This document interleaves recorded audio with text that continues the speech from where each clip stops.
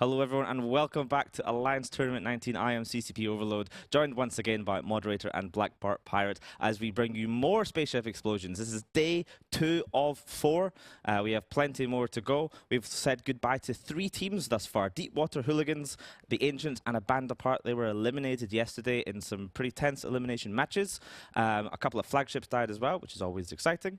And we're going to go straight into some more elimination matches today. The first set of matches are all going to be elimination ones. So if these teams lose, they are out. They get nothing. These teams have not won a match yet today, so no skins for them either. So they're really fighting for pride and skins at this point. Of course, if they can make a deep losers bracket run, then that would be a great Cinderella story, and we look forward to seeing something like that. Can one of these teams do it? Who knows? The first teams to hit that gauntlet are going to be Brave Collective versus White Squall. So let's take a quick look at the bans for this match. Okay, so White Squall here banning out the Armageddon Navy issue, the Sentinel, the Arbitrator, and the Celestis. Brave going for the Blackbird, the Sentinel, the Kerries, and the Sleipnir. Of course, dual Sentinel bans means we get trickle bans. So White Squall banning out the Curse, and Brave Collective banning out the Hyena. Moderator, what do you think about these bans here? Yeah, we're seeing once again that the only tracking disruption ship still in it is the Pilgrim, brought to great effect yesterday, but otherwise we're also seeing, again, that Get a Navy ban that some teams have chosen to bring as a flagship, very effective in heavy armor. Sleipnir tends to get away from these kite comps, but also from, Minmatar Rush, where you can use that as kind of like a Nighthawk substitute, and some Damps getting banned out. So teams having to go for either the Lachesis and committing to more points with that, or getting the Tech 1 Mullis. It's very easy and weak to kill. Bart, what do you think of this as well? So obviously all the weapon disruption is banned apart from the infamous Pilgrim, which we saw used to good effect yesterday. And that Hyena, is that trickle ban? That seems like quite a high skill targeted ship to ban out there. It is a really high skill targeted ship, but Brave Collective is actually got a pretty solid tournament pedigree at this point, so they kind of generally know what they're doing to a degree. I do think that, at least on the White Squall side, so we were talking about it a little bit right before we started the broadcast. They're apparently like a very new group with like actual legit newbies on it, and I think that they did a really good just sort of spread of bans to kind of take away some of the key ships. So good ban strategy considering it's like, what, their first AT with a bunch of newer players. Yeah, we always like to see new teams competing in the Alliance Tournament, and with the feeder system that we have now, it's never been easier. So those teams can compete on Thunderdome, which is a completely separate server from Tranquility. It's basically the points are made up. Like nothing matters on Thunderdome, so you don't lose any real ISK, but you get to compete in tournaments and have fun. And if you do well enough to get through into the main tournament, hey, now you potentially can win skins, you can win pride, you can get your name out there. Maybe if you get pretty lucky and maybe you're better than you think, you end up winning some cool ships. So always good to see new teams kind of breaking onto the scene. So kind of rooting for White Squall here a little bit. Brave Collective, one of our casters in this next match, actually, Firvina, on the Brave Collective team. He's been telling us for months how good the Brave Collective team is. He was expecting them to make a super deep run. Always super positive about Brave Collective. What are you thinking about this matchup here? This is one very experienced team, one kind of new team. Bart, what do you think? I mean, you would go for the Brave team at this point, just like using your history and knowledge and all that. But like, I'm on your side here. I want White Squall to win because they're the new guys, and new people winning is awesome. Dark Horse runs are awesome. It's way more exciting to watch like some group like that do their first run and then go deeper. It sucks that they're already in an elimination match, so yep. I'm really hoping for White Squall, but we'll see what happens. Yeah. Well, it's time to go to the match. So Brave are actually bringing their flagship Armageddon Navy issue. So let's head over to this match with Firvina and the Basilisk. Welcome to the arena, everybody, for the first match of the day. Brave Collective versus White Squall. And we're seeing, much like yesterday, we saw many of these gun spam comps coming out, proving quite successful, and White Squall have opted to go for that. Why don't you talk us through your own team, Brave Collective, Fear? What have they got? Heavy armor. It's not necessarily gunspan, although there are a couple of the ships that we associate with the gunspan comps, such as the Absolution, but they've got Abaddon and their flagship Navy Armageddon. We'll see how they go with this. I believe this is a gun-Geddon Navy and not a rapid heavy Geddon Navy, so a little bit different than the ones that we've been seeing so far. A lot of teams have been opting for the rapid heavies, but I'm excited to see how this works out. I think the nuke pressure from the Armageddon Navy issue could be a little bit difficult for White Squall to deal with, but they do have quite quite a bit of power to punch through the Brave Collective low end. The match is about to start. Let's see how it goes. Yeah, the nuke pressure from the Armageddon Navy and also coming in from the nuke Maller as well in the low end. That gun spam comp they're up against is going to be struggling for capacitor at the end of the match here. Although, I mean, Brave aren't exactly rich on that front either, with the Abaddon and the Abso also being very, very hungry boats on that front. And immediately pressure is put onto Alliance in the Oneros. Yeah, just got paints on them right now. They're trying to cut away, pick up transversal up against these medium guns as they burn in. They're going to go for the full DPS hard commit from White Squall. Haven't quite gone on to the Navy Armageddon yet. They want to kill the Oneros first, but there are rep drones going out onto Alliance at the moment, so they're going to live for a little bit longer. But this gunspan DPS is very, very strong, and Brave haven't been able to trade anything back onto White Squall quite yet. They're out of the Harbinger now, though. She's very, very fast, and she's trying to run away, but she hasn't got much transversal here. It's an MWD Oneros. I don't know if it's dual prop, but she hits the MWD and then doesn't pick up that sideways velocity, so they're still hitting that very large target. She's into low structure here. Yeah, and this full commit from Brave onto the Harbinger, they're up against Rodiva reps, which get better and better over time. Brave doesn't have as much DPS necessarily as the White Squall comp. We'll see if the Scenaris is able to live. It's barely surviving through structure. No, it goes down. But in return, I mean, damage on the absolute damage on the harbor, damage splitting though, damage splitting. This is the harb's dying pretty quickly. But if it comes to this in 5 minutes time, and you look at this and you think, what if we killed the absolute 30 seconds sooner? They could regret it. Maybe they could, but they are able to kill the Harbinger. They are trying to split the Rodiva reps right now. It is a ship that we have seen now twice in the AT. Won one match, has lost one match. They are onto the Navy Executor of Rem Gidreen right now. It is going down pretty low, but now it's getting Rodiva reps, as we can see, and the reps have actually cycled off of it. So Brave, they're about halfway through their Abaddon, which is currently tackled down. Dujek got one eye in a lot of trouble right now. He has a significant portion of the DPS from the Brave Collective side, but this Navy exec, Slim Jim Tim, did he boundary? No, he did not boundary. And yeah, okay, I correct my brain fart. I realize now why they're splitting damage. There's a Rodiva. I hadn't noticed it. Yeah. Yeah, that makes perfect sense. Good job, Brave. Yeah, no, he just got absolutely deleted. So good target switching from Brave to keep this Rodiva down. They actually get Ren Gridgeen in the Navy Executor, and the Abaddon currently living to win. He's got rep drones on top of him. Dujek one eye, Navy Brutix down into structure as well. He goes down. Brave, they lose their Neros at the start of the match, but they're now pulling this way in their favor. Their control bar is still massive, as well as their attack bar. This Abaddon staying alive for so long right now. This full commit not working from the side of White Squall as this Kate of Hillary Caneld is about to go down. Yeah, this has been really well executed by Brave, actually. I mean, they've made the Rodiva not know where to look. Where does he need to put his reps? There's 6 different things taking damage. I mean, you want to save the battle cruisers, right? But they're all getting chunked. You need to spool on someone. Who are you going to pick to live? Yeah. Who are you going to pick to die? You've got so many. Rodiva can't spool right now because he's full neutered out by the Navy Armageddon. And now the Navy. We have not seen this rep land for so long. They've collapsed. Brave Collective, I mean, showing some of that experience. This is a comp that I don't think a lot of people necessarily were thinking about, because heavy armor, we've been seeing a lot of gun spam in the feeders actually beat heavy armor comps. So this time around, Brave taking a heavy armor comp and actually beating the gun spam comp. They're gonna keep their Abaddon alive. Dujek One Eye stays alive, and they only lose their Neros for it. I'm interested to think what White Squall's idea was. They overcommitted onto the Neros as Brave just kind of shot what they could and ended up killing everybody before the Aneros go down. Yeah, I think if you're going to run a Rodiva in this gun spam comp, you need to. It makes it a lot more tricky. You've got that extra aspect to manage, right? Of the spool reps. Whereas if you ran, I think, an Orgro, or if you spent a few less points and got an Aneros on the other side, I mean, they were forced to putting damage onto Alliance, which I think was the good play. I think killing the Aneros off the start with your gun spam is the right decision. It's going to take too long to burn through the battleships under reps, but. I mean, I can't think if they had an Oneros of their own, they might have been able to keep everything alive more effectively rather than relying on the spool mechanic and everything basically dying apart from one target. Yeah, a bit unfortunate for White Squall. Their first time in the AT, they're going to get knocked out 0-2, but making it in through feeders is no easy feat regardless. They will get 10 sets of skins for their troubles, but Brave Collective are going to move on, go against the loser of Boundary Experts versus Odin's Call, and this Rodiva is about to go down. Great first match to start the day.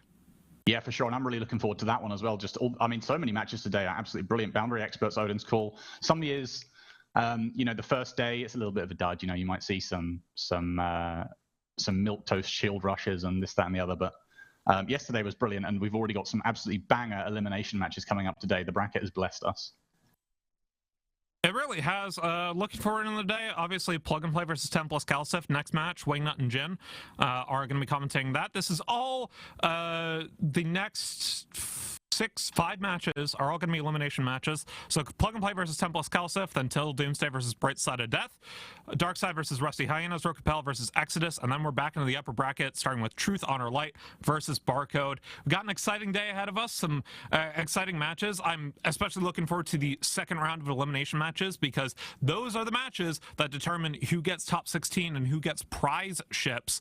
Unfortunately for White Squall, they will not be able to do that this year, but as I said, they still want some skins for their feeders victory, so they can be pretty happy about that one, as their Mauler, very tanky little ship, is going down fairly quickly. Oh, they're trying to Edge of Glory the Mauler right now, I think. Brave is giving him the opportunity to do it. They're taking off the Newts and Webb. Oh, okay. All right. Fair enough. Okay, let's see how this goes. All right. Let's see the Mauler. Please. Drum roll, please. Right on the MJD beacon. Come on.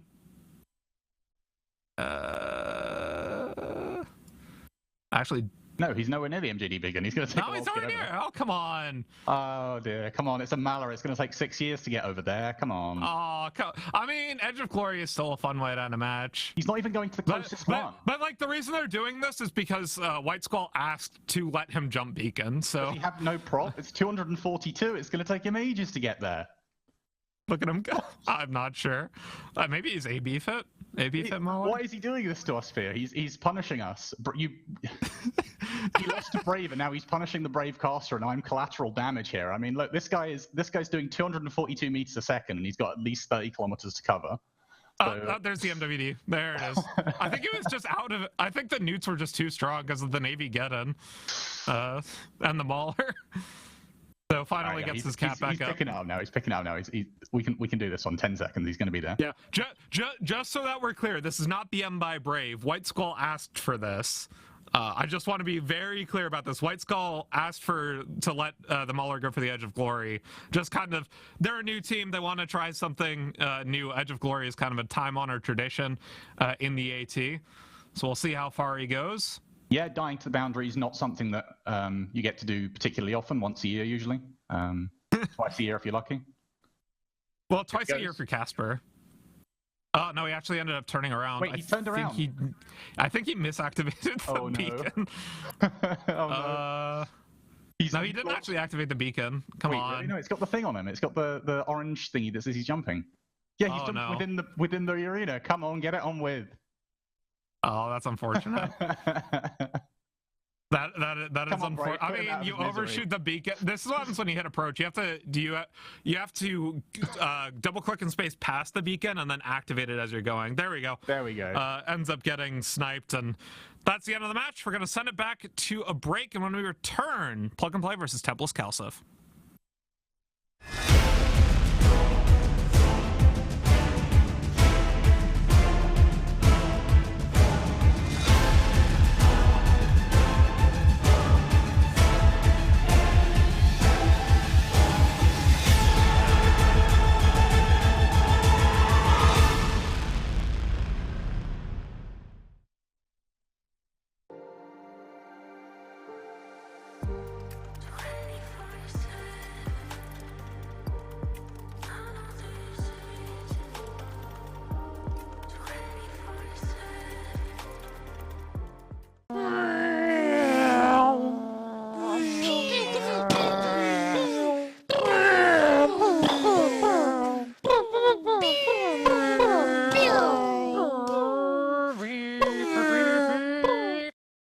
Guys, stop being casual. They're really bad. We should not lose anybody to this. Warp off. Warp off. Take the fleet warp. Everybody warp off. This is really, really bad execution. I'm very disappointed. Rain, are you in an armor vagabond or something? No, I've got XLSP. And polarized guns or what?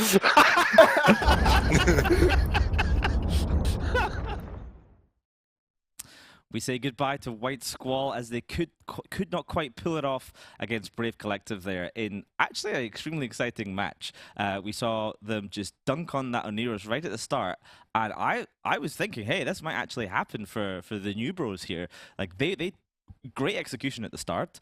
We saw the Rediva of White Squall doing a great job swapping his reps around, keeping the rest of his team alive while they just worked on that Oneros. The Brave team were quite slow getting their rep bots on top of that Oneros. They were not able to save it, but then it just started to kind of fall apart. And Bart, we were talking, maybe the target calling, going for that Abaddon next after the Oneros. What do you think about that? I think sometimes that's the correct choice, but I believe that like right off the bat, when you first hit an Abaddon, you need to check and see how fast it's dropping, and that one was going really slow. So Brave clearly had a lot of tank on that Abaddon this time, which sort of just they weren't able to bring it down. I think if they had gone after like the Pontifex, maybe wiped out some T3 destroyers, and then maybe even the Absolution. Absolutions are very, very tanky ships, but most teams in the Alliance tournament, they look at the Pyfa damage of an Absolution, and they're like, wow, if I load up Conflag and put 3 heat sinks on this, it does like 1200 DPS. So they always do that, and they're actually way squishier. But like, it's, you know, they're a new team. Like, you're not going to maybe necessarily know this. Like, I bet you that they've never had this moment of like, oh, we have this exact situation happening because it's their like 3rd match ever, which, I mean, stuff's going to happen. They played really well. I loved the opener where they all just pushed in with, and they like were ramming in with all their medium gunships and chasing that the Oneros down that was trying to kite away really, really well. It didn't matter. Still got wrecked. But hey, I mean, like, good job. I really hope we see them again next year. I think that a little bit more experience, a little more improvement, and they could actually be a really good team. I do think the flagship Armageddon Navy should probably help Brave there, kind of, you know, claw the victory back from the jaws of defeat after they lost that Oneros. The long-range bonus energy neutralizers were clearly doing work to that Rediva. We saw the reps going on and off, and the range bonus there. Mod, do you think if Brave had maybe not brought that flagship, do you think this could have been a little bit different? Yeah, I think we saw that one of the bans actually was a Navy Geddon in that match, and then Brave said, clearly you don't want to deal with this, and they were prepared to, you know, counter a lot of these kind of mid-range turret ships, and, you know, being able to shut down the capacitor, which is pretty weak on a lot of these, you know, like Attack 1 Logi, like a Rediva, or, you know, like a command ship. They just don't have that much capacitor. If you can shut them down with a kind of a bonus newt, it's going to hurt a lot, and clearly that played very, very well for Brave, and ultimately they got the win because of it. Yeah, we saw another difference perhaps in sort of tournament experience there. Both sides bringing a Mauler. It looked like Dutch Gunner on the Brave side with a full Newt Mauler got right on top of the White Squall Mauler, which was a gun Mauler, and was able to just lock him down and almost take him out the field. Bart, like, is it common to bring a full Newt Mauler in these kind of matches? It is. It's something that we see a lot. At the end of the day, a Mauler, like, they're very tanky ships. They used to be the bait sinos back in Yielden days of being able to do that. They don't really do that much damage. You can turn it into like, oh yeah, I can maybe get like 2 or 250 DPS out of one, but it's better to just like put the entire rack with it, you know, medium newts on it, maybe even like 1 or 2 small newts to mess with frigates, and then just kind of ram in, tackle something, newt it down, and you have like a little tiny miniature version of an Armageddon at that point. It's kind of a common thing. You see that with Vexers a lot too. I think we saw probably a Newt Vexer as well. You have to kind of sit there and think, is it worth bringing 200 more DPS when I could bring this much Newt power for a extremely cheap, very hard to kill ship? Yeah, because once you get it on top of something, it's very hard to shake it unless you want to spend all that time and effort killing a Mauler, which, you know, famously one of the harder to kill cruisers, especially under reps. But I mean, Brave lost theirs, so potentially it could have been moved earlier. But, you know, we saw White Squall go for that Abaddon. In this instance, it didn't work out for them. But like I said, fantastic effort from White Squall. I genuinely thought it was going to start swinging their way, and I'm sure Brave got a little bit nervous. I heard the fear start to creep into Fear's voice as he was casting that, as he saw his Oneros go down right at the start. So certainly an exciting match. And of course, tried to go for the Edge of Glory. Kind of messed that one up, buddy. You know, better luck next time. Maybe practice that one in slow time. You just jumped around an arena, but it looks like it was fun. I hope you had fun, White Squall, and I hope we see you another time. All right, our next match is also an elimination match, and this one I'm looking forward to because this one should be spicy. So we have Templis CALSF versus Plug and Play. Both experienced teams. Templis, of course, won the Alliance Open, did pretty decently in a couple of Alliance tournaments, but they've kind of struggled to actually make it really deep. And if they go 0-2 in Alliance Tournament 19, maybe the dream for Templis is starting to die off. Plug and Play, on the other hand, captained by Radikos, a lot of experienced tournament pilots in this team. Jintan there as well. They're looking to make a mark, and neither of these teams were expected to go 0-2, but one of them will. Plug and Play here banning out the Curse, the Lachesis, the Loki, and the Talia. Templis saying, we didn't see your Talia ban because these are blind, but we're also going to ban out the Deacon, the Hyena, the Guardian, and the Oniro. So both Tech 2 logistics cruisers banned here, both armor Tech 2 logistic frigates banned here. Moderator, what do you think? Yeah, I mean, if you want to go armor Logi, the only real options you have left are going to be the Zarmzad if you want T2. Teams have kind of opted not to bring that a lot, but we also see, the really heavy damp and guidance disruption in the Lachesis and the Curse. I don't feel super great about the Lachesis ban, but the Curse has been a staple so far of the tournament thus far. Loki kind of hits at some of the, heavy assault missile rushes that we've seen. It's frequently used, to web down ships so that you can close range and get on top there. Hyena, the other kind of webbing ship. So both teams actually taking a fairly similar approach to their ban strategy, but kind of almost covering and meshing in with each other on that ban. Yeah, I'm very interested to see how this plays out. We're certainly noticing that as the tournament progresses, we're only on day 2 of 4 and at the start of day 2 as well, so we're probably getting kind of early here, but it's starting to seem like armor is really the meta of choice. Way more teams seem, at least from what I can tell, to be bringing armor. Armor ships are way more commonly banned, especially armor logistics ships. Bart, any thoughts on this developing meta? I think that it's, with the rule set that we have, it was sort of almost a given, because Shield really wasn't that great last tournament either, and this time, so some of the Galente ships are underpointed. Galente generally is armor tanked in the Alliance tournament. Sometimes you see some weird stuff, I think you'll see Shield Executor Navy issues, but we haven't seen that yet, so ignore that. But without being able to fit things like guidance disruptors and tracking disruptors on your Jackdaws, or ignoring the Tuskers craziness that they were doing last year, it does make it a lot harder to do some of these shield setups, because a lot of times the shield setups are about mobility and avoiding damage, and you can't really avoid medium railgun damage. The range is so far, the projection's so high, medium pulse lasers, Scorch is good, medium beam lasers are good, so not being able to fit just a crap ton of tracking disruptors on your shield ships with all those free mid slots kind of makes it a little more rough to play. We have seen some shield rushes, which, with the amount of Logi that's banned out on this, I feel like somebody probably will try to shield rush, but the shield rushes have been a mixed bag. Some of them have done really good, and some of them have fed horribly. Yeah, and it looks like Plug and Play deciding to go all in here. They're going to bring their flagship Barghest. Of course, moderator, a very flexible flagship, could easily be fit armor or shield, so this really doesn't tell us much about what to expect. And what do you think we might see? Yeah, I mean, I feel like with all the armor that's banned out, we're probably going to see some sort of a shield Barghest. One of the benefits of seeing kind of that flag Barghest, of course, is that you're allowed to put, kind of the shield booster. Instead of being, Tech 2, you can go for an X type. And what that does is you can use that with its Scram to basically say, hey, I'm going to tank a lot of damage. I'm going to keep you away from me. And, you're in the lower bracket against both teams here being very, very good. If there's ever a time to go all in and say, I need to bring my flagship, it's right here and right now. Exactly. So this is basically it for these teams. As we said, elimination match. It's win or go home. Winner stays on, essentially, which was the motto for the feeder rounds. And who will win, who will stay on, we'll find out as we go to Plug and Play versus Templis CALSF with our casters Wingnut Cross and Yintan. Hello everyone and welcome to the arena. I'm Yintan, joined by Wingnut Cross, and we're here to watch Plug and Play go up against Templis CALSF. And Plug and Play for this game have brought something we don't often see in the Alliance tournament anymore, and that is a Tinker setup here with 3 battleships that are going to be feeding each other capacitor to try and create the most powerful local tank that they possibly can, whilst sacrificing their low end to the wind. And what have the 7th place from the last Alliance tournament team, Templis CALSF, brought here, Wingnut? Well, they have brought, and also a very top-heavy comp, they've brought a Twin Lashak armor rush / control comp.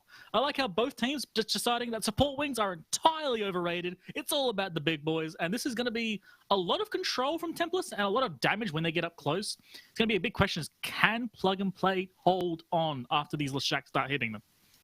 And I think your answer to that is going to be almost certainly not. So these frigates need to sacrifice their lives for as much time as possible. You see the Condor, the Merlin, the Skybreaker, all little 2-point ships, and they need to make the most out of every single second of their life. Try and give those battleships just a little bit more time outside of occult ramp range.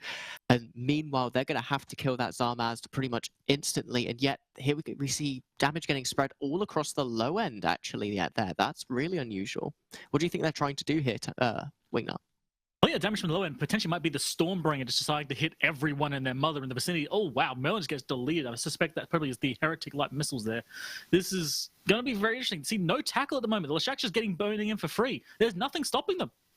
Where's the Condor? He's at the back. Okay, what about the Stormbringer? He's still sitting in the middle. They're just going to let these Lashaks get at 0. Yeah, they haven't got a web on that Zarmaz yet, just a single paint from that Golem, and it's not going to be enough to let those cruisers apply. You can see how little damage they're really doing here. Instead, focusing down on those Sentinels, all of this control just needs to be concentrated on 3.5 targets. This is horrifying for Plug and Play. This is just what you don't want to run into when you bring something like a Tinker. Only seeing ships like the Heretic, which is honestly kind of an old AT kingpin for the destroyer ships. This guy with his with light missiles and rockets can do a lot of damage to any target he decides to. And you can see just the support wing just got obliterated. The Sentinel is slowly being taken down by his team, which might maybe allow these battleships to do more damage. But I'm not looking forward to what's going to happen when these Lashaks start speeding up. Yeah, you can see they're finally starting to chip away just a little bit, the Zarmaz, but it's not even firing its local tank at this point. Hold on. Lashaks are shooting the Skybreaker. Okay. Yep. Yeah, I mean, sure. I guess. I get killing. I understand with that. Why are you shooting a Skybreaker with your twin Lashak comp when you're staying next to a Tinker comp? Okay, he went down. What are we going for next? Look, it's still on the Zarmaz, so there's actually some appreciable damage now finally getting to apply to it. That is very unusual. It doesn't look like any tackle is being applied to it still, and they don't really have any options to do that now with the ships left on grid. But the Zarmaz is getting slowly chipped away. It's getting neuted. Somehow it has just wandered into neut range for completely no reason. It has no reason to do that. Maybe there's an opportunity here. It has been decided by Templis that they do not like pancakes, and that is their first target. Now, this Bargus will tank at the start. He will definitely tank at the start, but you're going to watch that start to ramp up worse and worse. Oh no, Radikos, there's no / ship cloak here, friend. Oh, it's just going to get worse. Just going to watch that his shield just start to plummet remarkably quickly. That is a very, very expensive Varghest, people. I didn't want to mention it up until now, but there is a lot of money in that hull.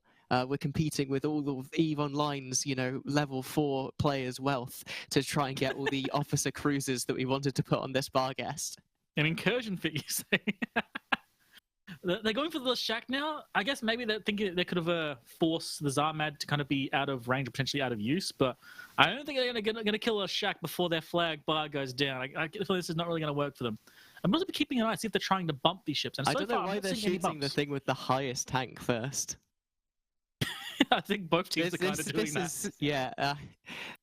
I mean, you're not gonna be able to break a Lashak with all the reps on field here, though. It looks like they might be trying.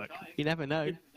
I mean, I get trying. If the Zarmad doesn't go down, what else can you do? You can't shoot the frigates. So I guess, you got to shoot the Lashak. But what play do you make here? I guess you just pray you can maybe shoot the Zarmad again. But with the Sentinel Crucified, it's going to make their tracking the application horrible. Yeah, there's no way they can bump off these Lashak. There's no way they can mitigate the damage at all. It's just a matter of time now until Radikos does go down, and from there it'll be a set of dominoes. And yeah.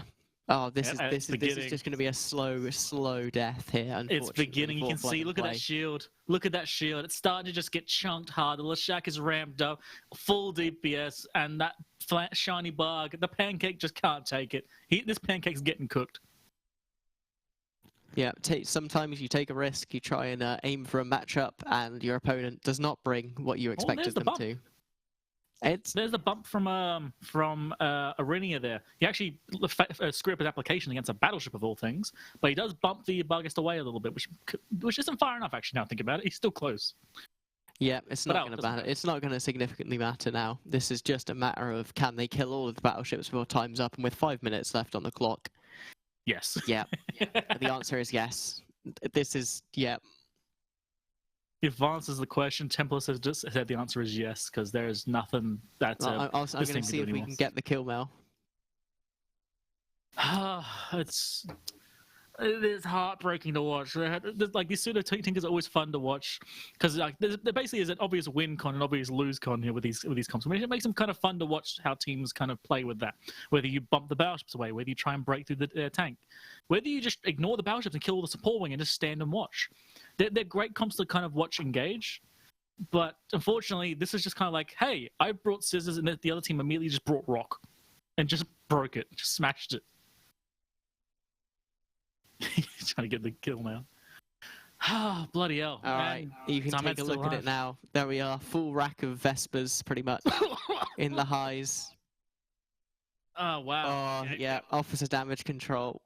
Oh, I feel ill. Oh, the officer damage control dropped as well. No. At least only one of the launches dropped. Oh, Templis walking away here with the right payday. Oh, this is a brutal match to watch indeed. But Plague played it as well as they could. I think they could have been a bit more aggressive with tackle. Like the Stormbringer's still alive. That could be a brutal tackle chip when it wants to be. But I don't know. I don't know what that thing's fitted with. But unfortunately, just you let two Lashaks get to 0 on your tinker, and thus you die for it. There is nothing you can do. Yeah, that's just horrific. Well, what a tournament to go in 0-2 in. Templis survives here. Mate, it's brutal. They've still got a long climb to go through after their loss in the first round to hold control.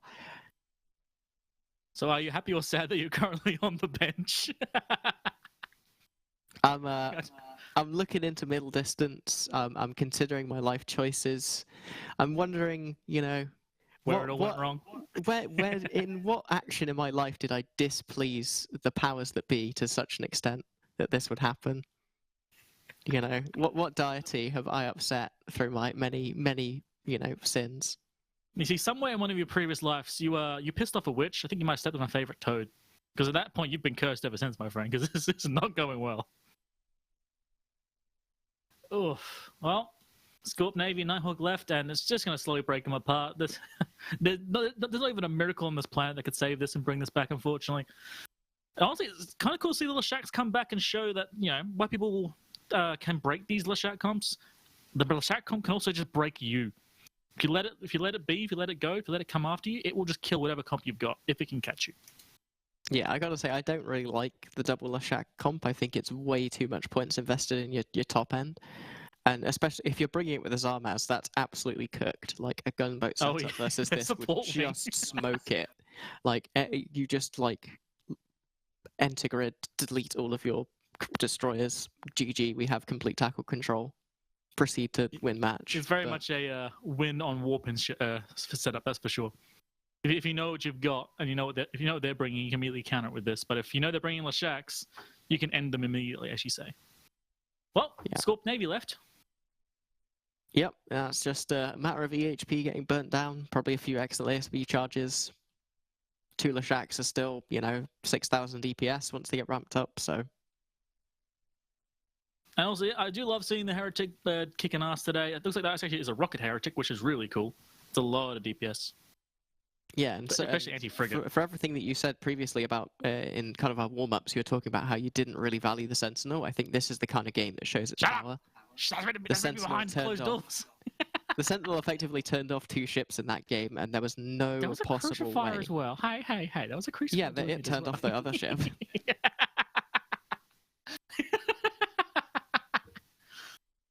Oh, no, I'm going to get roasted for that one. Now, damn it, Jin. What have you done to me? Oh, I'm here. I'm leaking the good backstreet banter. All right. Well, with the Scorp Navy going down, that is unfortunately plug and play. Absolutely done. Their goose is cooked. And with that, we'll go back to studio and see what they think.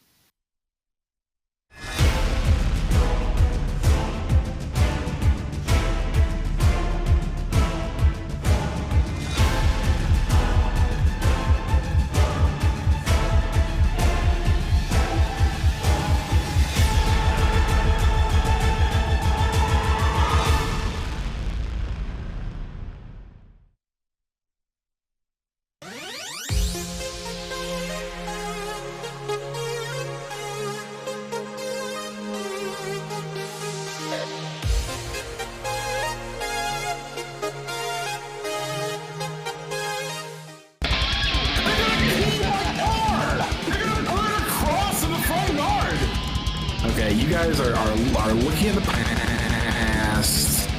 There's nothing back there for you. And I see the future up here. And I see full control. No, I'm scrammed! Help! Where are you? Killer rats, killer rats, killer rats, killer rats! What are you doing? They suddenly went angry, dude. They weren't angry before. Kill him! Which one's Grammy? This one, the claw. Kill the claw, kill the claw. I'm gonna get owned by rats. Not like this. No. Kill the rats. Do it! Kill the claw! Relax! Claw. Relax! I'm gonna die, dude. I was yellow to these. It's dead. Alright. It's dead. Me, dude. They were white a second ago, and then they just got all angry, dude. What the bullshit. Plug and Play will have to unplug and go home from the tournament as they are eliminated from contention by Templis CALSF in a pretty exciting match with two comps we've not really seen thus far. Plug and Play bringing the pseudo Tinker that we saw a couple of years ago fielded in the finals by Hydra Reloaded against WeFarm Volta. Bart, what is a pseudo Tinker and how does it work? So a pseudo tinker is we call it that because you can't actually fly a tinker anymore, which used to be you fly an undermanned setup, you use a remote rep Tengu, and you basically cap transfer the Tengu, and then the Tengu will rep your other ships. You can't do that anymore because you are not allowed to use tech through logistics. So what there kind of is now is a pseudo tinker, which is you're still doing cap transfers, and then your battleship core, which in this case, you have 3 battleships, they basically run ancillary cap boosters without cap charges in, which if you've ever done it, uses up a lot of cap, but then you just cap transfer to each other so you can kind of do it pretty much indefinitely. It was used really, really well in the finals of, I believe, AT17, where it basically appeared in the last best of 5. There was not really any counter for it because people hadn't thought about it, so it helped Hydra win. We've seen it used a few more times in AT18 where it didn't do particularly great, and now we've seen it used once in AT19 where it lost. Ironically, with the bans of all the armor logistics cruisers, it almost forced Templis to bring the direct hard counter, which is a Zarmzad, the spooling reps. I mean, if you're shooting cruise missiles, which a pseudo Tinker will be shooting, you're basically relying on long sustained DPS to wear things down and just the quantity of that DPS. But if your opponents have a Zarmzad, which ramps up basically, gets more and more effective at the target you're shooting, you're kind of screwed there. Yeah, and something that Maud said is kind of we were looking at it, and he said that it's entirely possible that Templis maybe didn't necessarily know that's the setup they were bringing, but they had an idea that's what the setup was, because Templis brought almost like the perfect hard counter to that setup. Generally, a double Ashak team is not particularly great because you're using so many points for 2 ships, but against that specific setup, you have 2 very tanky, sort of ramping up to this unreppable amount of damage that you can go in and just pick a target and just slowly ramp up and destroy it. You have a Zarmzad, which, as you just said, is really, really good against the cruise missiles. You're not going to kill a Zarmzad with cruise missiles because the signature is so small, and it's an armor ship, and it's got Tech 2 resist and all sorts of other stuff. You're not going to kill the Lashaks through Zarmzad reps, and they also brought, they looked like they had a bunch of guidance disruptors on their disruption ships. So Templis kind of hard countered them in 3 separate ways here, which you said that they might have been knowers of comps. Yeah, it felt like that just because they ended up running that Sentinel, and they also had a Crucifier. So they had a total of 8 points invested, but that triple battleship core is 68 points, and then another 18 for the Nighthawk. So you basically have no support on the low end to actually go in and try to intercept or deal with that Sentinel Crucifier. And that's one of the extreme risks that you run with a pseudo Tinker setup like that is, well, what if they just guidance disrupt me? In this case, Templis didn't even really have to go in. Once they killed all those small ships, they had so much guidance disruption, they could have just stayed 70 kilometers away from them the whole match and kind of waved and laughed at the side of Plug and Play, because even with precision missiles, if your guidance disrupted down that hard, your missiles are going nowhere. Yeah. I mean, one of the ships that died there was Radikos in his flagship Barghest. Let's take a look at that kill mail and see what the damage was to Plug and Play. So here we are, 17 and a bit billion. It's a pretty sizable loss so far. Looking at the actual kill mail here on Zedco, I see the majority of that coming from highly expensive officer damage control, valued around 11 billion on its own. And we see a mix of officer cruise missile launchers, which looks like a couple perhaps dropped as well. The damage control, depending on what Templis have, I think they also have a flagship bar guest. They might be able to upgrade their own flagship now if they've managed to loot that. If it's better, fantastic. If it's not, well, that's just an extra 10 bill or so they can sell at the end of the tournament and be happy about. So thank you, Radicos, for your donation. I'm sure Temples are very pleased with that. And yeah, we'll see you in the next tournament, whenever that happens to be. All right. Let's look at our next match. So it's going to be Till Doomsday versus Brightside of Death, another elimination match. Let's take a look at the bans. Okay, so Till Doomsday banning out the British Navy, the Harbinger Navy, the Executor Navy, and the Augurer. Brightside of Death banning out Oneros, Guardian, Curse, and Hyena. So both Tech 2 armor logistics cruisers again. Tech 1 armor logistics cruiser in the Augurer being banned, and of course the E-War staple that has become the Curse. Blackbar Pirates, your thoughts here?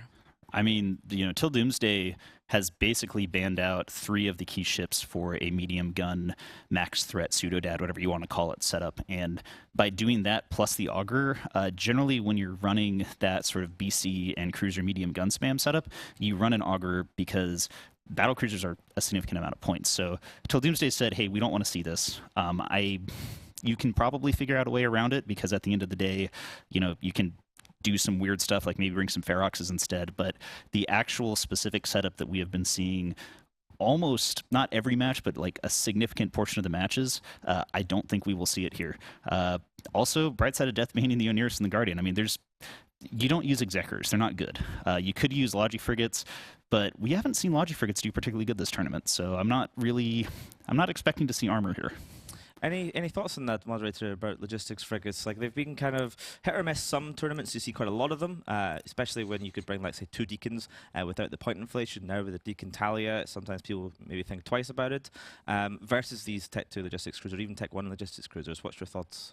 Yeah, so a lot of the reason that kind of these max threat, or we call them pseudo-dad comps, don't really run the logistics frigates is because the frigates have difficulty keeping up with and getting on top of the range of these cruisers. The benefit of the cruisers is you can spread out.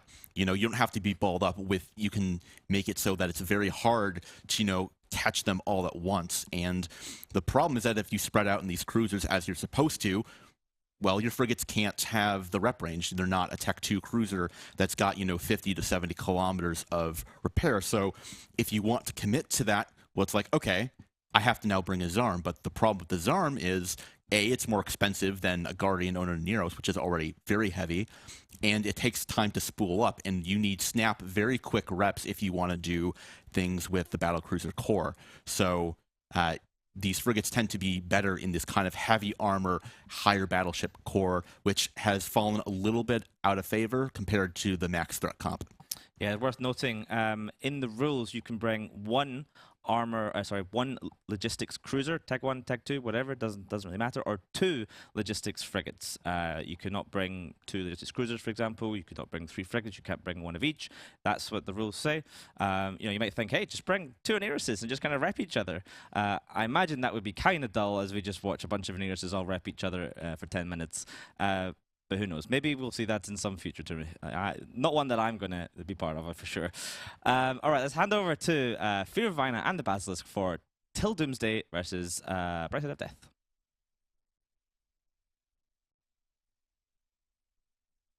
Hello, everybody, and welcome back to the arena. My name is Fearvana, joined by the Basilisk, and on the red side, we have Till Doomsday, who have brought what looks to be a shield kite setup with Navy Scorpion and Nighthawk. I'm going to take another look just to make sure. I think this is a rush. This is a rush. They have hams. These are hams. So this is going to be you're aggro right. field rush. They're in at 0 as well. I mean, that's the dead giveaway here. This Scorp Navy pops up on the beacon, and when you do that, you got to be very confident about it. I mean, you don't want to come up in a rush and suddenly you encounter a rushier rush and your rush is in trouble. Yep. So I'm taking a look at the Scorp Navy just to see what it's got on it. Those are torpedoes. So yeah, this is a very rushy rush. Up against blue side, it is Brightside of Death. And they've brought Leshak, Balgorn, Redeemer, so lots of control, lots of damage, but the attack bar is much larger for the side of Till Doomsday, and they are beginning to rush in. That Torp Scorp Navy is going to do a lot of damage, and they're going on the Redeemer first. That Redeemer is held, and he is going to die, I think. This is such an overwhelming amount of DPS coming in from this Shield Rush team. I mean, look, he's already going down to a third armor, and their bar's not even fully potentially realized yet. They've still got a lot more girth left to give. Yeah, I mean, that control bar is absolutely massive. They're trying to get these newts down onto the Navy Scorpion, just turn off his hardeners as best as he can, but they can't turn off the damage because torpedoes do not require a cap. Also noted, this is an Onyx, so Ham Onyx, something that we haven't seen basically since, I'd like to say, Alliance Open AT17, really, but we're seeing it here, the Ham hit, The and the Redeemer goes down very quickly. I expect to see them do the Balgorn next, and they do immediately switch the webs onto the Balgorn. I'm just going to try to do the same thing here, just go straight through him, and it'll just be the Leshak and the support wing left then, and that should be a cleanup job for this fairly extensive mid cruiser range that Till Doomsday have brought. Yeah, this is a very interesting rush setup. I don't think we see a Scorpion Navy, a Torp Scorp Navy all that often, but up against other battleships, especially triple battleship core, Torp battleships do so much damage, and unlike Leshak, which eventually does more than Torps once it's spooled up, that damage is all instant. So as this Balgorn goes down into 35% armor remaining, they're going to trade 2 battleships for 1, because the Scorpion Navy, once again, has that shield resist bonus, and then their low ends can deal with this Leshak as they please. Absolute masterstroke in comp selection from Till Doomsday for this match. Yeah, I mean, if they had done, maybe been able to screen off stuff more at the start, focus their webs more quickly, but it seemed, I mean, it's a bit of a risk as well from Bright Side of Death to bring their stuff in so closely. If you're in a Balgorn and a Redeemer, you should know that you can be vulnerable to this kind of approach, and bringing in your Redeemer at 10, you're asking for trouble. Yeah, and right onto the Leshak goes Till Doomsday. They do not care about their dead Scorpion Navy issue because their attack bar is still massive. The entirety of their team does more damage than a fully spooled Leshak right now, is what the attack bar is saying. And even though that control bar is still pretty high, and there's a lot of local rep available on the Leshak, plus they still have the Deacon Thalia available, it is not going to be enough to deal with this ham rush. Till Doomsday, this is a team that last year were, I believe, 1 and 2. They got knocked down in the lower bracket by Brave, as they were called Big Yikes then. A little bit of history about them as well. They were part of Locals Primary alongside the team that became Lock Range Destroyers last year, now White Flag. So there is a little bit of history between those two teams, but they split following Anger Games 5, and as we see here, they still are a very strong team, even if they aren't Hydra's practice partners like their English-speaking counterparts. Yeah, I mean, it's a strong performance, and people have been rating BSOD pretty highly as well. There's always talk about, BSOD picking up some Vidra remnants. They turn up every year. They put up a solid showing. They're by no means pushovers. But yeah, so Till Doomsday coming in and taking this game off them in the loser bracket where the pressure is on is impressive. It's a good showing. Yeah, not even bringing a flagship or anything like that. And the other thing is this comp, when you see a torpedo battleship, typically that signs as a flagship killer comp, right? This is the #1 thing that they're designed to do. Yes, it's miscellaneous Russian stuff like that, but it's to kill battleships. They thought Bright Side of Death was going to bring their flagship in this particular instance. They did not. Instead, they opted for a triple battleship setup with a lot of control, not a lot of damage outside of the Leshak, and they were able to take advantage of that regardless, because once again, Torp Scorp Navy, very tanky and a lot of damage. Yeah, it's just a big wall of stats, really, just health damage. It doesn't really need to move too fast. It's got reasonable range on the torps, and it does huge damage. You don't want to kill it, but you kind of have to kill it, because otherwise it's just going to keep hitting you. So not really any good choices to be made when you find yourself in that position with a Nighthawk and a Loki sat 10 kilometers off you when you land, and they want blood.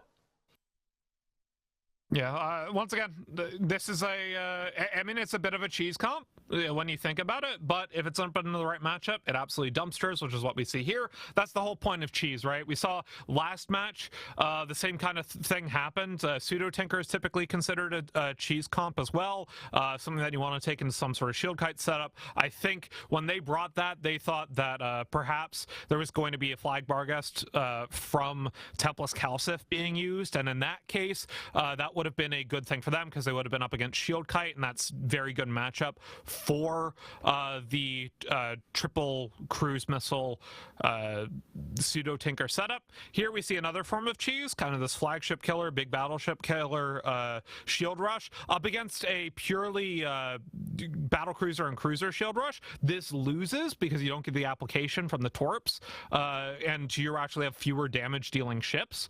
But as we see here in the right matchup, it works very well. Yeah, and I mean, you can call it cheese. I say if it's stupid and it works, it ain't stupid, you know. And I mean, I'm not saying cheese is stupid. I'm saying it's cheese. It's good, you know. This is an Apex comp. This is one of the best comps. It's cheese, but it's good cheese, right? It's like a finely aged Gruyere, you know. Picking the French cheese to tick off my British co-caster, you know. So they are just going to slowly whittle away at this low end. So what does this mean next for these teams? Bright Side of Death, unfortunately, are out. They win nothing. They go home. They lose. Goodbye.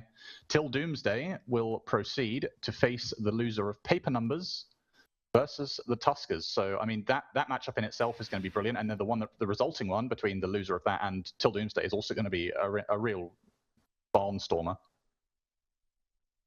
Yeah, another thing about Doomsday, I think I mentioned on it, they are French-speaking predominantly. I don't know if their comms are fully in French or not, but if they end up facing against Paper Numbers, it'll be the French-speaking team versus the German-speaking team, which will be quite interesting to have a little Europe-on-Europe action.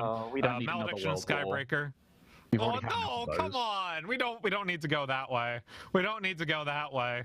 It's a little friendly competition. You know, it's like the EVE Olympics, right? You've got the German team versus the French team. And they just happen to be shooting sporting missiles at each other. Friendly missiles. Yes. Missiles of love. Yeah. Yes. Look, killings is a means of communication, Baza. Yeah, okay. No, what? No, I'm not even gonna get a reaction for referencing like one of the greatest CCP music videos of all time. I understandable, you know. Yeah, okay, I accept your defense. Let's move on. This Skybreaker's just sitting on the MJD. The Malediction. Yeah, come on, go for the Edge of Glory. I think this Malediction does have the orange thing on him, so he is. No, he doesn't actually. Never mind. He's not boundarying. There's not even a flag. You don't need to loot it, and you're not brave, and you're not role playing brave. Come on.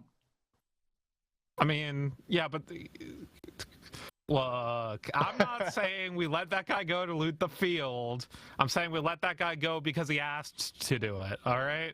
And also looted the field. And also looted the field. But I mean, we didn't have salvagers fit to our flagship. I mean, it would really be brave if we had salvagers fit. Do you want a medal for that or something? I mean, you could have been more forceful in killing him. I'll put it that way. Oh yeah. Well, this Malediction just flying around. I want to see him go for the Edge of Glory. We haven't seen anyone go for the record this particular tournament. He is flying straight for that MJD beacon. Well, so I mean, the Malediction maybe he goes for it. But he just kind of. Yeah, it went wrong. No, just go for the record. Come on, B-Sod, put your name in the history books. Take down Goonswarm, who has the record for some reason. Yeah, you know, make it even further from Casper's reach. 1 minute left until we can end this suffering. Oh, they're nearly close. They're really close. They're really close. The Caracol's getting in, and he's gone. 4.2k. That is a false Malediction. Wait, they're hitting him, I think. Wait, are they hitting him? A little they are bit. hitting him, yeah. There's a Hawk running after him right now. Come on. Do it. Spool the MJD beacon. 84%. Go for it. Go for it. No, stop turning. 85%. 85%. Stop turning. Come on. I think damage is off here. Oh, drones are catching up. Fed Navy Hobgoblins on the case. Bit of damage in. 64% shield. He's going down. I mean, I don't think Hobgoblins can really keep up with the Malediction because they take so long. 20 seconds. These are still medium drones up against an interceptor. 69% shield. Hey, we like that one. 10 seconds. Is he going to live into armor? It's an armor ship, surely. I mean, I guess they just don't want to get 100 pointed, but I feel like, Bright Side of Death. This is a team we expect to do well, but going out 0-2, definitely a surprise. Kind of shows the caliber of the teams we have in the Alliance tournament this year, that teams that we expect to be towards the top end up getting taken down early.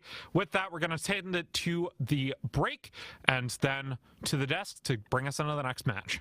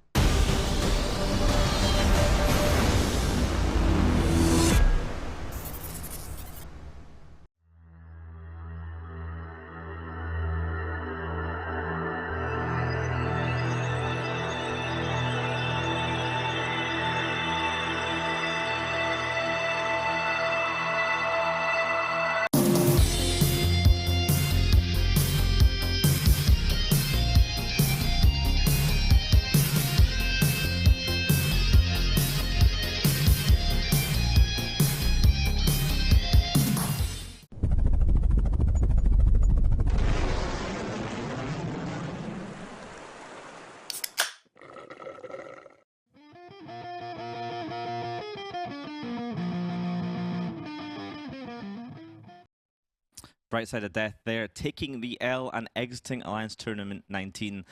Except, of course, for our lovely Malediction pilot, Zaire. He survived. He gets to go back to station with his Malediction and tell the rest of the team to stop being so bad and to just stop dying. That's his advice for the rest of the team. He survived. Why couldn't they?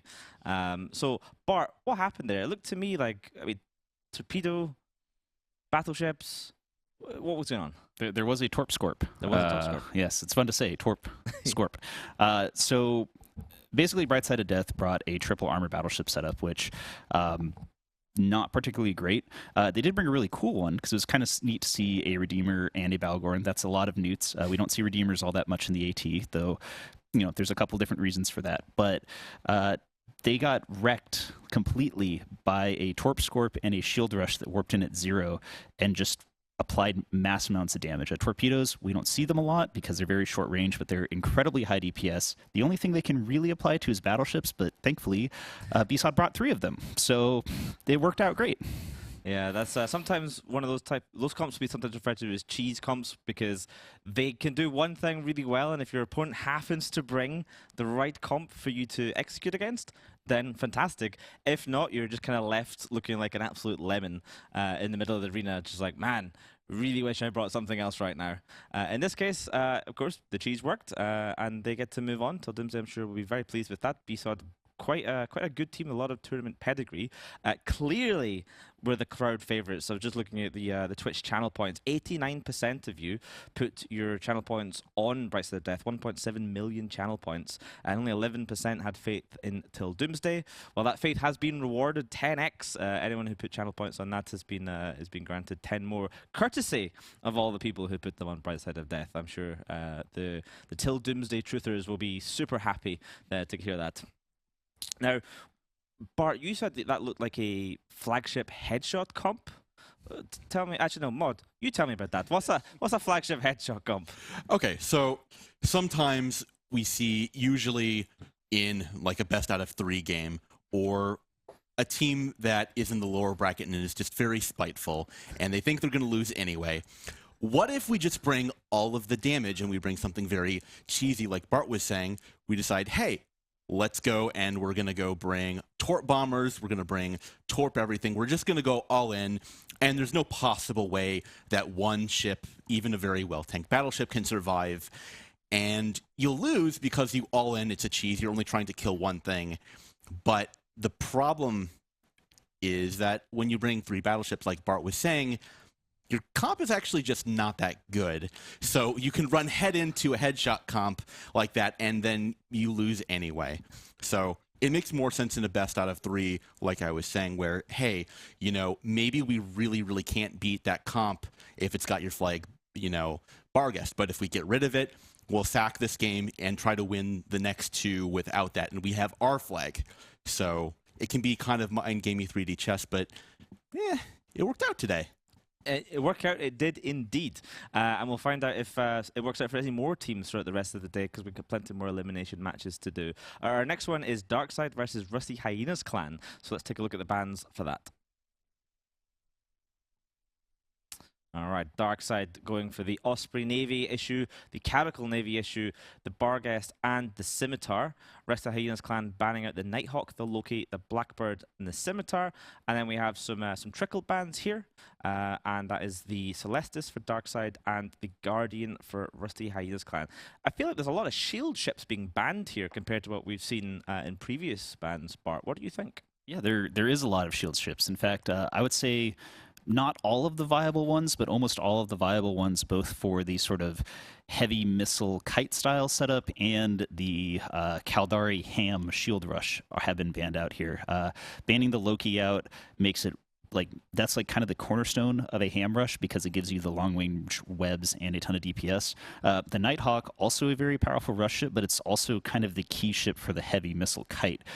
All that being said, you could actually do some kind of weird janky stuff. Like, this signals to me that DarkSide is saying we really don't want to deal with a heavy missile kite or a shield rush, but maybe that's them mind gaming. Like, we're on day 2. This is when people start doing weird stuff. Like, we just saw it last match where they're like, haha, we're going to bring Torps. Like, this is when maybe DarkSide bans out the shield rush and takes the shield rush. Just putting that out there. Yeah, I wouldn't put it past a team like DarkSide. They have a lot of pedigree, a lot of extremely experienced pilots.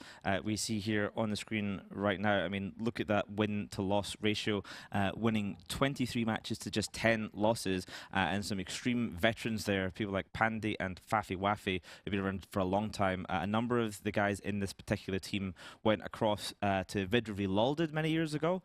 They won 2 Alliance tournaments back-to-back. Vidra has since closed its doors. A number of them have returned. So this team has quite a few multiple Alliance tournament winning pilots and captains on it. They are a very strong team, not to be underestimated. And look at the last losses they've actually suffered. We formed Volta, a top 3 team last year, top 2 the year before. Truth.Honor.Light, last year's champions.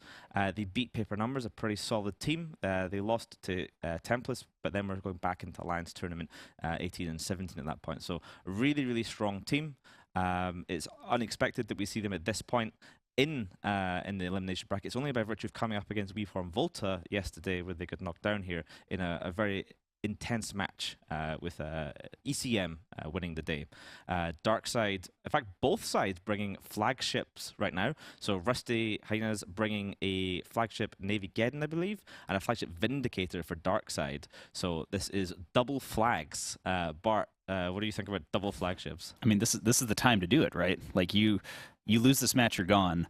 Double flagships is awesome because I'm not going to say 100%, but there's a probably 99% chance we see at least one flagship death. And it's pretty cool because these Vindicator flagships, it's kind of a weird pick. The most picked flagships this year is Barga, second would be Navy Geddon, and then third, I believe, is the Vindicator. But Vindicators, when you are able to put those officer guns and officer damage mods, they do absolutely insane DPS.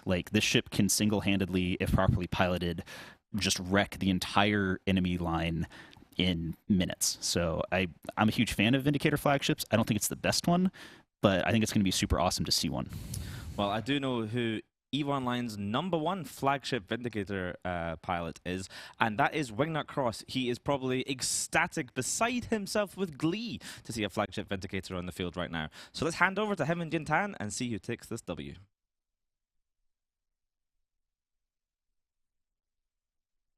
G'day there, mates. Welcome to the arena. I feel like everyone is trying to steal my hand in marriage because both teams have brought a Vindicator, but Faffy has gone even further beyond, and he's brought a flag Vindicator. Meanwhile, in the opposing team, we also have a flag. What are you looking at, Jin? Yeah, it looks like we've got a really interesting matchup here with a 2 battleship core mixed with a control comp being brought here by DarkSide, going up against a triple battleship. Really heavy DPS setup here from Rusty Hyenas. That Dominic's Navy issue is going to do so much damage to the second its drones go out. I've got to say, this is going to be really interesting, and it's going to come down to whether or not DarkSide can properly leverage that curse. If they can use that curse to make one of those battleships effectively obsolete, they're going to win this match, because following on from that, its newts are going to be so able to turn off those frigates from Rusty Hyenas clan. Once you get later on in this match, that Deacon, that Thalia, they're going to have no rep power left. Interesting note as well is that the flag of Atoha in the Armageddon Navy also has no guns. Which means instead of having a curse, they basically have a full long-range maximum suck nuke-geddon. So this is honestly, both teams have brought basically the same thing, but with different ships fitting the same role. But this is going to be, when they go in, this is going to be crazy. But God, just 2 Vindicators. I'm so excited by that. Let's go. Yeah, and the thing about the newts on that Armageddon Navy issue is that they get the range bonus, the same range bonus that the regular Armageddon does, and that means you can reach out and touch things at 70+ kilometers, and you can still newt out frigates even at that range. It's so potent at keeping things away from you, and you can see that already being in use here, being used to turn off that and curse and just stop as many of those TDs from coming out as possible. I kind of feel like this flag Geddon Navy has the potential to kind of be a curse killer. It's just basically just turns the curse off. Of course, it does mean you're using a flag for that role, but there are very precious few ships that can really just kind of counter the curse directly. It's just, this is going to be brutal. They actually currently, everyone's playing kite games at the moment, but once these Vindies decide to scream in, this is going to be crazy madness.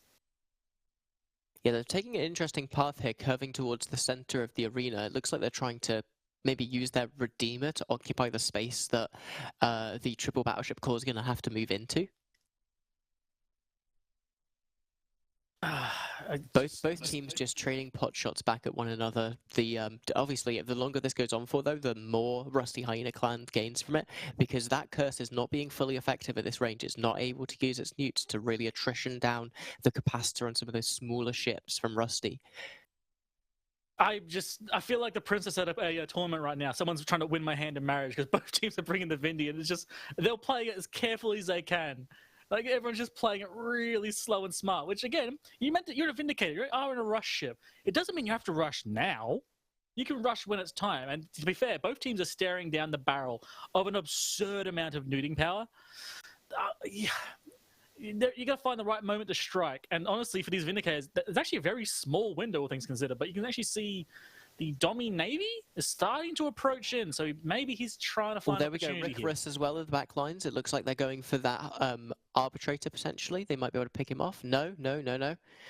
Pulling back towards the center here. There was a moment there where I thought Ricarus might be able to snatch the back end of the composition, but it looks like Nessat's moving in full force though. Look at that. He's Faffy Waffy, and the Vindicator, he's completely out of the way. He can't use his 90% webs to screen this Vindicator. He's going to get right into the back lines, potentially on top of that curse, and you know what happens if a Vindicator gets on top of a curse, right, Wingnut?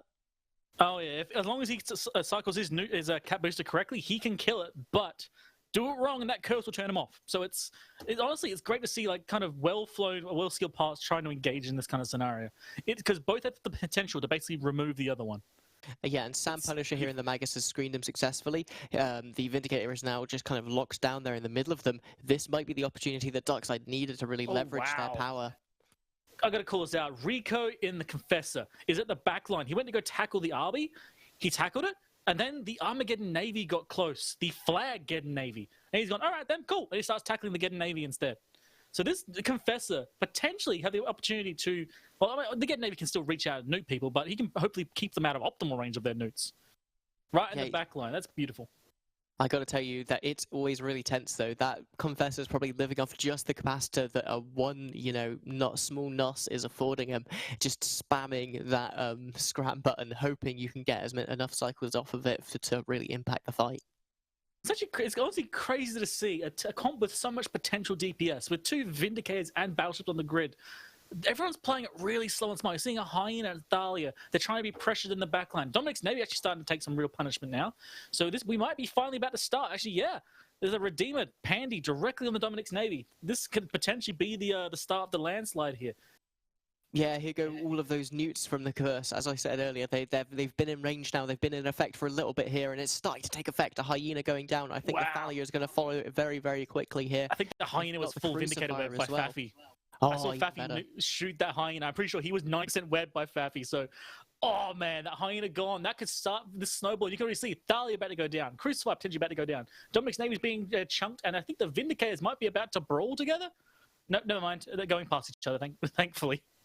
Yeah, the issue here with the Rusty Hyenas comp is that they now have basically nothing here to threaten that Aneros with. They need to lock that Aneros down to be able to maneuver their battleships into position onto it to win the long game, now that one of their logistics frigates is dead. And they only have a Pontifex and Magus to do that, and there's easily enough tackle here on the DarkSide screen to just lock those things down and take away any hope that Rusty Hyenas have of winning the match away from them. I understand the playing smart. I understand the playing slow. At this point, you've got a flag Geddon Navy, you've got a Vindicator. You just have to send it at some point. Like we can't play slow anymore. They're pulling our team apart. Go, just go. Just try with everything you've got. Overheat, void, and pray. At the moment, though, he's tackled by a Mega, so that might not happen. Yeah, there's still every possibility. They could still be ECM drones. There could still be any manner of things that might allow them to slip through. But there's a Magus down. One more chink, one more possibility in the flowchart, just drifting away there for Rusty Hyenas clan. Even though that Dominic's Navy issue is tanking like the Dickens, that active rep bonus that it gets is just astounding, even in a constrained numbers format like this. However, I was thinking that Ratting is in a bit of a bad spot. If their Vindy gets on this Dema, in which he is about to be there, he's kind of crawling over, this could potentially start turning this over, because removing the Dema will give them back the Newt benefit here of the Geddon. They'll be ahead on Newt power. So they might at least take a kill here. They could potentially still get a kill here, I suppose. That's every possibility. Exactly. I don't. It's not likely, but if they could get the Redeemer down, it could start to snowball the other way. But Arbitrary's going down. The Dominic's Navy's still holding on for dear life. I don't know. Maybe I'm a hopeful man. I like seeing Vindies kill things, but it might look like it's going to go one way here. Yeah, the problem here, though, is really that Armageddon Navy issue has effectively no DPS now. There's no point even locking it in place here, really. The only threat that it has is getting on top of the Aneros, getting into right prime range of it and turning it off. But it doesn't look like that's going to be particularly possible. This could be a crazy idea, right? So the Geddon Navy is free. No one's tackling it, as you say. He could be bumping the opposing Vindicator away and bumping his friendly Vindicator towards the Redeemer. I mean, why not? You don't need to be in any particular position. You start using your ship as a battering ram. Start playing grid control. There we go. Because you can actually watch. Look at the Vindicator. They have finally got the Armageddon Navy issue into Newt range of that Aneros. There we go. That could be it. That could be a route. Yeah, maybe. It's just overheat all the newts. Hey, give it a try. You got to go for something. As unfortunately, their Vindicator's starting to lose armor remarkably quickly. They actually switched off of the Domi Navy, which honestly to me is kind of crazy, but fair enough. The Vindicator is not tanking as well as the Domi Navy is. No, if that does go down, that will be 100% game. I don't think they're not going to make it anymore. I think it's done. Just nothing they can really do. Yeah, you got to give them credit though. This was a very well put up fight. They definitely came in with a risk of killing a few key ships there, here and there, but overall a lovely little 100-0 victory potentially here for DarkSide if they can clean this match up. Yeah, I love as well. Again, they basically brought what is rush comps with control. That doesn't mean you have to rush. You pick your time, and as you can see, DarkSide waited for the moment, picked a few ships apart, and then hit them with everything they had. And at that point, it just started falling apart in rapid order. You can use a rush comp slowly, methodically, and pick the right targets. And when you got a flagship Vindicator, you can rush anything. Absolutely. Those webs just reach out, touch people, and then apply the handbrakes for you.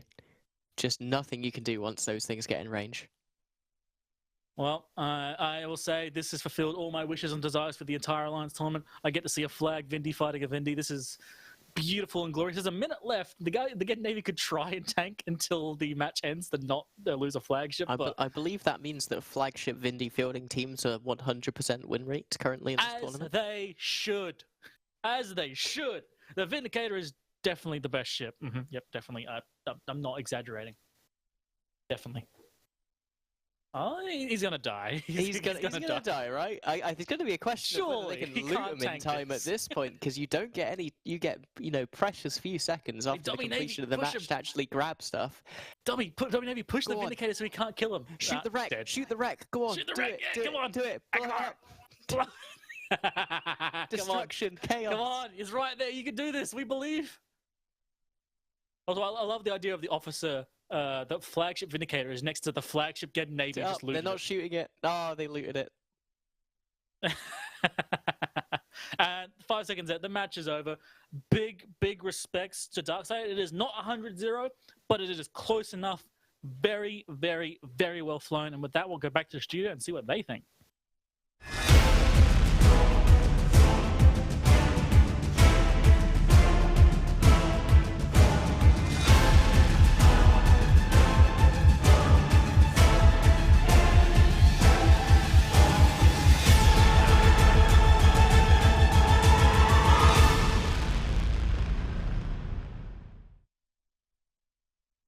We're gonna Exactly, work through the mechanism. planet. Are you ready?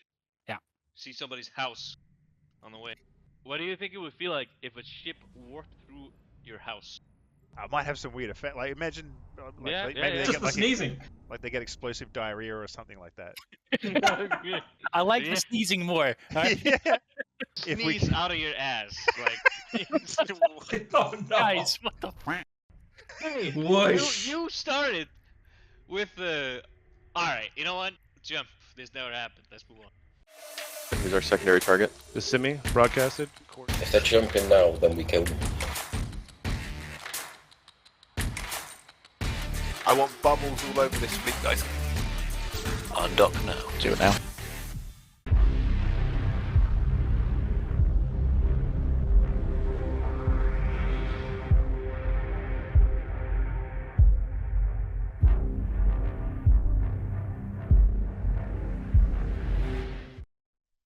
DarkSide showing Rusty Hyenas clan the door as they exit the tournament. They also lose their flagship Armageddon Navy issue at the end as well. And what was actually an extremely exciting match. It could have gone either way for a long time. Lots of positioning, lots of like high IQ plays, teams moving around, just waiting for the moment to pounce right at the right moment. Mystical Might joins me on the desk along with CCP Convict.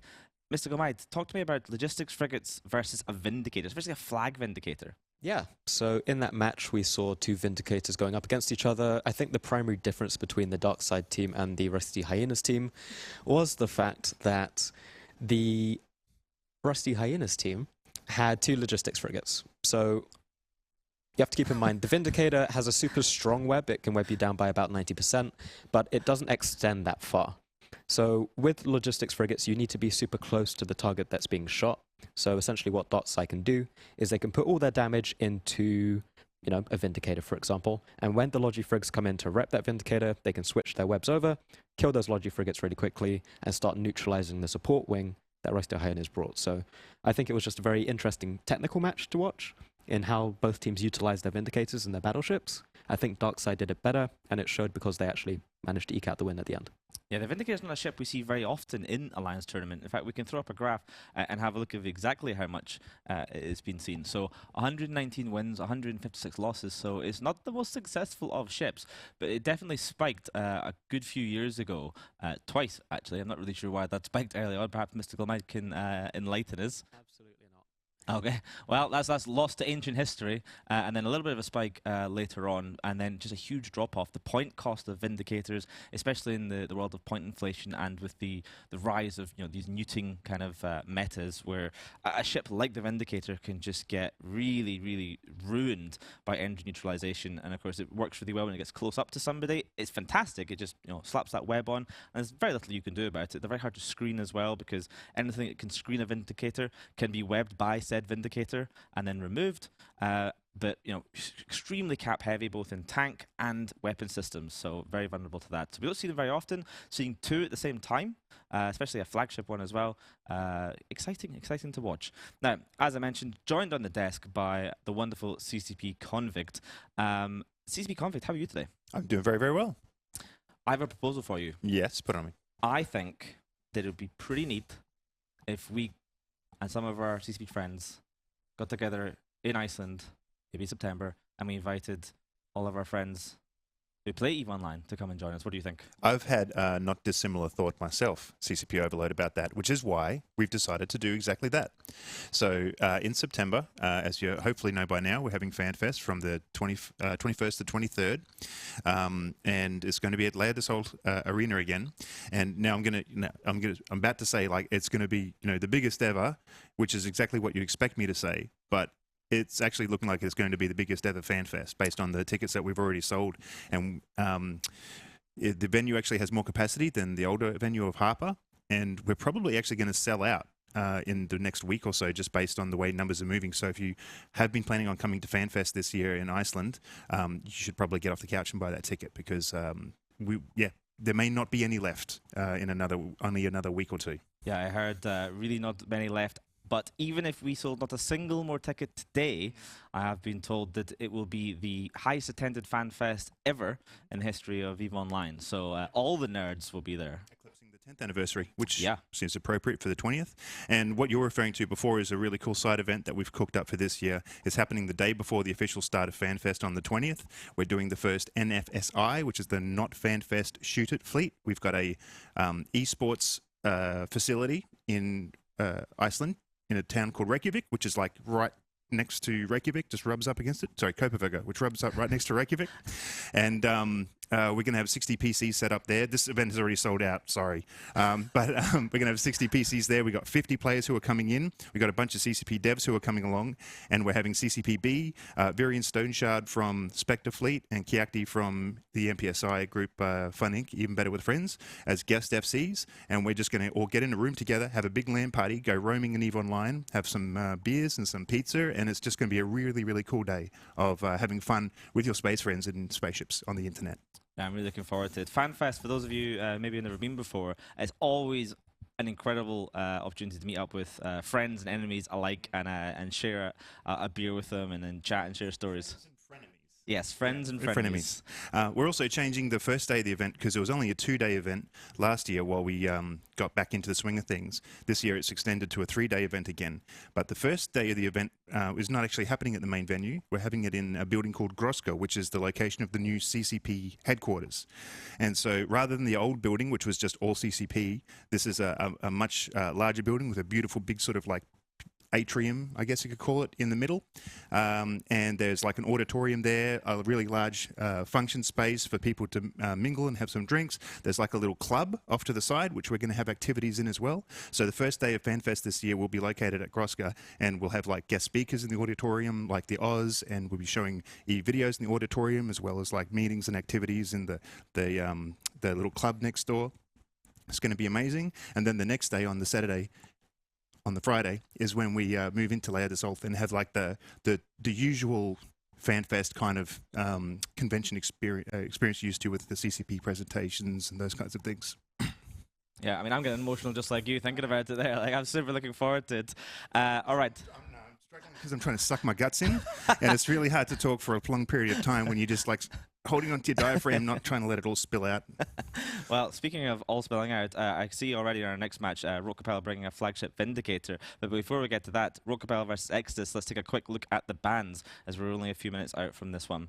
So Rote Kapelle banning out the Barghest, the Osprey, the Executor Navy issue, the EOS, and Exodus going for the Loki, the Curse, the Pilgrim, and the Sentinel. 2 teams most people wouldn't have expected to be at 0-1 already. This is an elimination match. Mystical Might, pretty standard bans. Any thoughts here?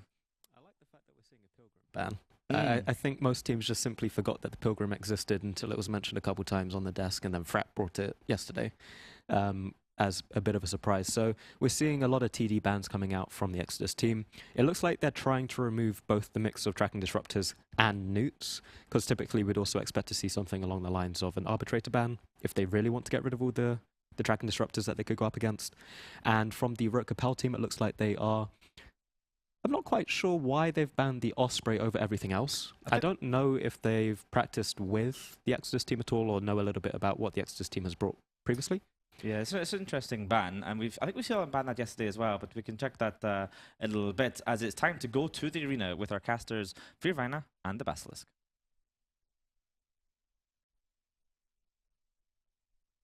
Welcome to the arena, everybody, and we have got an interesting matchup for us here. We've got Double Lashak coming out from Exodus. Now, this is, I think, a comp they have flown before, and a comp that we've actually seen quite a few teams fall foul of using. It's not had the greatest success up against this very controlly Rote Kapelle comp with a flag Vindicator from Proxy, a Redeemer, some Blackbirds. There's extensive control wings on both comps here, so I wonder if either team is going to try and focus on getting rid of these Command Destroyers and just try and whittle down those links, because there's just going to be so much E-Wall flying across the grid. Yeah, those 90% webs on the Vindicator are going to be very nice to have, as well as the newts on the Redeemer. Those are bonused for neutralizer amount, unlike the Tech 1 variant of the ship, the Armageddon, which is for range. And the dual Blackbirds up against Leshaks is very, very potent. If the Leshaks can't kill one of these Blackbirds before the other one's able to take their guns off of them, they're going to have a hard time killing anything in this match, especially with these tracking disruptors coming out from this Crucifier and the damps coming out from the Celestis from Rote Kapelle. I mean, this is already, I think, just looking at the control UI here, this is already a bad situation for Exodus. That Carries was very, very slow to even start moving, I think 20 seconds into the match. And they've probably lost, you can see they've lost the control war here. No damps being applied on the Rote side. They are losing this Magus, though. They are trying to trade for this Hyena on the other side. Magus catches reps there. But yeah, so the Celestis managed somehow to lock up and get damps on the Carries and the Maulus without them being able to shut them down in return. Quicker, obviously, frigates going to have faster lock speed. They should be able to win that war, but the Celestis has got them both controlled, and that is freeing up the TDs of the Crucifier. Yeah, really, really nice play from this Celestis. Obviously, the control bar isn't too small either from the side of Exodus. They've got double Leshaks, of course, which will have newts on them, as well as you mentioned, the Hyena, which is going to have the webs. Something to note, Vindicator webs, 90%. Typically, we see some of the richer teams bring things like Gotan's webs or Tobias webs. Some teams that have some level of money, but a little bit less, might bring something like a Mizuros, and other teams might bring Faction. So the range at which the webs land tells you a lot about how the Vindicator is fit. If it's 30 kilometers, it's Gotan's or Tobias. If it's like 25, it's one of the other officers. And then anything like 16, 17 kilometers is going to be Faction. So Flag Vindicator does get a web onto the Hyena, who is webbing him back. I do not estimate that difference too well, but it does look, because the Hyena is able to web him back, that those might be in the 25-kilometer range at least. But the problem is the Hyena is still slowing down, and as he's slowing down, he is dying, and that's an issue. And I actually researched this yesterday in preparation for our match with Rote. I needed to find out, obviously, as the Hyena pilot, I was faced with the potential of being in this scenario of flying a Hyena against a Flag Vindy, and I think the Flag Vindy numbers, I think it's 35k, about 35k is the absolute max range you can get, and you've got 40k or 50k, I think, with heat on the Hyena, so you haven't got a particularly wide band of range to play in, and if you do get caught by that Vindy web for an extended period, it can be very, very difficult to get out again. Yeah, but, I mean, Rote Kapelle, they lost their Crucifier, so that is tracking disruption off the field for them. It was their only tracking disruption ship. Does free up their Leshaks a little bit more, but these jams keep landing on a Leshak and the Uneros. Remember, Blackbird, so they're going to have probably 3 racial jams of each type, something around that. But among them might have even 4 yellow jams, which is enough to really dig into the double Leshaks from the side of Exodus, but they did get first blood with the Crucifier. Their Confessor is going to be webbed and grappled. The Hyena and Vindicator have all pulled off of each other, but the Vindicator right now is scrambled, I believe, by the Confessor. So this Confessor, 90% webs, probably dual 90% webs on top of him. He needs to get the rest of his team on top of the Vindicator before he goes down, or else his sacrifice is going to be for naught. And as I say that, the Magus seems to be the target for these Leshaks. Yeah, they need to deal with these links quickly and just try and regain some semblance of control here, because this Confessor going down. He's not getting out of that situation. He is going to die in this situation. He just needs to buy time. Wait, look, no jams coming out. No jams coming out from the side of Rote Kapelle. The Carries and the Maulus were able to burn away from the Celestis enough to get away from his damps, put the damps back down onto the Blackbirds and Celestis themselves, and now the war is going in favor of Exodus. So very smart piloting from this Carries and Maulus. In order to do that, this Confessor is staying alive right now through these Oneros reps, despite being webbed down by this Vindicator and grappled by the Redeemer at the moment. So he's staying alive. Exodus still have the lead in the match. And now they're under the Blackbird of Ruri Hoshino, who at the moment there's only one set of jams going out onto Vitone. So this Blackbird, they need to get jams, counter jams on to save Ruri right now. Yeah, good call on the carries. Alfonso's made up for his earlier sins there by getting damp control over the Celestis on the other side, and it's just so valuable when you can shut off the jams. The Blackbirds, as you say, they need to counter jam, work in tandem, and narrow down the damage that's coming in on any given Blackbird by using the jams on the other one as a taunt. It is quite difficult to set up and communicate when you get pressured here. You're under pressure. The communication is going to be quite tense, and this Blackbird is teetering, and that Confessor does finally go down, but I mean, they've held the Vindy killing it for quite a while, but I mean, it is now going to be freed up to try and put its webs on something else, as we saw. 35-kilometer webs, now free to go roaming the arena for its next prey, but this Blackbird of Rui goes down. Very strong start to the match for Exodus. This is, I think, a comp that when we first saw the comps land on field, I think we favored the double Blackbirds and a Leshak, but Exodus are playing this very nicely with their damps, able to counter the ECM. Now there's only one Blackbird left, and they can keep their damps onto the Blackbird and the Celestis entirely instead of splitting it among 3 E-warships. There's damage going on to Rima and Burrell in the Aneros right now. I do not believe he's webbed. He's only being painted right now, so should be able to get out of this for the time being, as the Confessor was really the only hard tackle from the side of Exodus. They have a Hyena, but that is a much squishier ship. Yeah, this is the difficulty from Rote, is you've got this big lumbering Vindicator and he's got 35k webs. It's a matter of getting something inside that 35k. If you can hit that magic number, then great, you can get on something, you can close the gap and eventually kill it. If you can't, you're in trouble. So it's going to be on his Confessor, Kibit Kalanikov in the Confessor, to maybe get on top of something and just provide 10-15 seconds. This guy's scrammed, come and get him. The Vindy gets a bit of time, burns over, gets up some speed, gets that web on, and then they can break through it. Celestis is able to get some damps onto one of Leshak's of Vitone, but Rima and Burrell very low in the Aneros right now. It's getting very sketchy because the Blackbirds can't really break the spool at the moment, and with one Leshak free to get onto the Aneros, he will die no matter how many rep drones they get on top of him. So once again, Rote Kapelle trying their best, and they finally are able to cycle some jams onto Sabotage and the Leshak. We'll see if they're able to break the spool and rep that back up. Remember, if you see the logo for the jam on the fancy UI that we see, as we call it, that means that their jam attempt is being made. That does not mean a successful jam has been made, and we're seeing Rima and Burrell still taking damage right now. Yeah, I can see the spool from, as shown on the stream, the spool from both Leshaks is still continuing undeterred.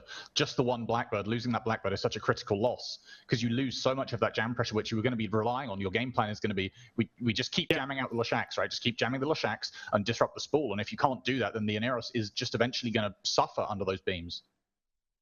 Yeah, and in fact, we did see a successful jam attempt actually land onto Sabotage as he was forced to shoot the Blackbird, but Vitone was still able to finish up the Aneros. This is snowballing very quickly now for Exodus onto Rote Kapelle. These are both teams that have quite a bit of AT history, as we saw before. Lots of wins between the two of them. Rote Kapelle, though, this year they lost their captain, Lady Labia. They went on to move to White Flag. I think they took some team members with them, so it's a bit of a rebuilding year for them. And going out 0-2, not the start to the rebuild that they necessarily want, but they did it up against 2 very good teams in Hidden Leaf Village, Ninja Assassin Squad Esports, and Exodus.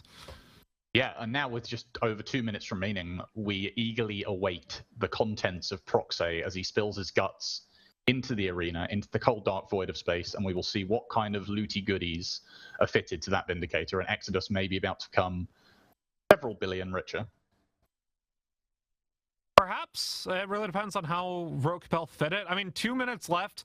It's entirely possible that they don't actually kill the Vindicator, because it's probably some sort of dual X-type rep fit, and they are just killing the low end right now, as this Redeemer and Vindicator really just can't do anything on their own without the rest of the control. But I'm as upset as you. I want to see the kill. I'm as upset as you that we don't get to see the kill mail. I mean, we do know there were officer webs because of the web range battle between him and the Hyena. It's probably Goten's or Tobias webs based on that range, the 30 to 35 kilometer range that we saw.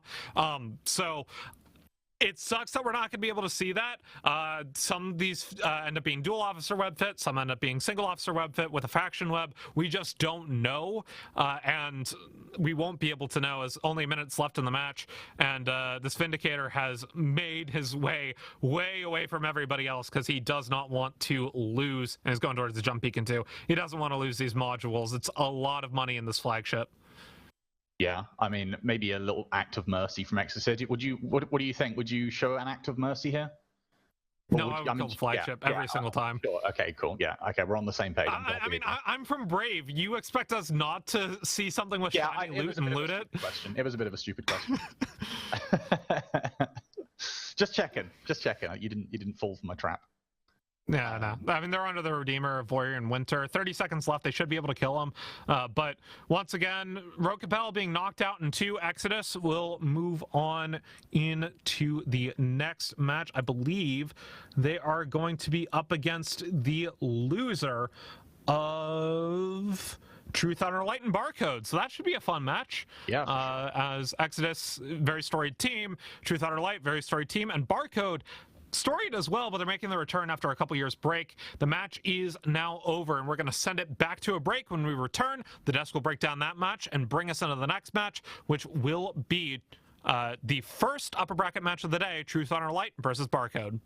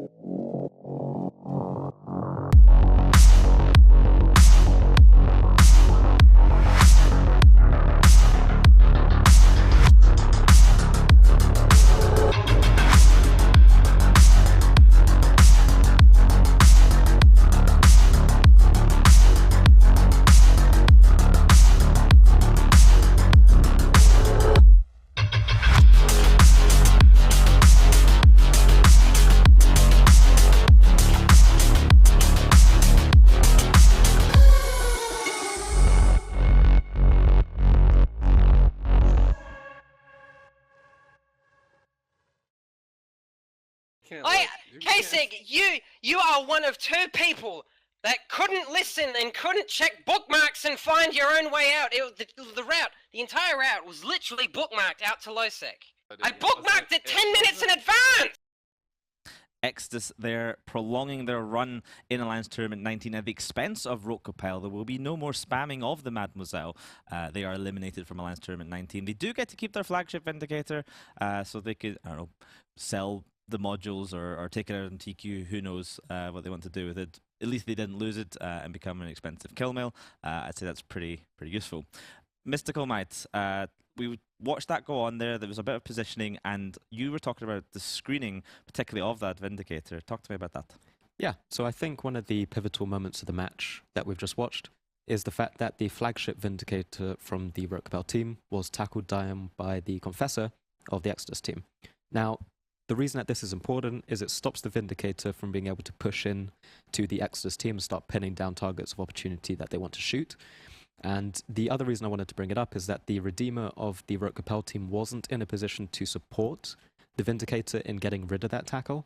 So we saw the Confessor remaining alive under Vindicator webs and damage for like 3 to 4 minutes until the Redeemer managed to get into range with Conflag and contribute his damage as well to the Confessor.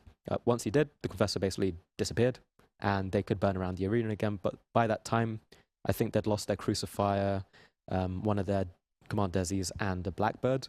So they'd already lost a few important ships on their team, and it kind of just snowballed from there. So again, it's all about positioning. Make sure that you're staying together, especially if you only got a few key damage ships on your team, because you need to be putting all of your damage into the same target to ensure that you can freely move around the arena and actually achieve kind of some of your objectives to win. Awesome. Now, EVE Online, famously, it's a video game. But I hear you ask out there in Twitchland, what if it wasn't a video game? What else could it be? Well, CCP Convict, could you perhaps tell us? Yes, it could also be a board game. Oh my God! Right.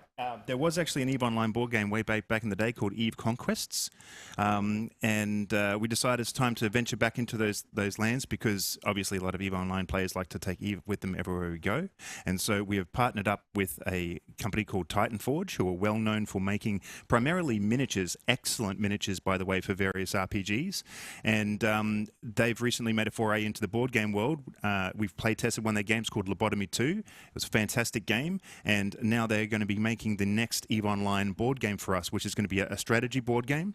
You can see some of the fantastic miniatures here, and you've seen some of the card artwork, which has actually been created by Rick Javix, in addition to the box art.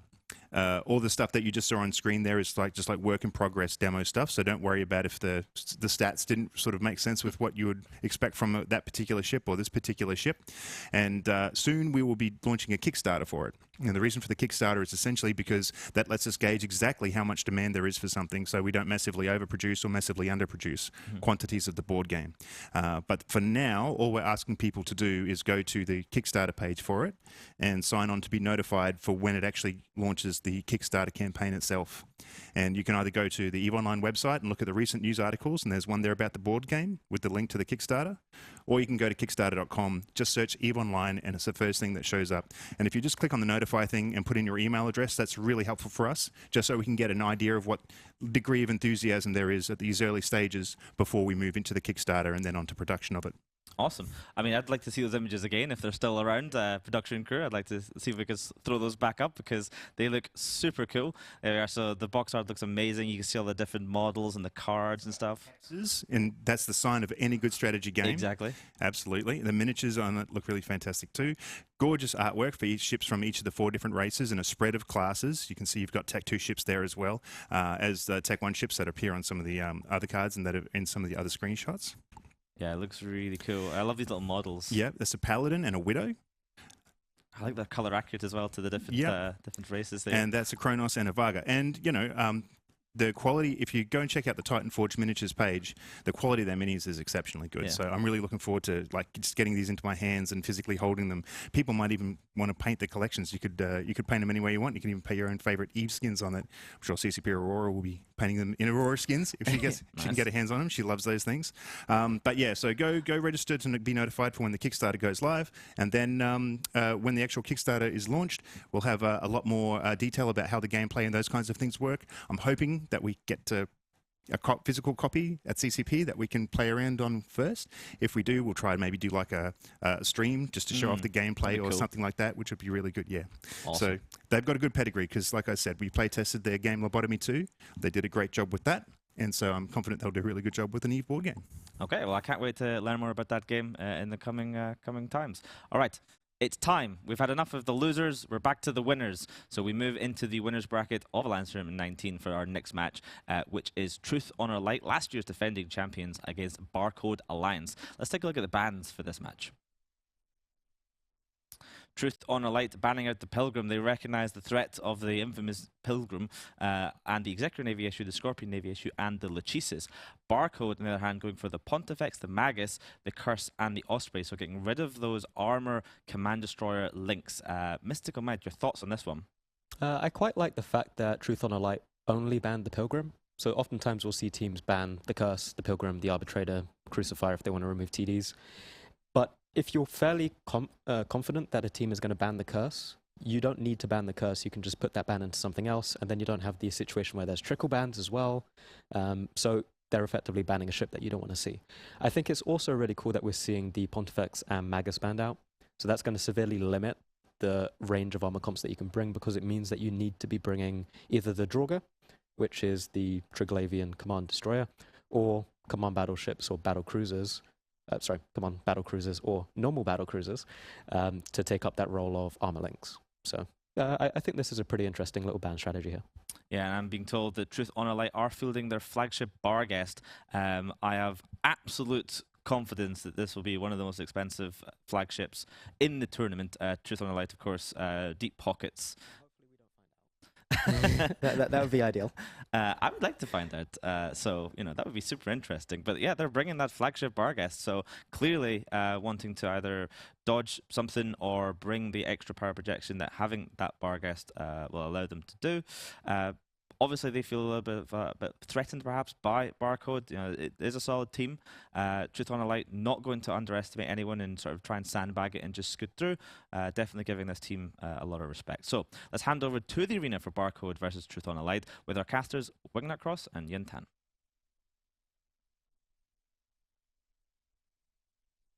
Hello everyone and welcome back to the arena here, and we have a really interesting set of comps brought by these two teams. Once again, we have a really battle cruiser heavy setup here from the blue team going up against a Barghest control setup, and my, what a control setup it's going to be. Are you looking forward to talking through all of these ECM jams, Wingnut? Oh man, I can already feel myself being jammed by default, but it's going to be interesting to see because these Blackbirds are good at turning off 1, 2, 3, maybe 4 ships.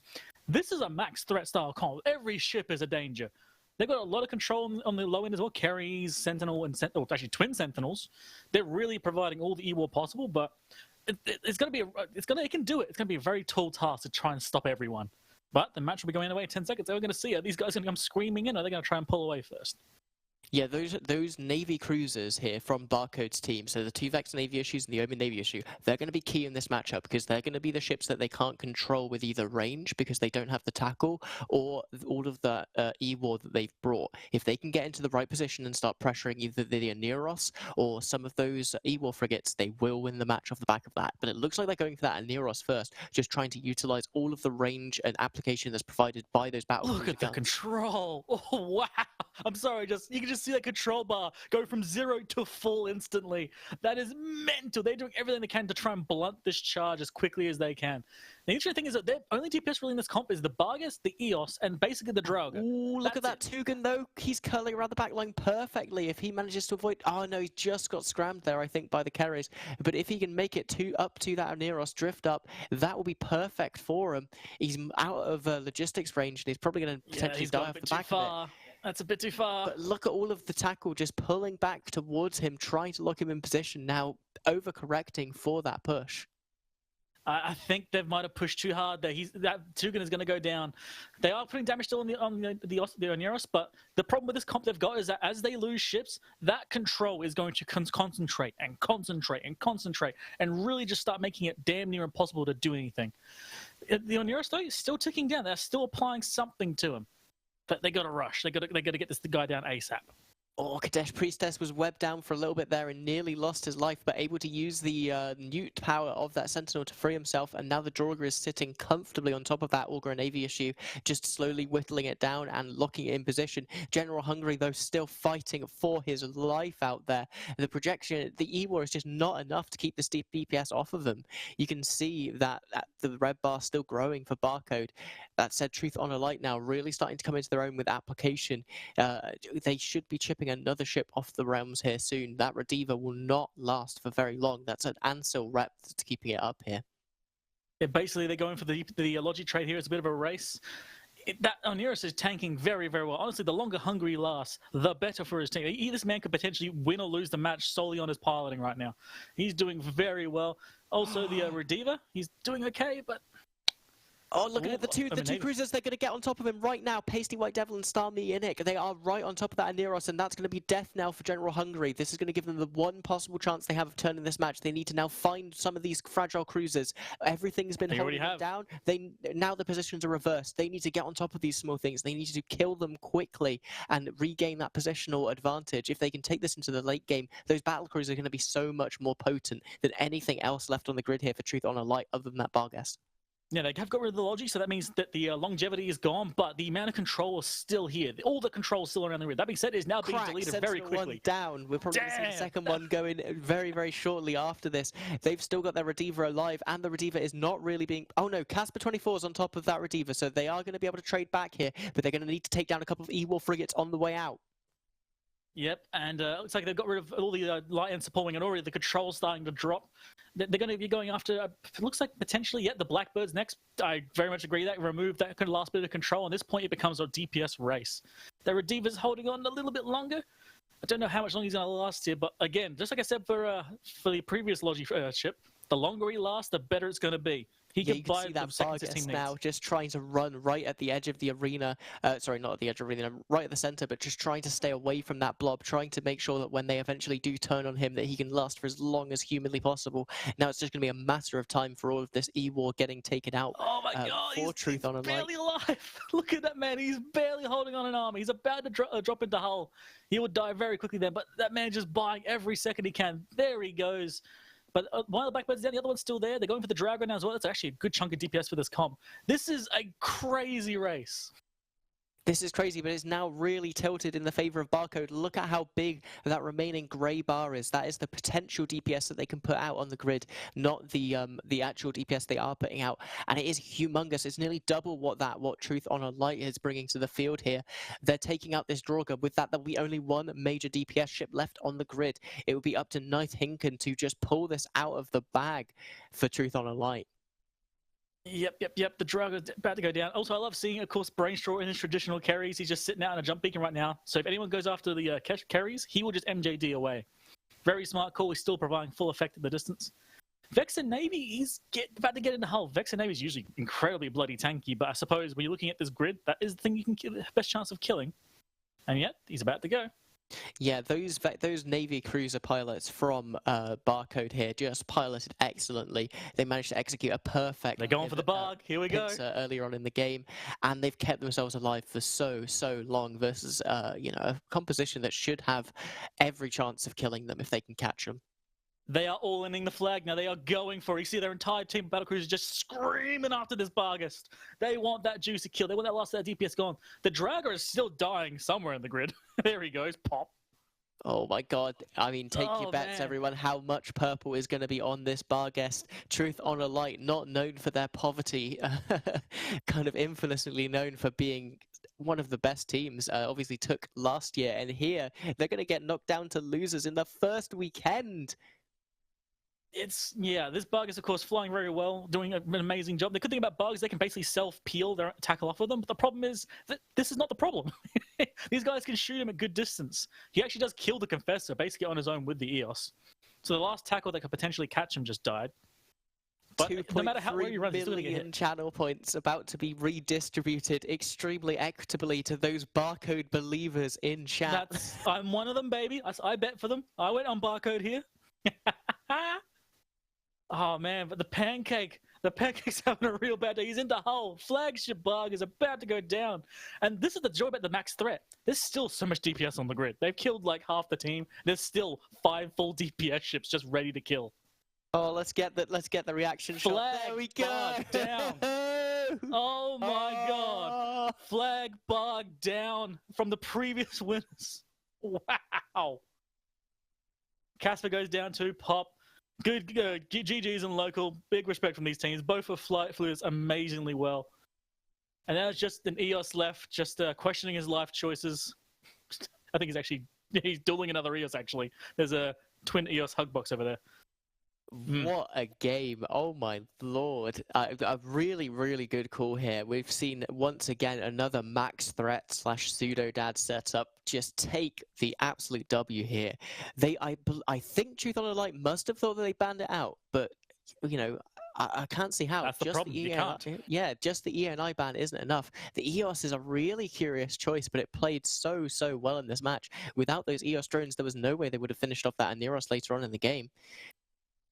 So, it is beautiful. Yeah, it is very well flown. This is why I love DPS so damn much. You can control all you want, but nothing beats, well, in my mind, blasters. But the same idea. Nothing beats damage sometimes. Bravo. Well, with that, we're going to go back to the studio and see what they think.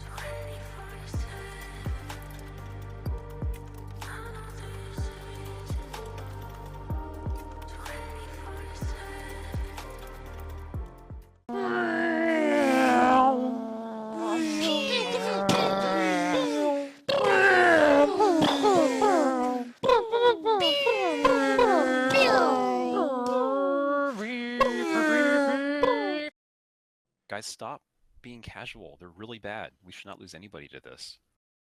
Warp off. Warp off. Take the fleet warp. Everybody warp off. This is really, really bad execution. I'm very disappointed. Rain, are you in an armor vagabond or something? No, I've got XLSP. And polarized guns or what?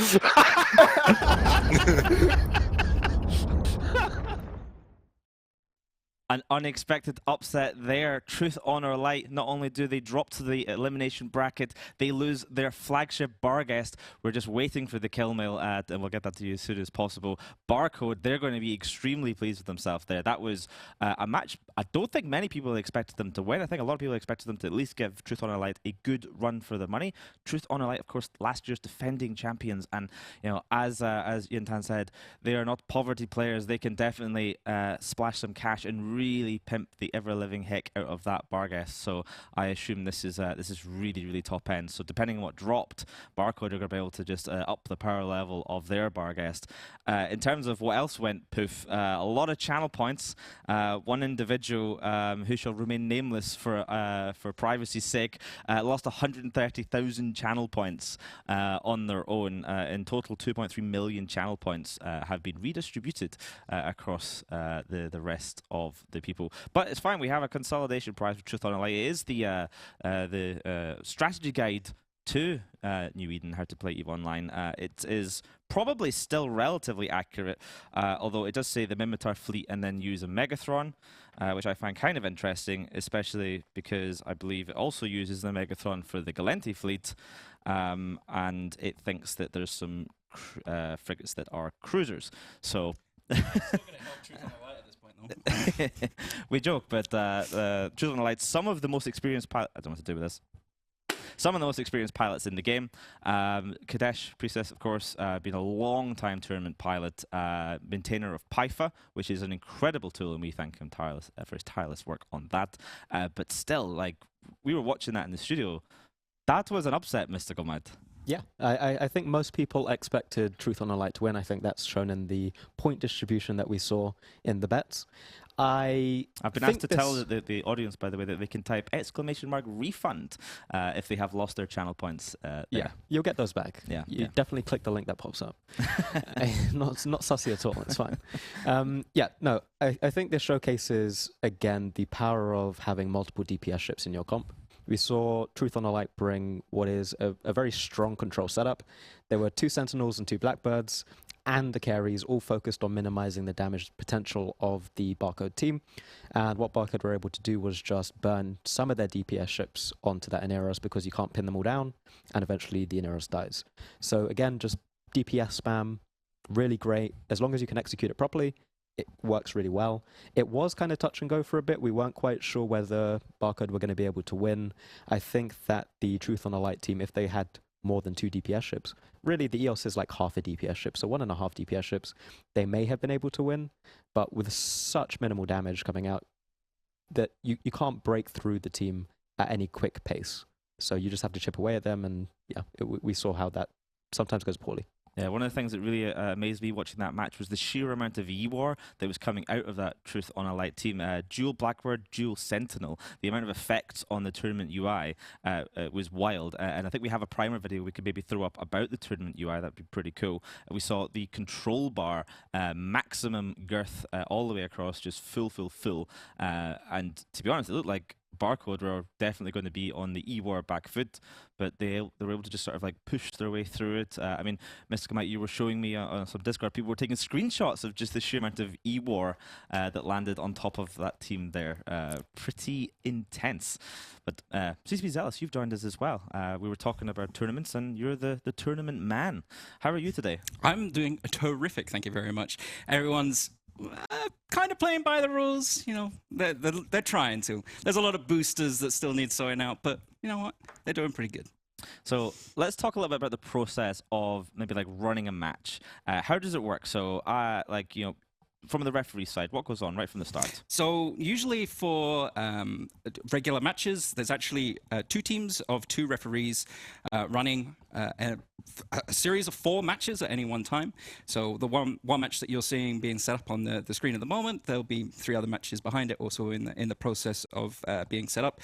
So you normally have a conversation with a GM currently this year. Well, they'll take your information for like your bans, so what ships you want to ban, then they'll collate them and exchange them across the teams. And then they'll take things like what beacon you want. So as you see the actual arena, there's 4 positions around the arena where they can potentially warp in from different sites. And, you know, coordinating which one of those you'd like. It's given as an option. You don't have to give it. Sometimes we'll randomize it if they don't give us a particular one for that. It's not a requirement. And then we'll assign them. Everyone will then be getting set up and into their particular ships. And then we start going through one at a time, checking out, making sure they're following the rules. So making sure the pilot is valid, as in they're part of the roster, making sure the ships are all correct, making sure all the points are correct. So just making sure everything's as it should be, as per the rules. Then once everything's all good with that, we then pull them back into the system for where the actual match is going to happen. And we then go through a series of events again. So once they're brought into system, we hold them in place for a little while, just make sure everything, again, is all working as it should be. And then we allow them to warp to the arena between 0 and 50 kilometers. And you then pass over to the arena and you hear your commentary. Awesome. I remember when I was captaining for some stuff in arenas, I used to have a D4 and I just rolled the dice for the beacon selection. I didn't trust myself to pick it. We've had some funny ones over the years. We've even had pictures sent across with people who have made like a polystyrene dartboard where they've sat there and gone, yeah, okay, we're going to that one today. Awesome. It's great. I like that strategy. Yep. I'm being told that the kill mail for the Truth.Honor.Light flagship Barghest is available, so let's see if we can take a quick look at that. And it is a bit of a whopper, listed on Zkill, 106 billion of your finest interstellar credits that New Eden can possibly supply. And I'm looking at the kill mail here. Full rack of Estimels modified rapid heavy missile launchers. So 3 of them alone are 25.5 bill. 3 dropped, so that's 25 billion in launchers right there. The other 3 of them, sorry, destroyed. 1 Estimel smart bomb as well, quite expensive. But we got to go down to the low slots where we see a Unit W634 modified damage control, 35.8 billion. ISK. That is a spicy loss mail for the Truth.Honor.Light team there. Mystical Might, that's gotta hurt. I wouldn't know. I'm on the Fraternity team. Interesting. Don't worry about the mug. It's fine. I don't know these guys. Okay, not joking. It's painful. We were discussing it just after the match. Losing the Barghest means that the banning strategy against Truth.Honor.Light changes a bit, but I also think that Truth.Honor.Light is one of the few teams that doesn't build comps around flagships. It's just an additional that you can throw in to make it stronger. So it's not going to make or break comps, but you know, it definitely isn't going to be a fun feeling. But it does mean they're going to make more ISK off of the skins now. More matches means more skins. Silver lining. Silver lining. Silver lining. Unless we lose more matches, in which case, you know. All right, speaking of matches, we have another one coming up in just a few minutes. And should mention, by the way, Barcode, by virtue of now going 2-0, guaranteed top 12, guaranteed prize ships. So they've got at least a couple of prize ships now.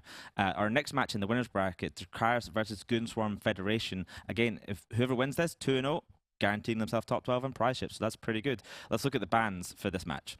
So Dracarys going Balgorn, which I think is a bit of an interesting one, Scimitar, Vindicator, Executor, Navy issue, and Goons doing Abaddon, Armageddon Navy issue, Leshak, and Oniros. And it looks like Goons declaring they're going to bring a flagship Armageddon Navy. Mystical Might, what are your thoughts on these bans here? What an exciting set of bans. I think this is the first time we haven't seen, well, maybe not the first time, but a first time in a long time that we haven't seen any E-War banned at all of any type. So that should be quite exciting to see. There's a full range of tracking disruptors, guidance disruptors, damps, jams available. So yeah, I think that should be quite cool.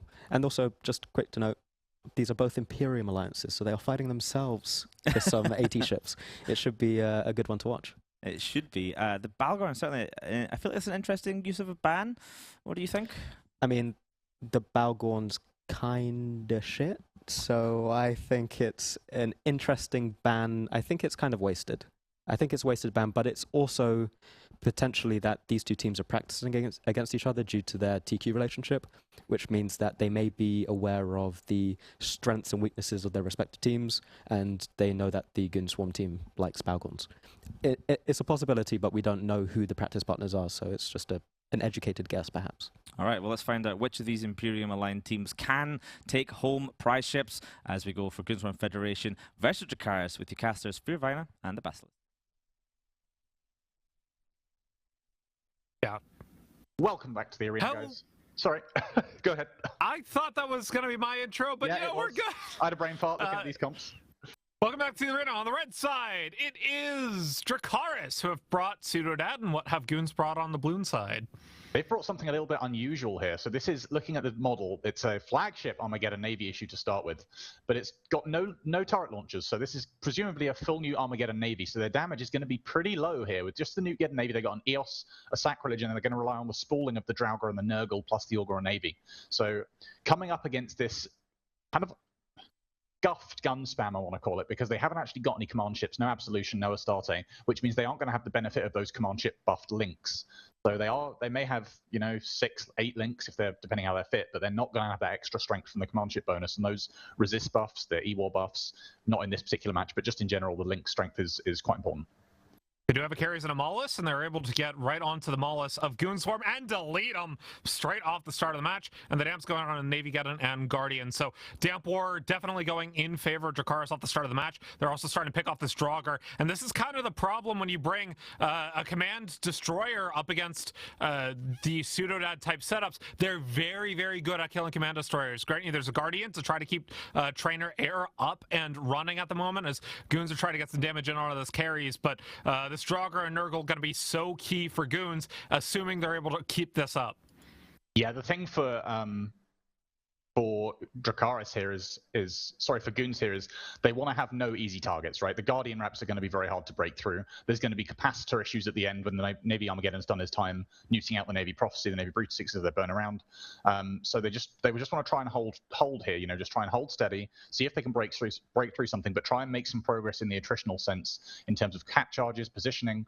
Losing the Maulus, it's not great, obviously, but I don't think it really hurts their chances in the match. They haven't lost any of their DPS. They haven't lost any of their more core ships here. The Maulus is, it's like an extra little bonus. But it's not going to make or break the match, I don't think. Yeah, something we haven't talked about all that much with Flagship getting... Wait, is this Buffer Fit? No, okay, he's got a rep. No, wait, this is not... I was about to say, is Flagship Armageddon Navy issues don't really require a whole lot of purple mods to be good. Yes, a purple web is very nice to have on them, but a lot of the ships, a lot of the items that Armageddon Navy issues are bonus to are and used very effectively. You can use X types and be fine with them, especially with these full Newt Navy issues. I assume this is going to be a full ride of X type newts, maybe some C types for fitting or something like that. It really depends. Ranch does have an X type repper, at least one. He was just bait tanking for a little bit, so he's back up to full armor. As the match starts grinding away, there's going to be a lot of poking and prodding from Dracarys. Grant you, both these teams, not teams people expected to even make it to the second round of this tournament. A lot of the times, Goons have participated in a lot of ATs, but haven't had a lot of success. And once again, this is Dracarys' first year in the Alliance Tournament, and they're making quite the showing for it.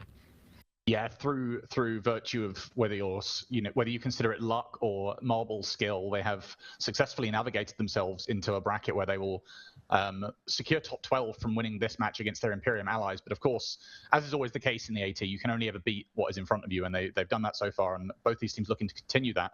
As actually newts have come off of those battle cruisers. The damps from the Carries and the Maulus have been applied to the Navy Armageddon, so that newt pressure he was applying, they are starting to go back on now. And the Navy's Prophecy actually of Scott J gets web scrammed here, so they may be trying to put damage onto him. I wonder if they'll maybe try and switch the newt pressure onto the Augur. We've seen in matches in the past. The Draugr goes down, and that's going to be a significant portion of their DPS. I mean, it is the single highest DPS ship on their team, and they're on a Nurgle as well. This man has an ADC available to him, so he will live for a little bit longer, but if this Guardian can't keep him up after the ADC goes down, it will be a dead Nurgle, and the only DPS left on the field will be this EOS and Sacrilege, which don't do a whole lot on their own. We can see the attack bar much, much larger for the side of Dracarys right now as this Nurgle dips into structure, should end up falling, and it does. Yeah, we see damps on the Guardian as well, and the Guardian obviously in 2 mid slots doesn't have a local SIBO, I'm sure of it. So you've got to rely on these re-SIBOs being enough, and if they're not enough and your lock range gets down to 20k and the draw goes 22k away, well, he's dead. And it can be very difficult to stay compact enough and be able to get those reps out to the things and make sure that they can be held while also actually making an aggressive move and trying to get on top of something. Damage onto the Guardian as well, and Podrick is dead. And with that, I think Dracarys should have an easy time cleaning up the rest of this match. Full Nuke get a Navy flagship. This is something that I would be curious to see if we see again throughout the tournament, because it is a versatile ship. You can't fit guns, you can't fit rapid heavies, you can go for full newts, because it's bonus to all 3 of those things. That said, Dracarys should have an easy time cleaning up the rest of Goonswarm without their Logi. They're on to the Vexor Navy and Vexor from Goonswarm, and they still have their Augur up, keeping this Omen Navy issue alive. Even with these damps going out, the Navy Armageddon is able to get some newts onto this Navy Prophecy, some newts onto the Vigilant Navy Augur, but even though this Navy Open is tackled, there isn't a whole lot of DPS left in the tank for Goonswarm. Now we have 5 minutes left, and it's a fairly high DPS comp, and I am on flagship watch. There is a flagship on the grid. Rancher in that Navy Armageddon is the Goonswarm Federation flagship. Will they kill him? Will they reveal the contents of his innards? I sure hope so, because we were saying we would have loved to cast that last match. I mean, the match before that, the flagship was spared. Proxy was granted, a relief from execution. Nithink not so lucky last time around in that Barghest. Are we going to see Ranch get a similar treatment here of just against the wall, show me your mods?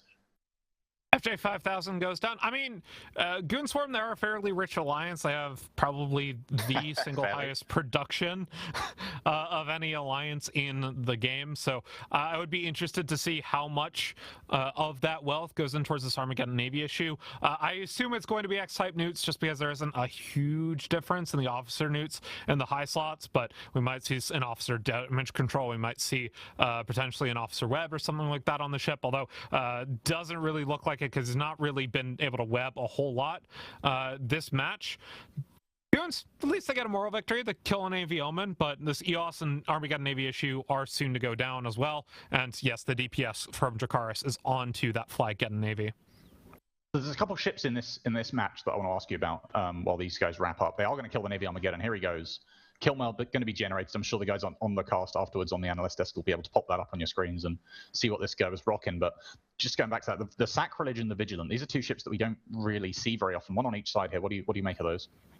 I mean, we've seen the Vigilant a couple of times as a drop-in replacement for the Exec Navy when it's been banned out. You take a Vigilant plus like some sort of E-warship instead, because the Vigilant you can still fit with rails and has those bonus webs, so it can still be pretty nice. Sacrilege, though, we don't see a whole lot of hacks in the AT. We see a lot of heavy assault frigates. We don't see a whole lot of hacks in the AT, and that's mostly because they don't have a whole lot of utility. Yes, they're very tanky for the burst period where their ADC is on, but other than that, they really are just kind of slightly better Tech 1 cruisers and worth a lot more points than a Navy cruiser, which at the same time, you can get more EHP on some Navy cruisers without that ADC than an assault cruiser without the ADC as well. So with target switching, ends up being about the same. This EOS is about to go down. I'm curious as to the flagship fit. We'll see it on the desk, but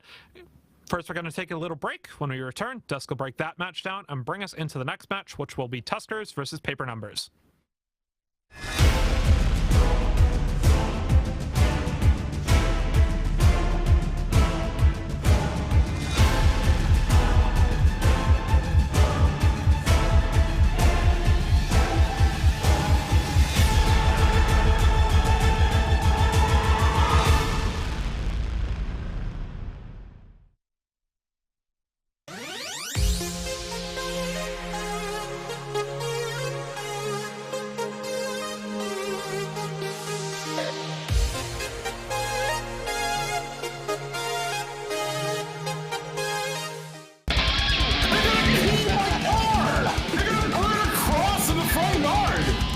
Okay, you guys are looking at the past.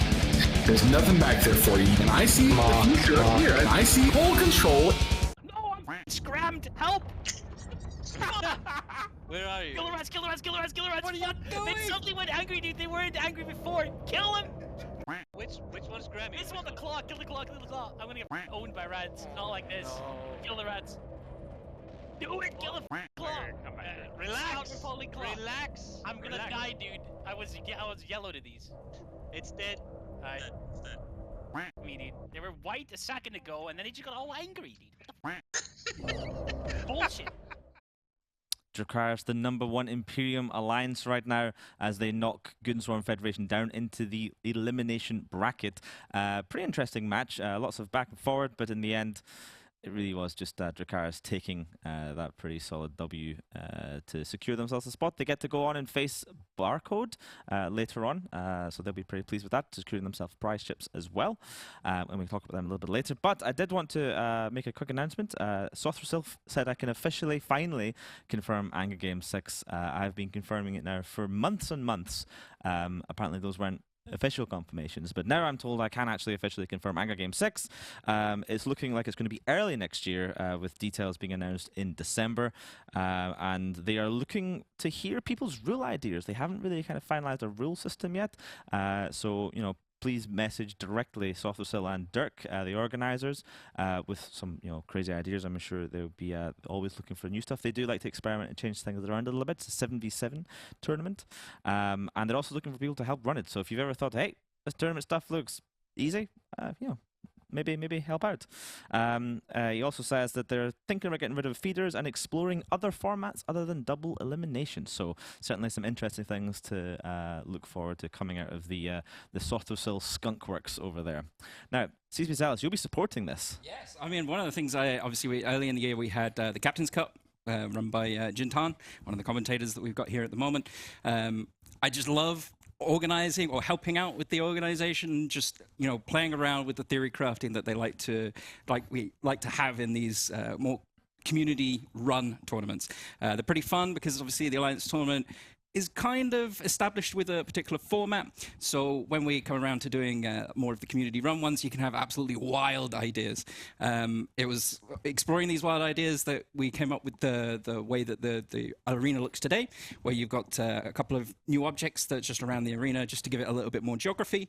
One of the fun things we kind of messed around with a little bit during the Captain's Cup was we put like a speed cloud in the middle of the arena for one of the games, just to fire people around, getting from one side of the arena to the other. But we kind of learned things at the same time. It turns out that when you go really, really fast, it's really, really hard to track. So, we're learning things as we're doing them. So, but they're great fun. There's lots of cool ideas that come out of it. Some of them end up getting adopted into the Alliance Tournament, where they sometimes work and sometimes they don't. We try them out. If they don't work, we'll move them and try and change it again next year. So if I want to maybe start to look at organizing my own tournament, like I'm fed up playing in these gosh darned Alliance tournaments and Anger games. I don't want to be angry. I don't want to be an Alliance. I just want to do some sort of tournament thing, and I want to run my own. What do I do, CSB Zealous? I never know why they're always so angry in the Anger games, but anyway. I think it's because they're in Goonswarm. All right, yeah, okay. So if you're looking at running a tournament, absolutely, you can get in touch with myself, and I'll help you with the general organization. I've set up with a little, a document per se that just gives you a rough idea of things that we'll be looking for to help you with the organization of it. But things like access to Thunderdome, which is obviously our tournament server, is the easiest way that we can start playing around with different ideas of formats. Or alternatively, you can just get in touch with the community team, send in a ticket, or drop an email across to us, and I'll pick it up and have a conversation with you and see what we can organize. Awesome. Our sort of little teleprompter thing just had the letter P on it, and now it says Plex for Nash or I pull cables. So I suspect, CCP Zealous, that we're currently being extorted live on stream. Can players extort CCP members? I was going to say, is he about to organize the next tournament for us? I don't think so. I don't think so. Okay, that is indeed a EULA violation, so we'll be taking care of that as soon as we're off this particular shot. Awesome.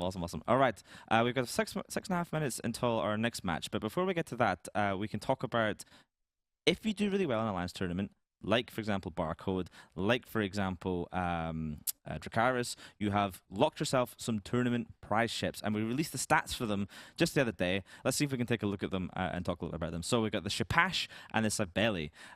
Talk to me about them, CCP Zealous. So traditionally for the Alliance Tournament over the years, we've done a frigate-sized ship and a cruiser-sized ship.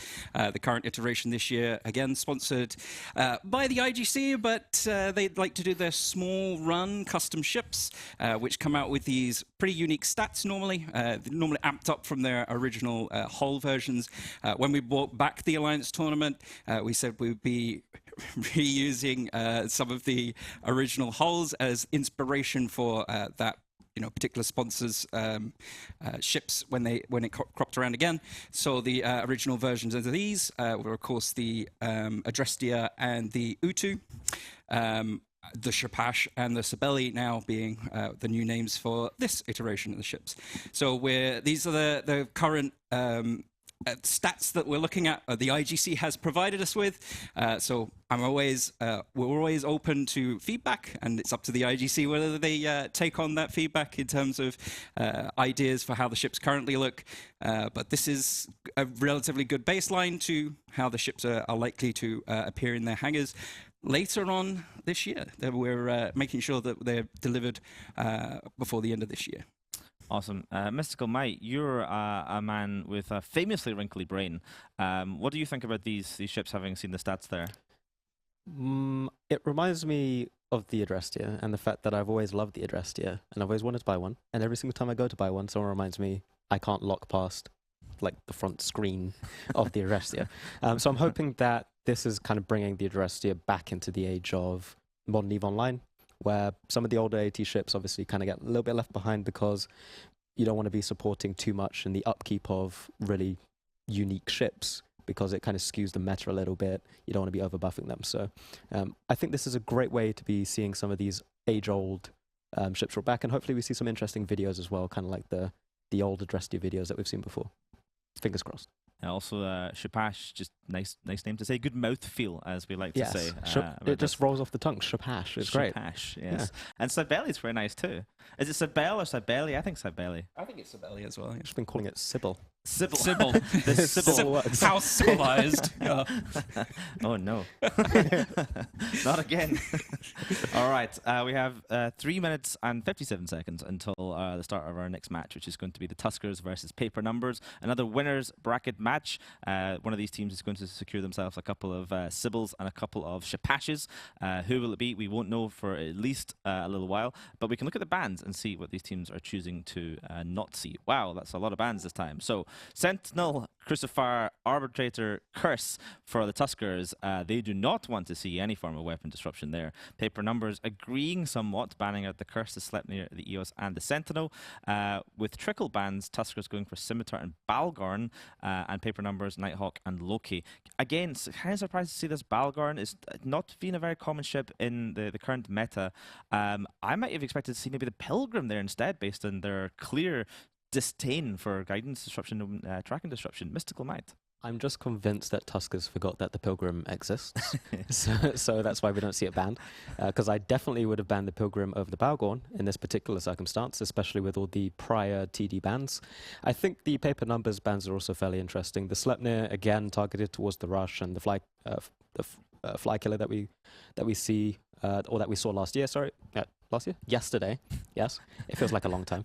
The Nighthawk and the Loki bans are actually very good at removing the rush elements that we've seen in previous matches too. Where the Loki's a fairly strong rush boat because it has its local long-range webs, which means that you can pin down targets and get your entire team on top of it. So, yeah, fairly standard bans, I think, for this year's Alliance Tournament, considering the current E-War meta. But yeah.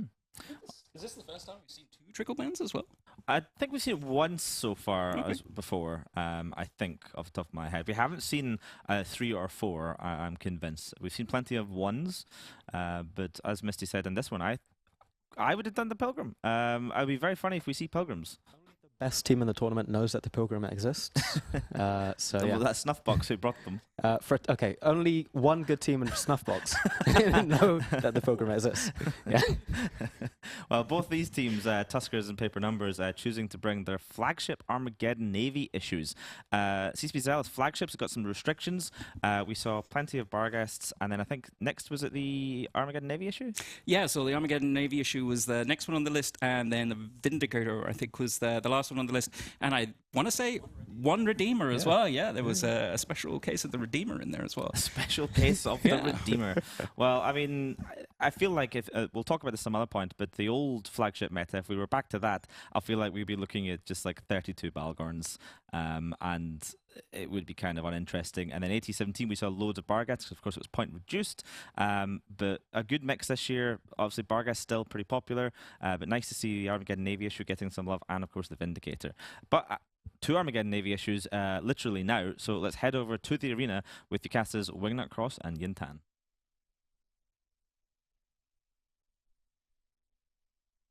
G'day, mates. Welcome into the arena. I'm, of course, Wingnut, joined by the ever golden Jintan. And at the moment, I feel like a parent choosing between his two favorite kids. Because at the moment, two of my favorite pilots and their entire teams of glorious people are going to be fighting it out in, honestly, some pretty fun-looking comps. What are you looking at, Jim? What do you see that's interesting here? Yeah, from Tuskers, we've got a RHML spam comp, commonly called Kingslayer, although in this case it's missing some of the core components we normally associate with it. All three of those ships, including that flagship Armageddon Navy issue, are fit with Rapid Heavies, so they're going to have a huge amount of front-loaded DPS, and they're probably going to be able to kill off one of those cruisers from Paper Numbers really quickly. Paper Numbers, on the other hand, their Armageddon Navy issue has no turrets, no missile launchers fit, so that thing is fit to the brim with officer nukes. It's going to be able to absolutely reach out and touch anyone on this grid, and that's going to turn off all of the control elements from Tuskers.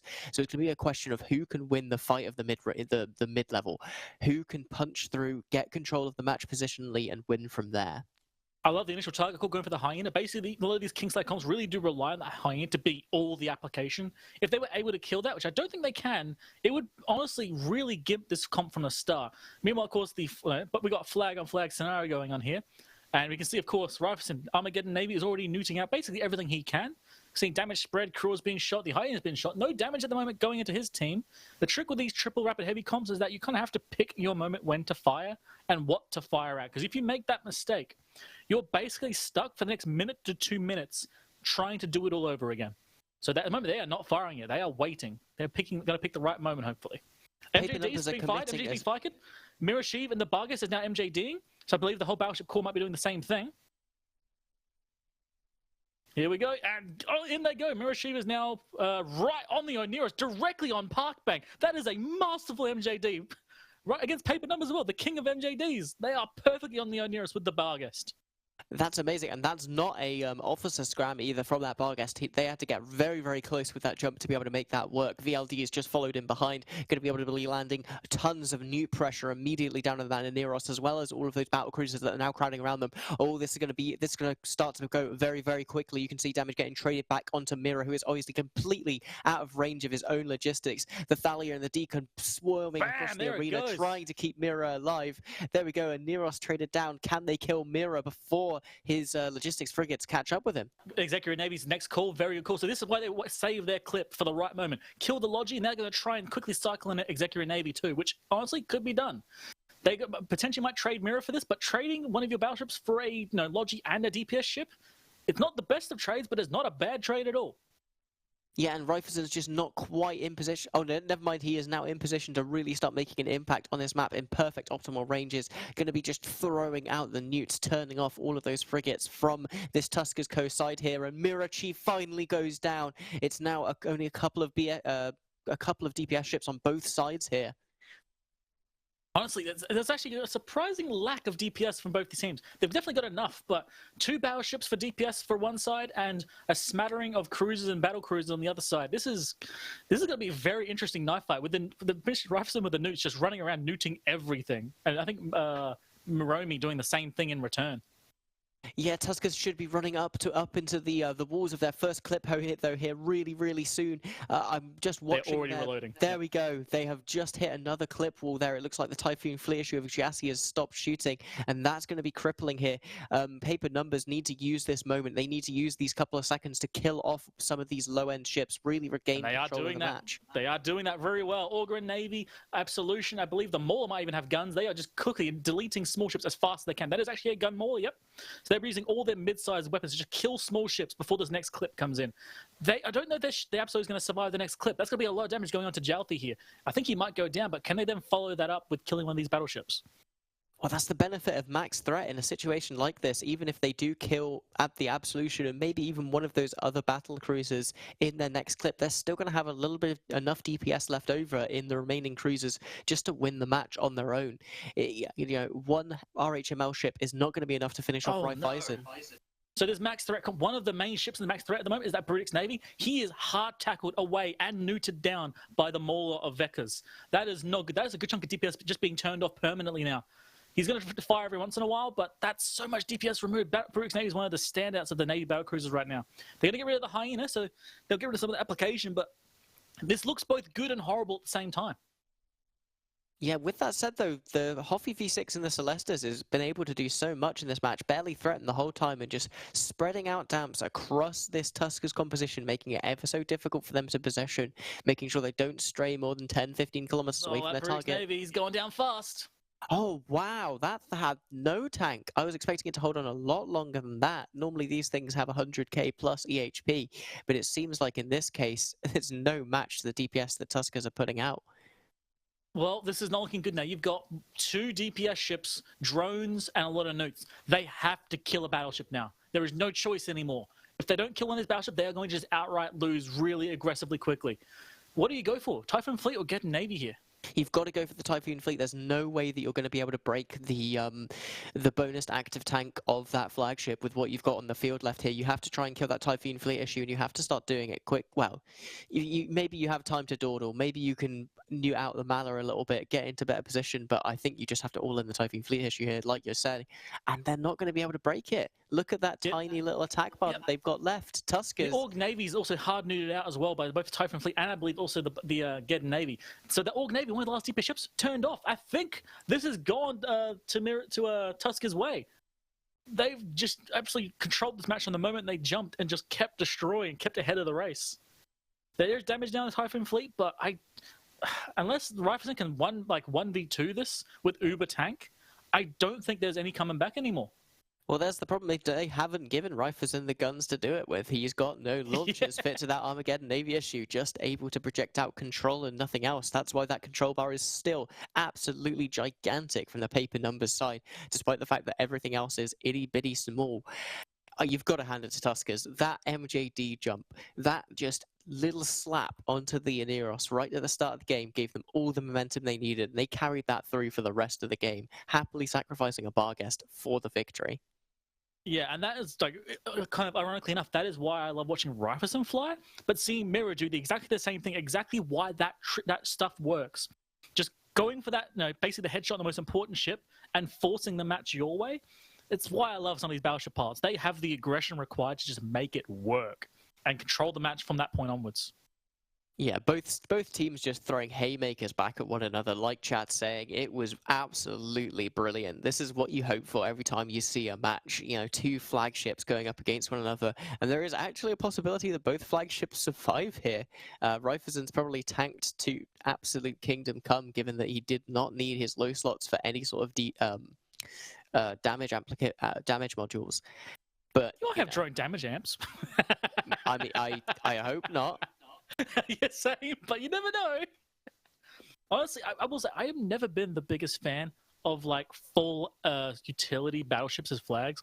I don't mind Armageddon Navy as a flag, but going full note, you lose a good chunk of actual usable DPS on your entire comp. And it's I get why you go for it, but DPS is kind of king in the end. You got to be able to kill a target, and that's why Raiffeisen's going to be left into the end because what's he doing anymore? They're firing missiles. You can't even nuke them off.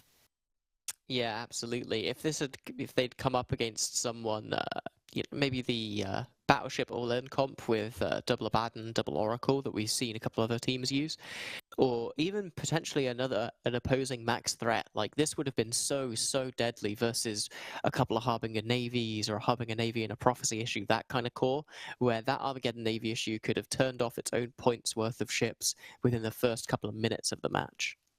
Or potentially a twin Lashak comp. Being able to turn off one of the two Lashaks immediately with 8 newts is a lot of potential. But yeah, at this point, they're just going to be like, he's going to start shooting the Geddon Navy now. Can they kill it in time? I think with the nuke pressure coming out and onto him, he's going to go through his cap boosters remarkably fast, zero out his cap potentially, and maybe even go down. But there is 2 minutes for them to do so. And if he's smart and waits through these reloads, he could potentially survive to the end. Oh, no, it's gonna be close. Look at those rep cycles. You see, that's what you're waiting for. You can put some absolutely insane rep power on these flagships, and paper numbers. I think they're still in this tournament if they lose here. So if they are desperate to keep this Armageddon Navy issue alive, if they can do so, it's going to give them such an advantage in future games. But it's so low. He's gone quick, yeah. I also need to quickly correct myself as well. He is not full nuke fit. He does at least have 1 or 2 smart bombs. So he does have that as well. So he's not a full nuke fit, but he's definitely a full utility fit. But he's going in the hull. That could be one expensive kill mail.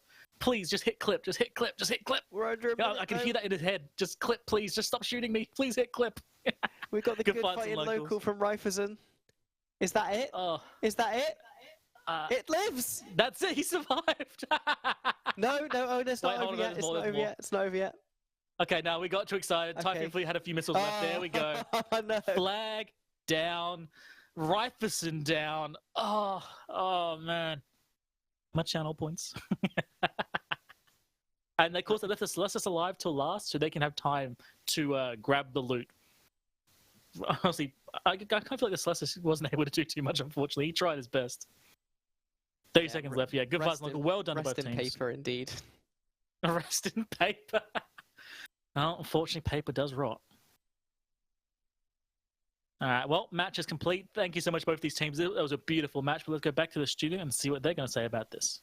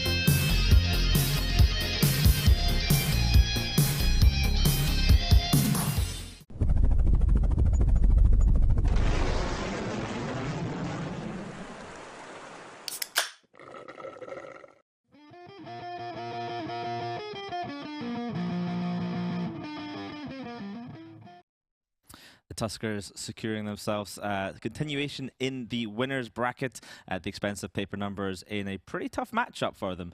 It didn't go as smoothly as I think they would have hoped. Difference in the flagship Armageddon fittings, of course, probably played some part in it.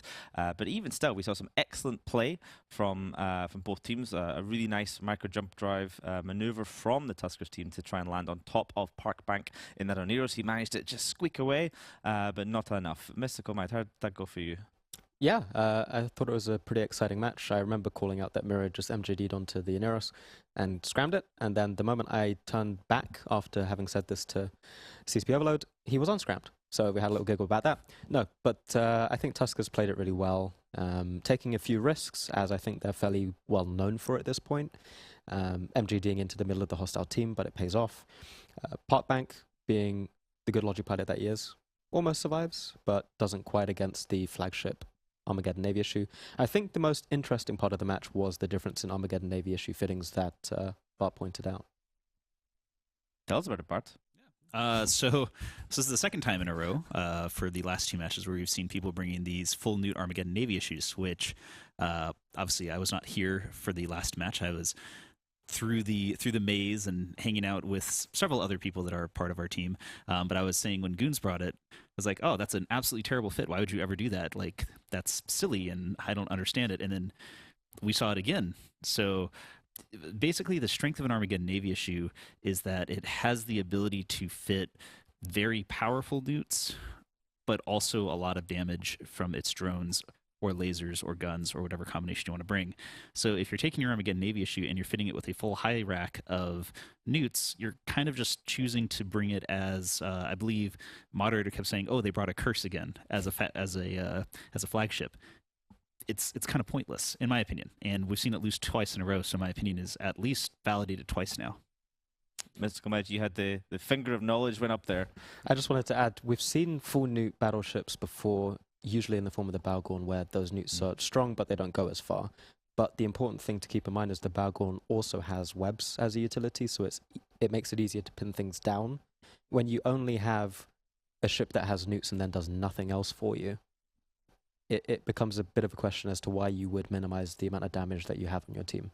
Because I don't think there's much benefit to just bringing more newts if you don't have the punch to back it up. Awesome. All right. Now, you've probably seen throughout the tournaments that occasionally we like to throw up graphs and stats, sometimes about ships, sometimes about teams. Well, EVNT has been running some of these tournaments for a while. We have a database that we've built up over years, which goes back to Alliance Tournament 7 with pilots and stats and things. And we've actually opened a bunch of it. So you can go online right now and you can search your name, your alliance, your corporation. We're looking at Mystical Might here. It's open.evnt.uk. And you can see your history. So this is Mystical Might. You can see matches he has played in. We're looking here, Alliance Tournament 15, when you were playing with Volta. Looks like Tuskers won the last match you played in against when you were playing for Volta. Flying a lot of Hyenas, some Balgorn, some Scorpion Navy issues, and for a couple of different teams like Tri, Virgin Collapse, and of course Volta. So it's a pretty cool tool. The fact that you can look up your personal stats and get a bit of a look at them. I recommend checking it out. This is made by Vitor, our EVNT sort of gigabrain in the back. It's awesome. It is really cool. Yeah. Go look yourself up if you've ever flown in a Alliance tournament. You'll be in there, which I think is pretty neat. Bart, you've flown in plenty, right? I have on different characters. So basically when I first joined the Alliance tournament and was playing, I think I was one of those like 20 or 30 million SP people. So I used the ye old character bazaar, as we did not have injectors back then, and got a very, very much higher skilled in game with skill points than I personally am as a pilot. Character, so I could actually participate, because at the time I think I had like 20 or 30 million skill points, and you can get away with that, but some of these Alliance tournament matches will come down to the like, did you have drones, did you have Minmatar drone spec 5 instead of 4? And that like little 2 to 3% difference can make a huge difference. So I've never flown on my own character, my personal named character that I am known on, but I have flown in I think 3 or 4 years now. So awesome. Well, let's move on to look at our next matchup. Another winner's bracket match is Snuffed Out versus White Flag. So let's see what these teams have chosen to ban. Snuffed Out banning the Balgorn. The Balgorn has really started to become a common ban for teams here. We are a little bit unsure about it at the desk, at least. But teams clearly seeing something that we don't. They're also banning the Scimitar, the Arbitrator, and the Curse. White Flag going for the Armageddon, the Ishtar, the Barghest, and the Abaddon. Blackbar Pirate, talk to me about some of these bans here. Yeah, I'm kind of in, like you said, with the Balgorn, it's a little bit weird. They are very, very powerful newt ships, but with the introduction of the Armageddon Navy issue and its rework that happened last year, I think that banning a Balgorn, sort of like Misty said, it brings the webs and the newts and the damage, but the Armageddon Navy has comparable newts and more damage. So again, maybe they know something we don't, but Balgorn bans are a little goofy. Arbitrator Curse, I mean, we've been seeing this a lot. The Curse is probably one of the more banned ships of this tournament and maybe of all time. Arbitrator is just kind of a Tech 1 variant of it. The Ishtar ban is a little bit weird, though, because Ishtar bans don't really ban out drone setups anywhere near as much as an EOS ban does, but we've seen it a couple times, and I think White Flag actually has banned it before, so this could be part of their meta is, oh, we get rid of Ishtars, and I'm not sure how I agree with it. I don't think we've seen drones perform particularly well for a few years here, but again, maybe they know something we don't. Yeah, before we go on to this next match, which is just 2 minutes away, I've just seen the kill mail has come in for Rifeson from Paper Numbers in his flagship Armageddon Navy issue. Not quite as spicy as Truth.Honor.Light, and I don't think we will see another one like that for a while, but still relatively spicy. Spice level, maybe like a strong Tabasco.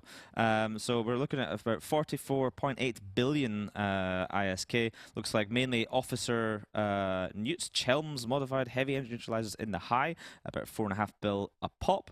Nice smart bomb as well, also officer, whole bunch of officer stuff in the mids, and down in the low slots we see 11 billion ISK unit P something or other modified damage control. So a pretty nice Armageddon Navy issue there. And it is all dead. Of course, these kill mails provided by zkillboard.com, New Eden's premier kill mail supplier. So you can see these. This is all in tranquility. So yeah, head over to Zkill and click the little updates on these things and show your appreciation. All right, let's hand over to our boys in the booth. It's Fear and Baza once again.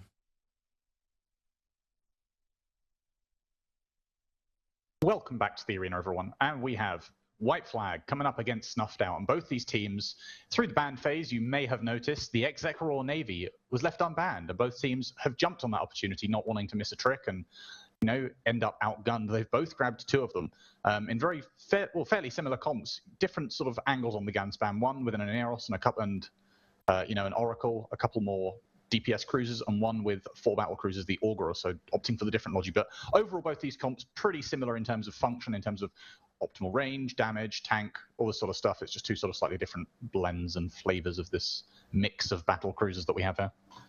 Yeah, when you get Pseudodad v Pseudodad, it's really about execution. This ends up being probably a brawl more often than not, just because the projection doesn't really favor one team or another, especially because neither of these teams really have a whole lot of E-War.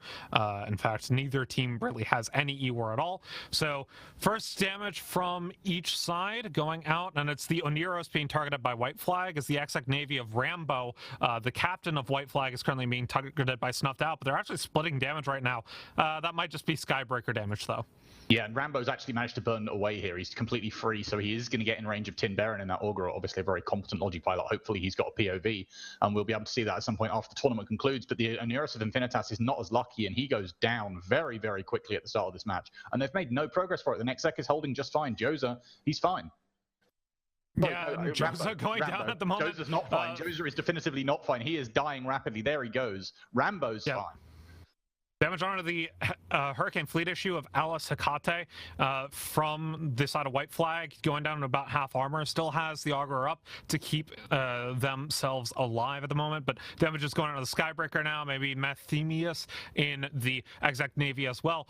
This is what happens when you see Pseudodad versus Pseudodad. It devolves into an all-out brawl with the Logi kind of burning away, and when you get damage on top of you, you start burning away. So the Exec Navy goes down, same time as the Hurricane Fleet, but we also see the Skybreaker fall at the same time. So right now, huge lead. It doesn't look like a lot in terms of points. It's only 16 points, but it is a meaningful lead in favor of White Flag right now, as they're onto this Oracle, who seems to be much more paper than some of the bait tank Oracles we've seen earlier in the tournament.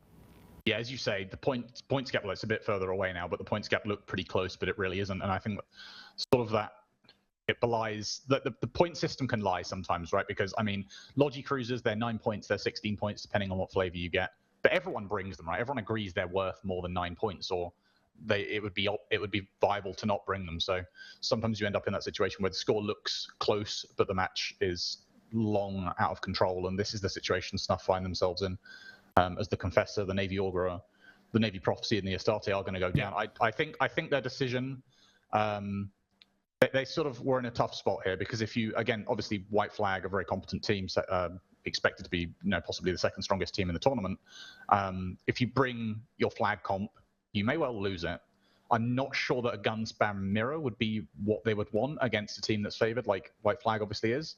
But obviously I don't know what else they have in the tank, what else they had to bring. But I think it was probably lose the battle but win the war here for Snuff in terms of, maintain that flagship advantage. They will be going down to the lower bracket, though. This is match 28 for those who have been following along at home, which means they will be facing Templis CALSF later today. That will be casted by Alexib Card and Chad Flame. So do pay attention for that one. But White Flag, they're going to end up in the top 12 pretty comfortably. Their practice partners in Truth.Honor.Light ended up getting knocked down to lower bracket earlier today, but I expect to see much from both those teams moving forward.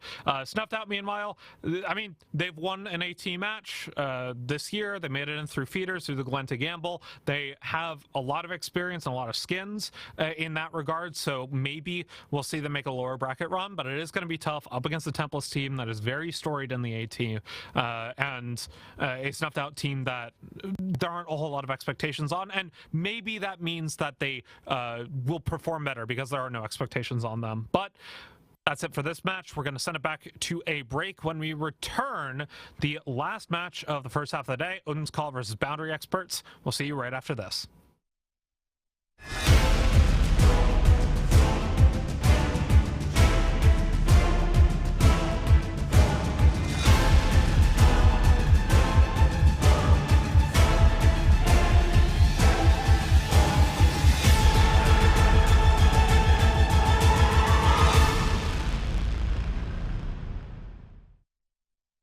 We're gonna Exactly, warp through the planet. Are you ready? Yeah. See somebody's house on the way.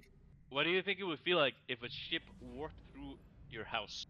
I might have some weird effect. Like imagine, Yeah, maybe yeah, they yeah. get Just the like sneezing. Like they get explosive diarrhea or something like that. I like the sneezing more. Yeah. If we Sneeze out of your ass, like. Oh no! Guys, what the? Hey, Whoosh. you started with the. All right, you know what? Jump. This never happened. Let's move on. Who's our secondary target? The Simi, broadcasted. If they jump in now, then we kill them. I want bubbles all over this fleet, guys. On dock now. Do it now.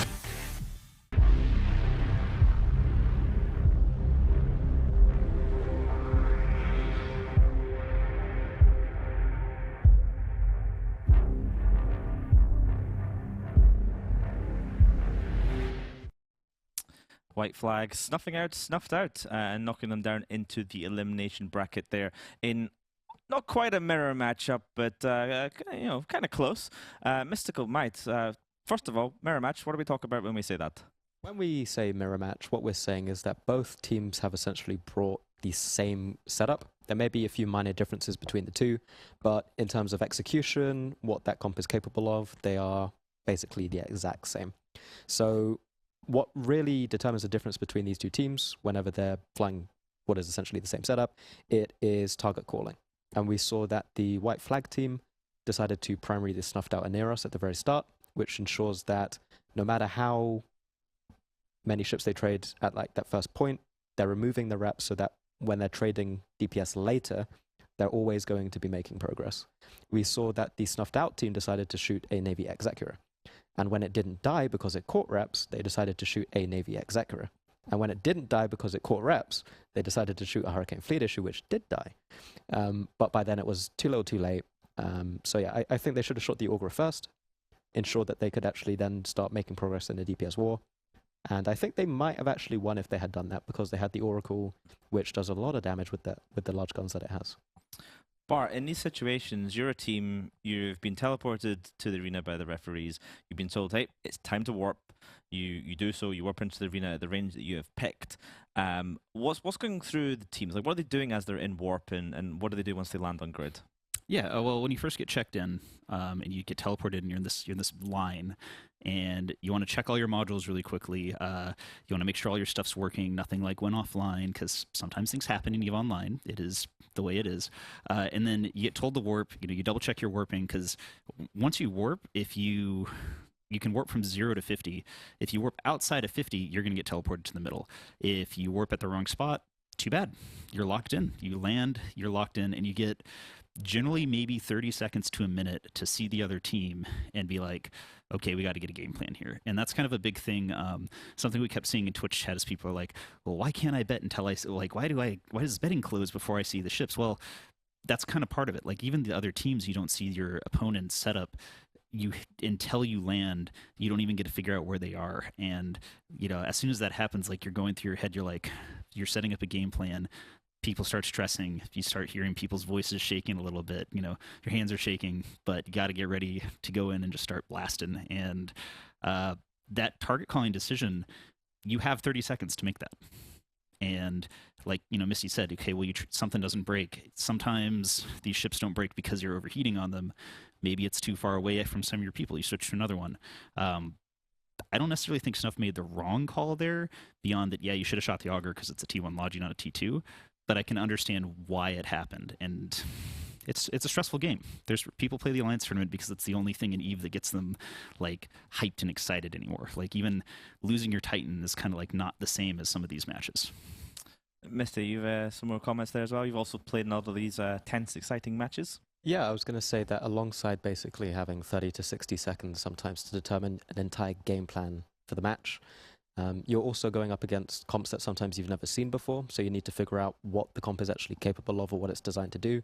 And another thing I wanted to mention is that not all matches are equal in terms of the starting positions. So even with both teams warping to 50, sometimes the angle of warp that you decide to choose from, like the beacon, can bring you in really close, or you can be on opposite sides of the arena 100 kilometers away.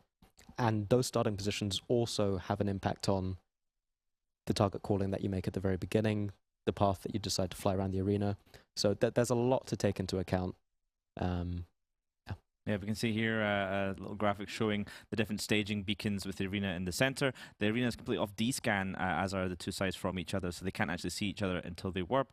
As teams are warping, it's usually spamming that D-scan button to get the first look at the other team. Of course, you've got the center beacon and those MJD beacons dotted around in a nice cube. The blue team here chose to warp in at 0. The red team clearly warping in at 50. Blackbear Pirate warping at 0. Is that a good idea usually? It can be a good idea, but oh, never mind. It's a great idea. We'll come back. We'll come back to those. Well, so we did see. We saw the Torp score warped at 0. Yes, which makes sense because that's not a particularly fast ship. The thing is that if you warp at 0, you're guaranteed that you're like right in the middle, and sometimes even for like these rush setups, you don't actually want to start in the middle. We saw a rush yesterday, and the names of the teams are slightly escaping me. I believe it was Odin's Call did a shield rush versus whichever team that they ended up winning, where Odin's Call, like, if two rush comps run into each other, you're really just kind of coin flipping at that point. And sometimes you want to run away with a rush, even though you're in a rush, so you can kind of kite out and do damage to them. You almost never want to warp in at 0 because you've cut all of your options at that point. Yeah, they beat Plug and Play yesterday. So sometimes we see these matches where two teams will start, even at range, they'll start and they'll immediately start backing off from each other because they are going to jostle for position, as some people like to say, as they move around the arena. They're waiting for the right moment to just sort of pounce in. Someone on the other side maybe gets out of position, and that's your chance to strike. So occasionally we get these matches where there's like 5 minutes of seemingly nothing going on, just like 20 cowards all in the arena just trying to play this spaceship video game, and then suddenly everyone comes piling in and the match is over in like 90 seconds. So that's the kind of stuff that teams will be talking about when they warp in, like, who's going to back away, who's going to maybe push forward, especially if you've got really valuable ships that you want to be screening something off. Usually if you've got like a logistics cruiser and the other side has a rush team, screening is going to be super, super important. You don't want to get that logistics cruiser caught. Misty, any other sort of thoughts on positioning and things? Yeah, I was just going to explain what screening means for those that may not be too familiar with some of the EVE terms that we use. So screening is a means of preventing enemy ships from getting onto the really squishy, soft, nice ships on your team that you need to win the match. So typically when we're saying screening, you're going to be screening for your logistics, for your Blackbirds, for things like Celestes, which are not necessarily tanky ships, but what they do in a match is really important, either stopping ships from dying by repping them, or stopping hostile ships from locking the important ships that you don't want them to shoot at. So screening can be done by any ship that has a tackle module. typically it's done by the smaller ships, which also means that there is a lower SP requirement to get into the tournament because you can still have an impact in a match. Even if you've only got 5 million SP, if you can fly a frigate, you can fit a scram, and you can follow instructions, very important, then you can make a difference. We saw that with the Confessor earlier today when they tackled the Vindicator. That was screening the Vindicator off of his team.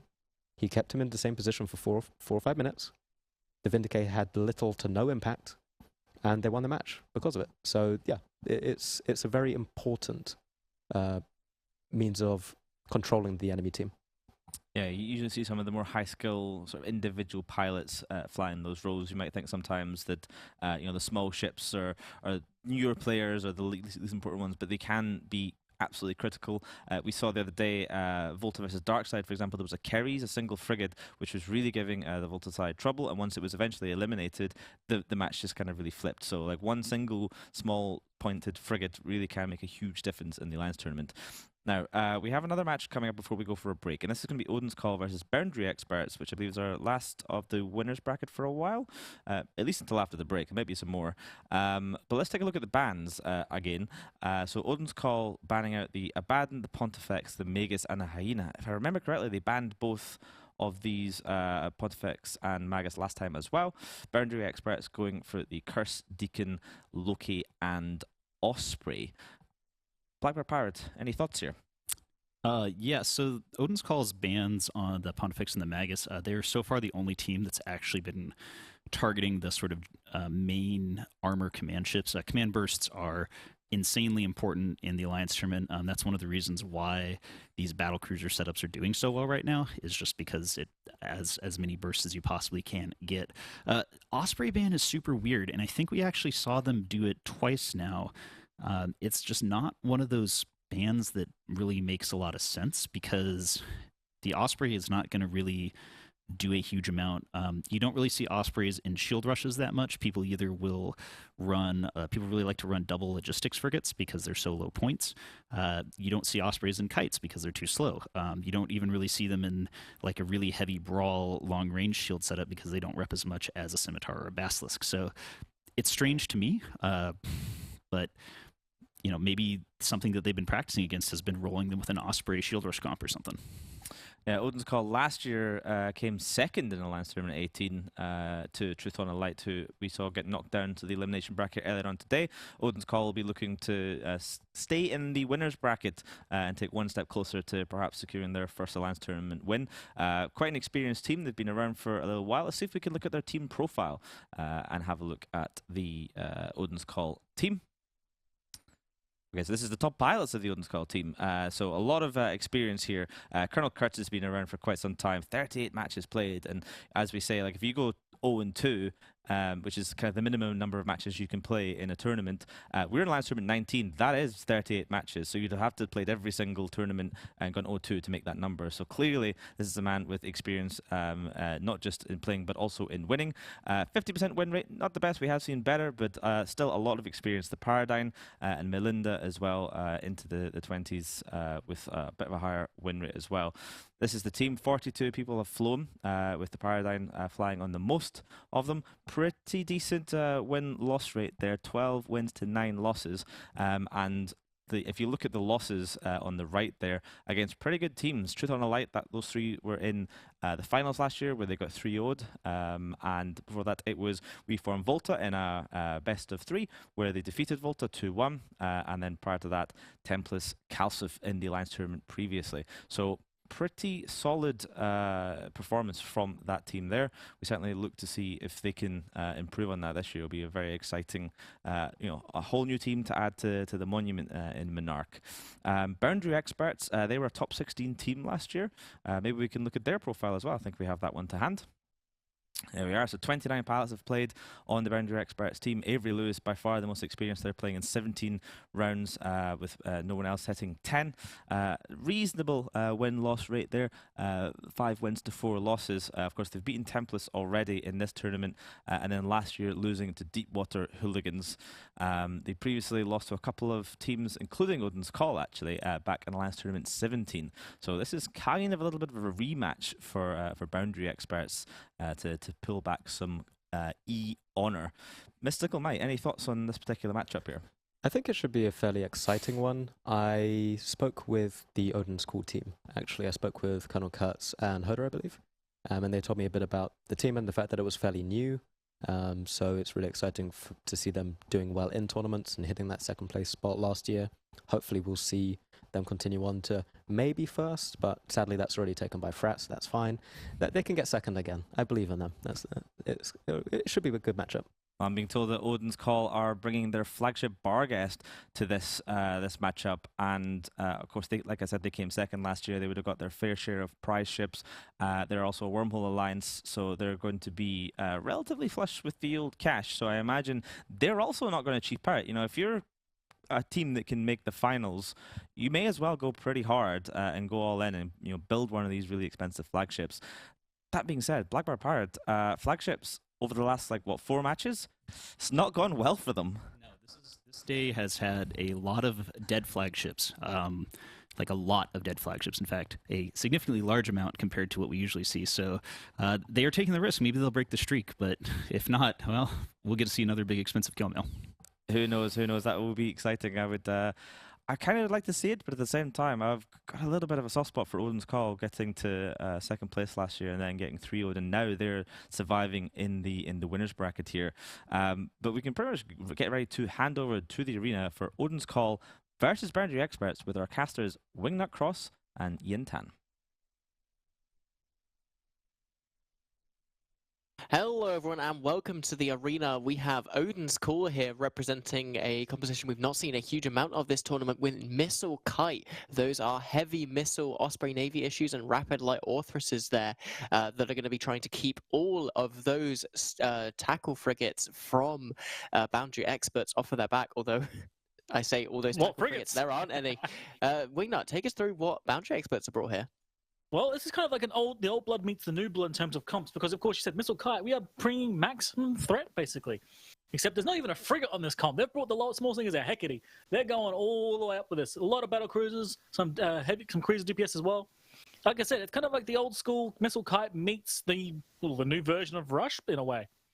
Yeah, the opening seconds of this match are going to be so crucial, though. They need to, Boundary Experts need to kill that Scalpel or that Kirin or potentially that Bifrost very, very quickly in the match, because if they don't, they do not have any tackle to be able to lock it down later on in the game. Yeah, and they also just need to start trading as fast as humanly possible as well. They can project at range just like the opposing team can, but their damage is instant. And look at that, Harb Navy already, and this is the power of all these Rapid Lights as well. This is going to be brutal. They're going to trade quickly. They are going for the Bifrost. I think they heard you there. But it is not going down fast enough. Oh my lord, look at the DPS getting put on the Harbinger of Xander. He's dead already. Oh my lord.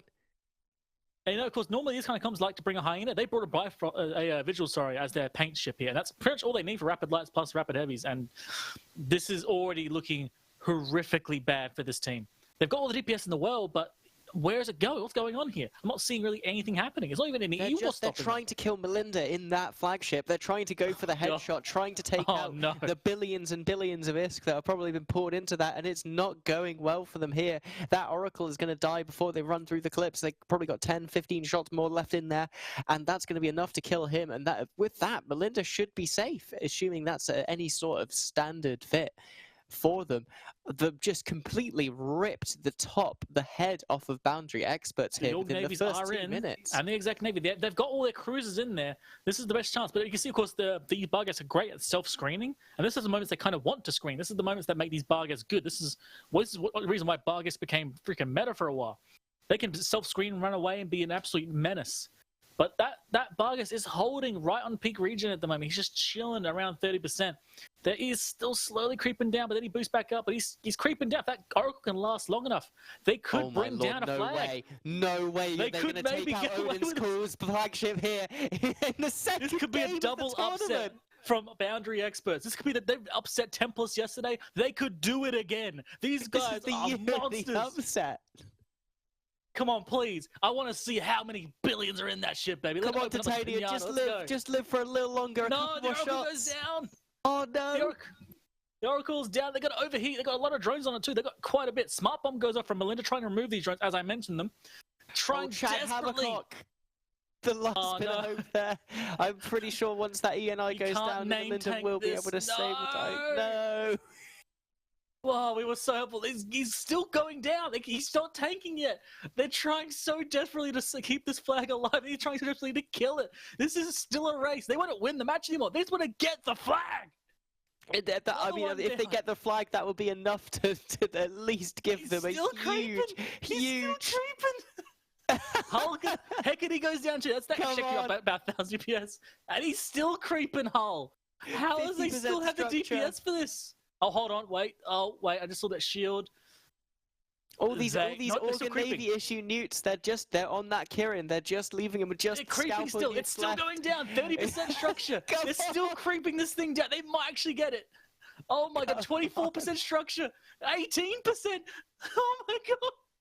15-6. There we go. Flags down. Woo! That's it. The top two teams from last year's Alliance Tournament are now without a flagship within the first two games. They don't even need to win the match. They have won already. They've won mental. our hearts. Now, blow the wreck.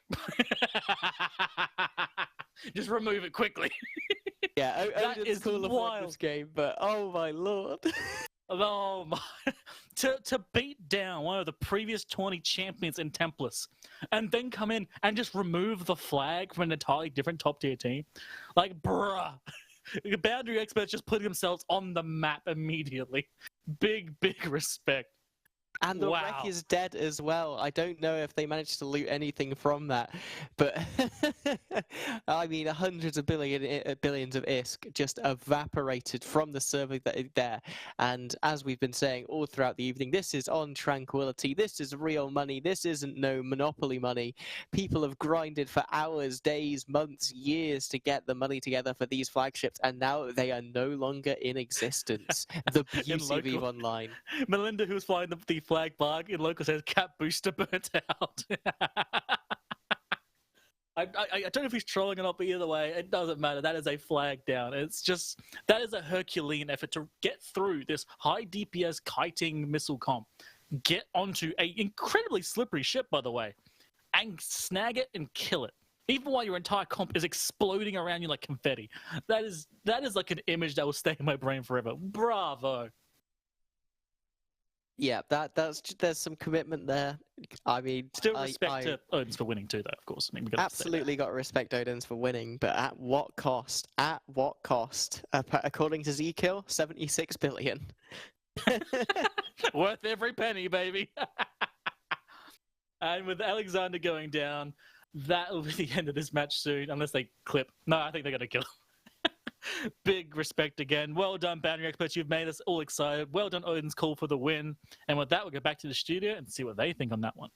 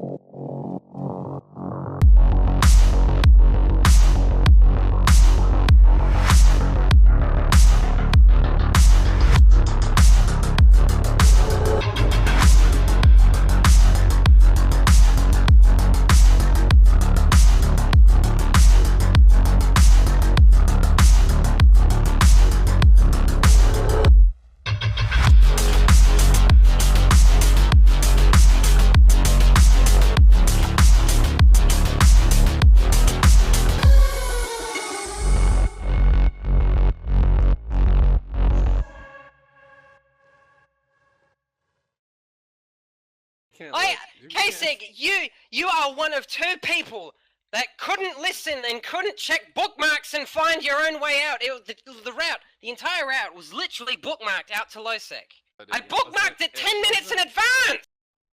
Odin's Call there winning, but at the cost of the destruction of their flagship. It is no longer a flagship, it is pieces of a flagship scattered around the arena in Jove space. So F to that. That's definitely an expensive loss for them. Of course, it did secure them prize ships by taking this win. They are now 2-0 in the winners bracket, so they should be able to recoup the cost by selling a flagship prize ship. That will certainly cover the cost of it. But even still, pretty expensive. Let's take a quick look at that kill mail. As Jin Tan mentioned on the match, 76.13 billion interstellar credits.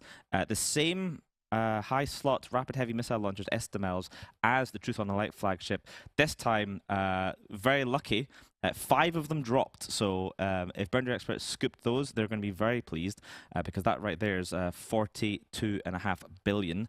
One of the key differences between the Truth.Honor.Light one and this one is the damage control, not quite as expensive, only a paltry 11 billion instead of 35 billion.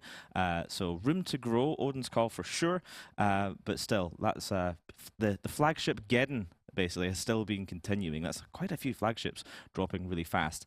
We wanted to quickly shout out, excellent job really by Boundary Experts. They recognized pretty early on that, you know what, we're probably not going to win this match, but gosh darn, we can take down that flagship as we go. I think when they lost their Harbinger Navy issue, quite a relatively tanky ship, in 27 seconds, they were like, uh-oh. So they just went all in on that flagship. Any quick thoughts, Misty? Yeah, I mean, we didn't really know if the flagship was going to die. We thought it might actually survive once the Hecate went down towards the end. But no, the Boundary Experts team managed to power on through, drag that flagship down with them. I think the important thing to note is that Odins will be able to scoop those modules because they won the match. By the point that the flagship went down, I don't think Boundary Experts really had much left to shoot the wreck. So can recoup some of those losses, but they can't bring a flagship in the tournament. Yeah, very well said. Now we're going to go for a short break, let the crew have a little bit of a sit down, maybe some food, and then we'll be back in about 30 minutes. So stick around and we'll see you then.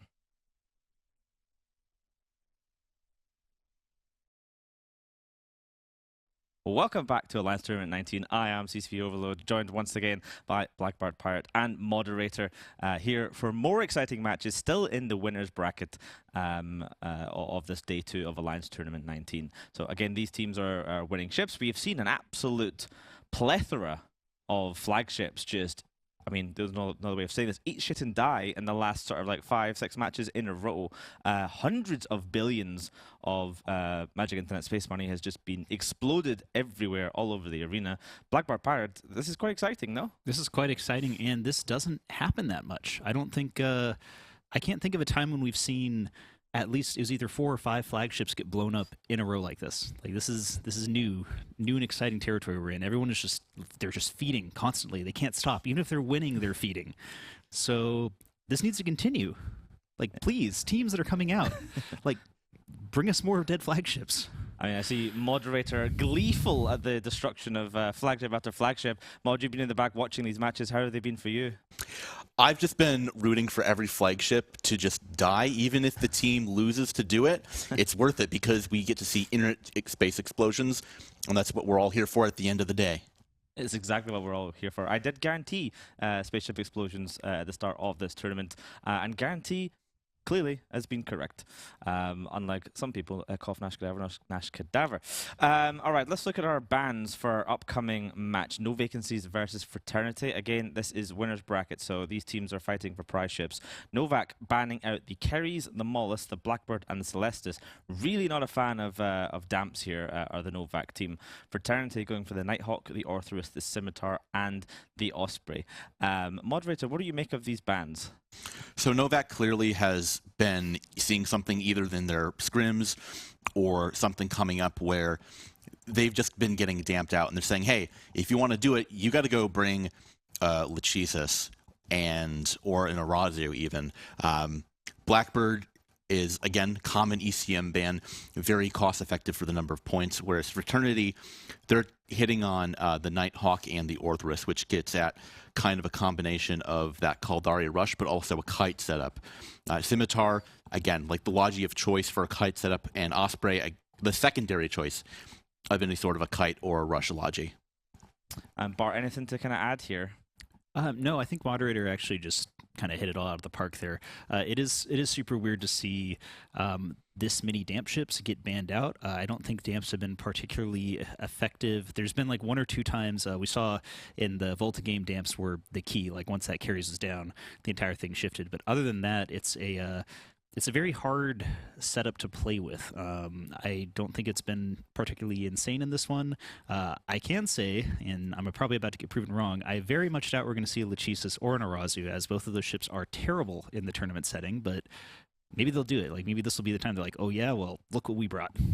I'm being told Fraternity bringing their flagship Vindicator to this particular matchup. So the flagship feeding frenzy might continue for another match. I mean, it's been literally 100% of matches for the last like 6 matches in a row have just been feeding their flagships. So Frat trying to be like, hey, nope, we're not going to feed, honest. So I guess someone's going to be maybe holding on for dear life in this particular match.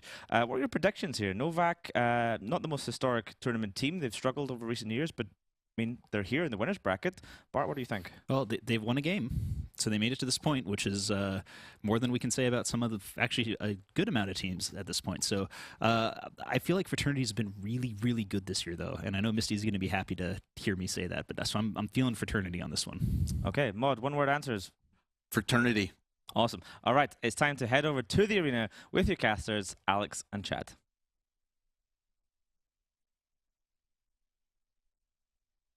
Gamel's cutest tag team here, introducing this match between No Vacancy and Fraternity.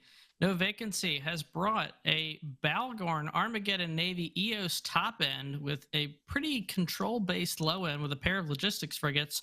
Chad Flame, what do we have on the Fraternity side? It's interesting you say that we have a Flag Vindicator paired with a Redeemer Oneros, with also a low end with a lot of E-War control. What do you expect to see in the beginning of this match? It's going to be interesting. Both teams kind of have a similar idea here. You've got No Vacancies investing more of their neutralizer power in the Balgorn / Get a Navy issue, where you see the Fraternity deciding to go with an Oneros and put more of the nuke power on the low end with those Sentinels. Sentinels noticeably more fragile than the Balgorn. So I think No Vacancies has a little bit more staying power, and I think that Vindicator is going to be under a lot of pressure from the neutralizers of the No Vacancy team. This is going to depend on some target calling here. The neutralizer spread is going to be key for both teams.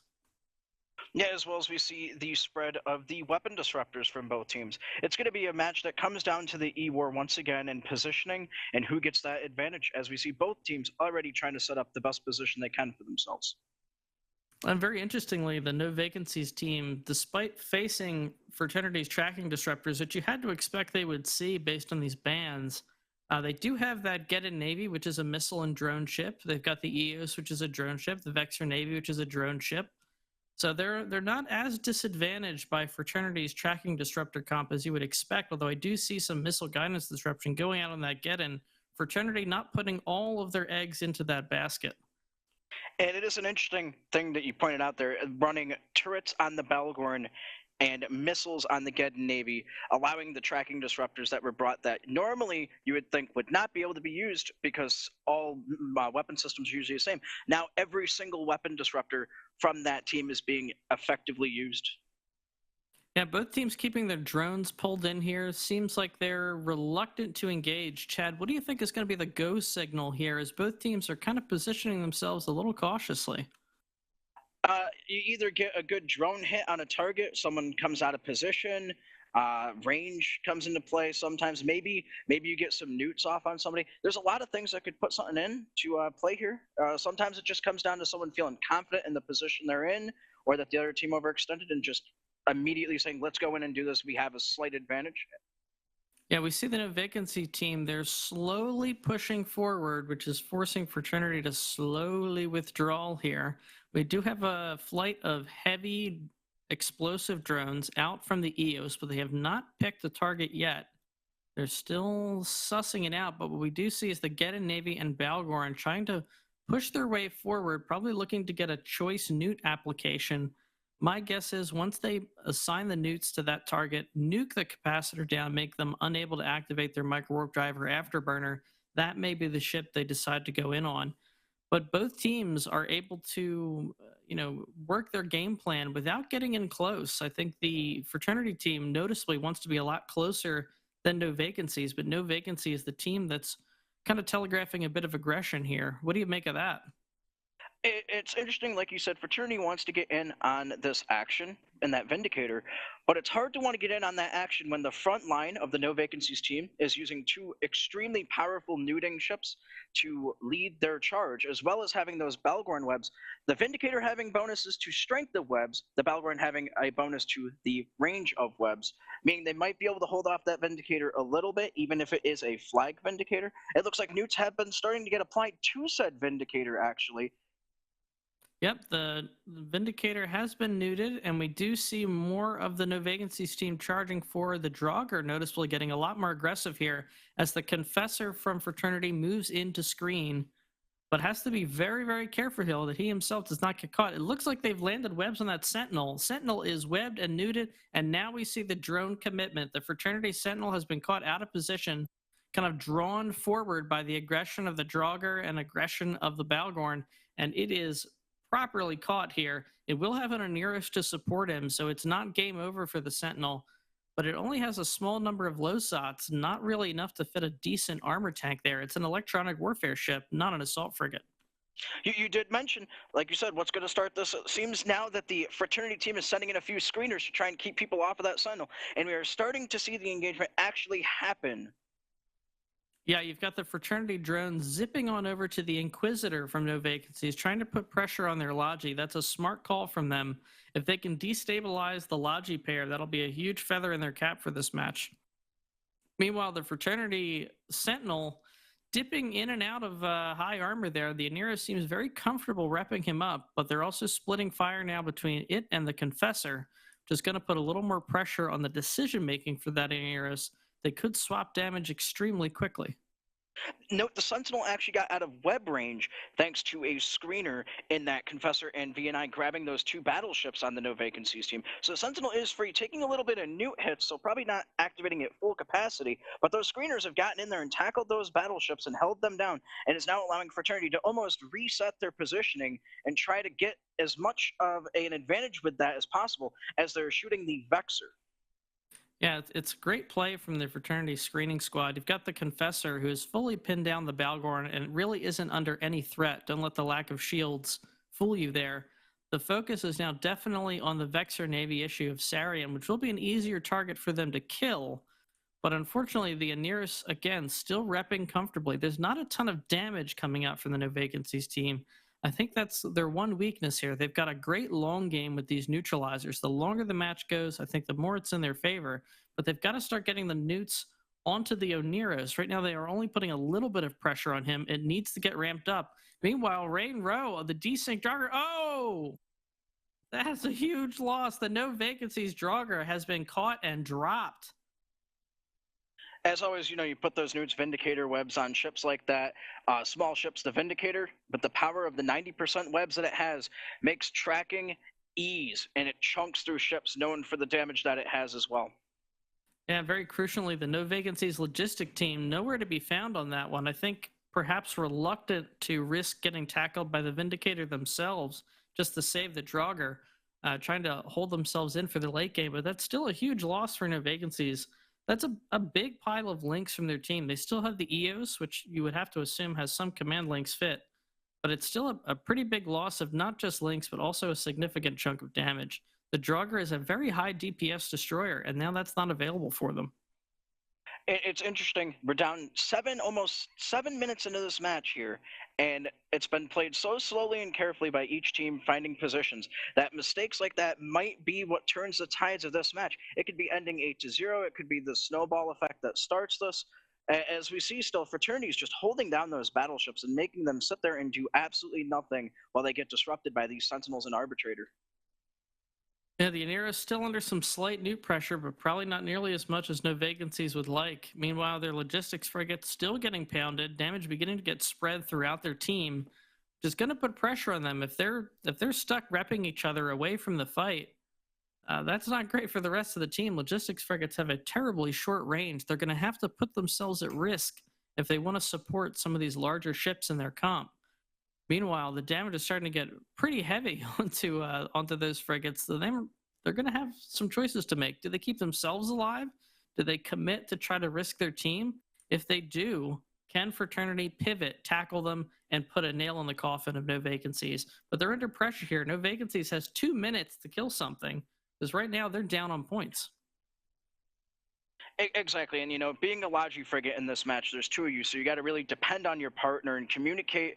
Sometimes you can't even be verbal while you're communicating because there's so many things going on comms in these minutes. But the worst thing you could see on grid, besides maybe some newts, is that Vindicator. If you get slightly too close to that Vindicator, you will not move because of those Vindicator webs, and you are stuck there, and you have made a bad decision. You're going to have to bounce in and out and really find the balance of location of those Logi frigates and hope you don't overcommit. We're actually seeing the Vexor Navy, though, Fraternity start to go down a lot quicker than it was earlier.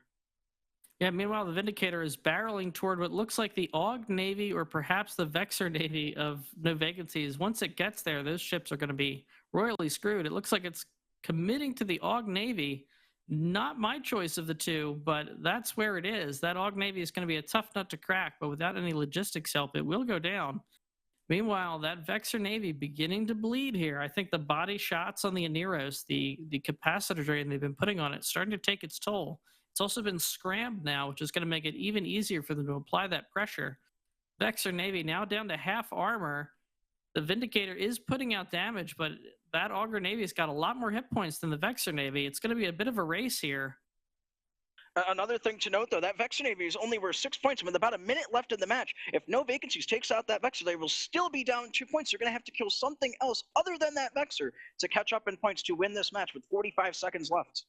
That Sentinel's a prime candidate. Dark-Eyed Razor is caught here. He's low armor. They might be able to close him out in the final 30 seconds. If they do, they will win this match. If they don't, Fraternity will advance. This is all coming down to this one kill. Can they put the Sentinel away after the Vexor Navy? Oh, the Vexor Navy has caught reps. They might not kill the Vexor Navy at all. We're about 15 seconds, 20 seconds away. That Vexor Navy just got a huge injection of hit points here. That Aneros coming in clutch for his team. Meanwhile, the Augur Navy down to its last 10% armor. It may drop. This is a nail-biting match. I think Fraternity's taking this. Holy crap, that was a match that went down to time with only 1 loss officially on the board. I do not know, was that Augur counted as a loss as time expired? Wow, what a match. We're going to throw it back to the desk for analysis, but that was a nail-biter.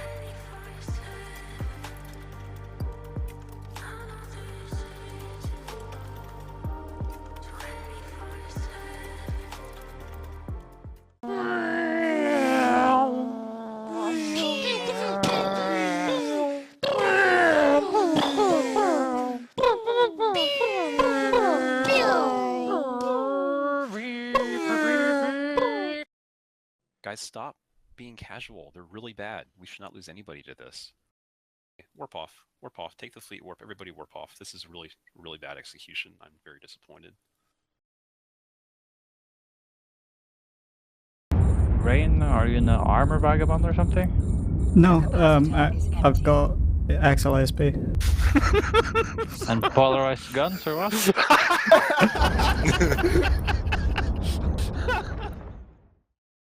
Fraternity there taking the W in certainly one of the matches of all time, an 8-0 victory in what, I mean, if you're watching it, it can look sometimes a little bit slow, but I'm sure for all 20 of the pilots involved, that would have been a nail-biter all the way through. Lots of talking back and forth, lots of this, lots of that.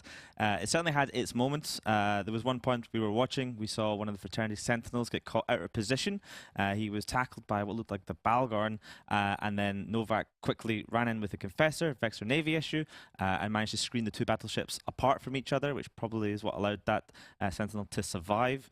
It looked like it was a Newt Balgorn, full Newt Balgorn. Blackbird Pirate, what do you think about these full Newt Balgorns? We've seen them throughout the years. They've really not been that good in modern times. They used to bring full Newt Balgorns back in the day when like a lot of the point costs were reduced, so you could bring a full Newt Balgorn and then like 4 battle cruisers and a Tech 2 logistics cruiser and a couple T3 destroyers, and you can't do that anymore because the points have been bumped up since that was kind of oppressively overpowered. Nowadays, not having DPS is really bad. And we saw it right there because the Sentinel got caught horribly out of position. Like, that Sentinel should have died. If the Balgorn had guns, the Sentinel dies there. Because the Balgorn could have just stopped its ship and pressed F1, the most important and decisive of all battleship tactics you can do in this entire game, and blown the Sentinel up before they were able to, before Fraternity was able to react and kind of split off and handle the situation. So I don't like full Newt Balgorns. I think that maybe it's a little bit smarter than doing a full Newt flagship Armageddon Navy issue, which those just die apparently. But full Newt Balgorns, really not the correct choice. And Mod, what about the play from the Vindicator there of the Fraternity side, the flagship, which didn't die for a change, which is kind of nice. We saw him catch that Draugr. What happened there? Yeah, so Fubuki Waifu and Remeline, the Vindicator and the Redeemer respectively, saw that their screen had gotten on top of the Novak battleships, and they said, hey, what if we just like burn around and try to get in your backline? And the Draugr saw that and then tried to intercept, but the problem is that the Draugr is not a confessor. It can't hold on to a Vindicator, especially not a flag Vindicator that's going to have those officer guns, and once that 90% web slows you down to a halt and, you know, dumps well over 2,000 damage into you, and then you have the Redeemer giving supporting damage, you're going to die. Just end of story. And we've seen that Fraternity has been absolutely much better than I think a lot of people have been giving them credit for in their positioning and their maneuver. They did it to B-side. They just did it to Novak. Yeah, interesting graph just being thrown up for us. Redeemer usage across seasons. There's a bit of a large, gigantic gap in the middle here. The Redeemer kind of not good in tournaments for quite a long time. Buffed recently, now seems to be a popular choice. Blackbird Pirate, we're seeing a lot of Redeemers. We are, and so they're kind of interesting because the role of the Redeemer has kind of taken what the role of the Balgorn used to be. So the Balgorn back in Yolden days was sort of this really good newt ship that also could apply some damage and also could apply some webs, but then it was kind of oppressive a couple seasons ago, like sort of in the like 14, 15, 16 times, where every single team had a Balgorn, and then you'd ban the Balgorn, and everyone's like, okay, we'll just bring our flagship Balgorn. So we've bumped the points up of Balgorn to very, very high. The Redeemer's actually not quite as high on points, and Redeemers do a massive amount of damage. They do. I believe one team even brought one as a flagship. Yes, Arrival, who will be in our next match, actually have a flagship Redeemer. One team choosing to do that, just Arrival. So certainly an interesting choice. We could see it. So let's talk about this match coming up. So our next match is Arrival versus We Form Volta. Let's take a look at the bans here. So Volta banning out the EOS, the Caracal Navy issue, the Osprey Navy issue, and the Loki. Arrival going for the Executor Navy issue, the Keres, the Osprey, and the Augurer. Moderator, your thoughts on these bans?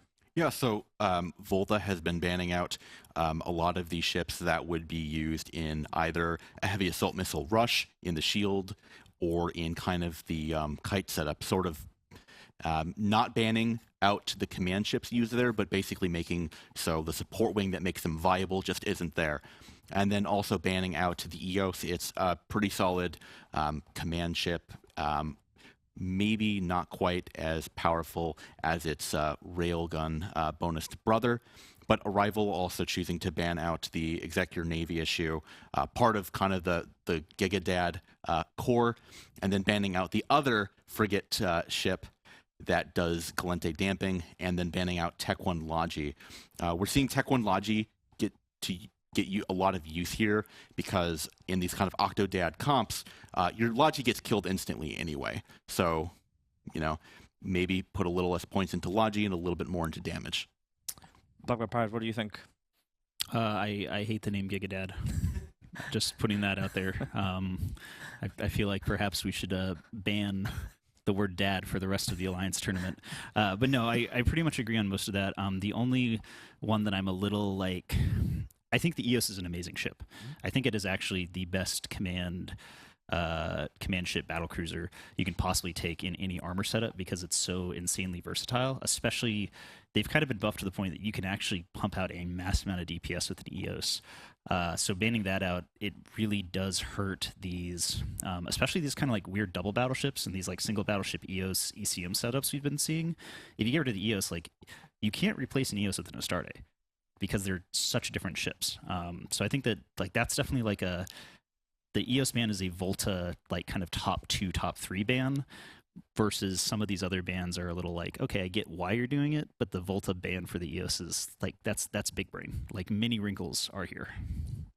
Arrival are certainly an interesting team that have the opportunity to upset Volta here. I mean, let's just look at Twitch and see what the sway is. So 1.5 million channel points on Volta, 263,000 on Arrival. So clearly Volta, the crowd favourites, you know, top 3 last year, top 2 the year before. But Arrival, don't count them out. They're a top 12 team last year. We already seen a couple of upsets around this kind of disparity today alone. And Arrival are one of those teams that have the theory crafters, have the skill and the execution to pull off an upset. Like they are likely to, you know, roll the dice and maybe go like Spec Tank, for example, and try and win against something that Volta might bring. You never know with these particular types of teams. It's especially hard for a team to go up against a team like Arrival and know that, hey, we need to take this team super seriously because they can definitely put one over on us. Well, it's time to find out, so let's head over to the arena for WeForm Volta versus Arrival with our casters Starmaz and Mark Resurrectus.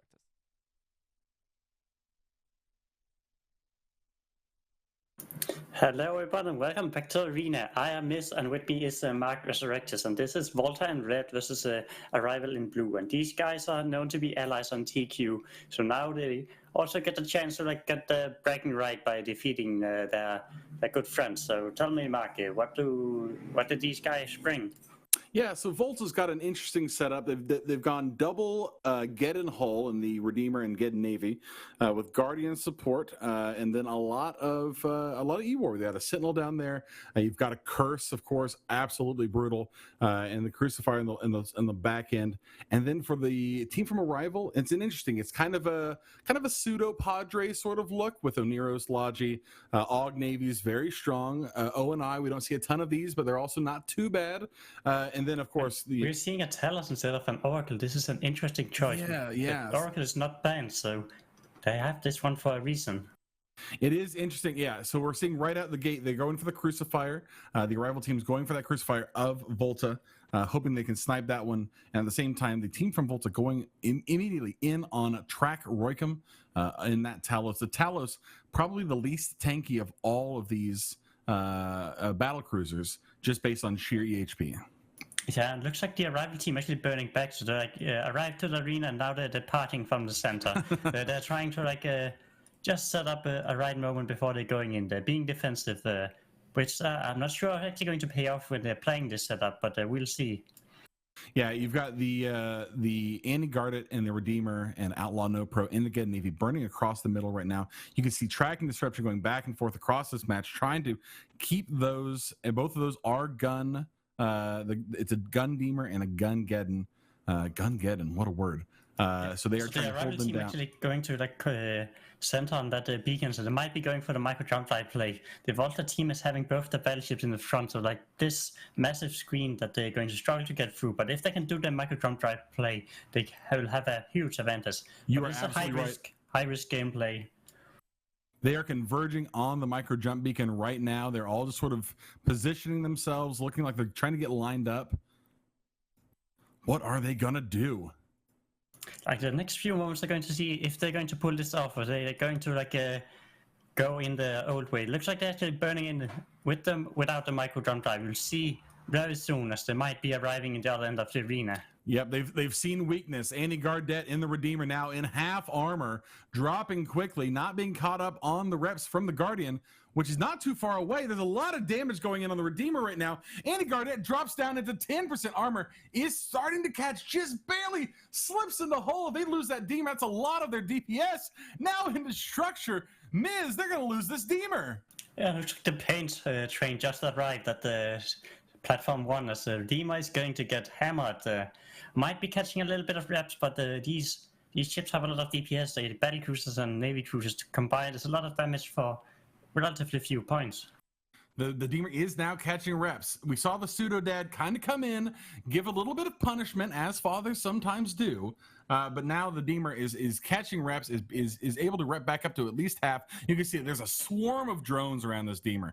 Yeah, it looks like any Gadef found the redemption and managed to catch reps. But at the same time, they're going straight for Planet 6. He's forced to be burning away, so he might not be able to rep any up again.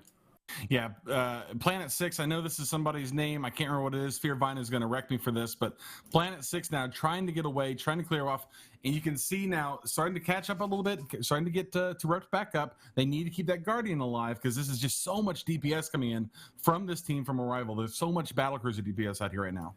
Yeah, Planet 6 is flown by Rylot, who's known for the sea kill guys, and right now it looks like the Volta team could use the sea kill guide to applying damage, as they're not really putting much pressure on the Arrival team. No, they are not. In fact, you can see even now the Redeemer back up into high armor, still taking in a little bit of DPS. They're all kind of split up here right now. Everybody's off in their own little sections. You see the Talos from Track Roykim off kind of on his own. The Arbitrator and the Curse, the Oneros, all kind of up at the top, doing their own thing, not getting too much pressure right now from this team from Volta. Yeah, it looks like Howling Wind and the Oneros is like a good distance away from the brawl, but the TikTok in the Curse has come up to drain his capacity down, so it's going to be harder for him to keep Merc for alive in that Harbinger Navy issue. But they might be able to take that Redeemer down again as they're going for a second push, forcing Planet 6 to cut in. They absolutely are going to be pushing the Deemer back down into mid to low armor. If they trade this for the Harvey Navy, that's not a great trade. There's still a lot of DPS in this team from Arrival. Yeah, that Redeemer's taking like a massive chunks of armor damage. Like both actually taking a higher amount of damage, but Merc might actually be going down the first, and this might be enough for them to tank the Redeemer. Merc is taking structure damage. This is not good for the Arrival team. Yeah, the Guardian is trying desperately to push back up, trying to keep the Redeemer up. The Redeemer now is slipping so low. The Redeemer goes down before the Harbinger. So can they actually tank the Harbinger now? Oh my goodness. Chat has reminded me, thank you, Planet 6 is reload. Could not catch the Deemer before it goes down. We will see the Harvey Navy drop, but again, there's so much, the sway in DPS right now is so much in favor of this team from Arrival. You've still got the Talos, still got the Harvey, still got the Brutix, and the Og Navy, and the Omen Navy. They've just got so much they can do here. It's interesting to see where they're going to put their attention next. It looks maybe like on the Svipple. Yes, they have turned on the Svipple. Yeah, this is an awful trade for the Volta team. Like they lost one of the linchpin ships. In the meantime, the pseudo-Octodad comp, like you have so many different DPS ships, so even if you lose one, you still have like a good amount of damage on your comp, and this is like one of the strengths for this comp.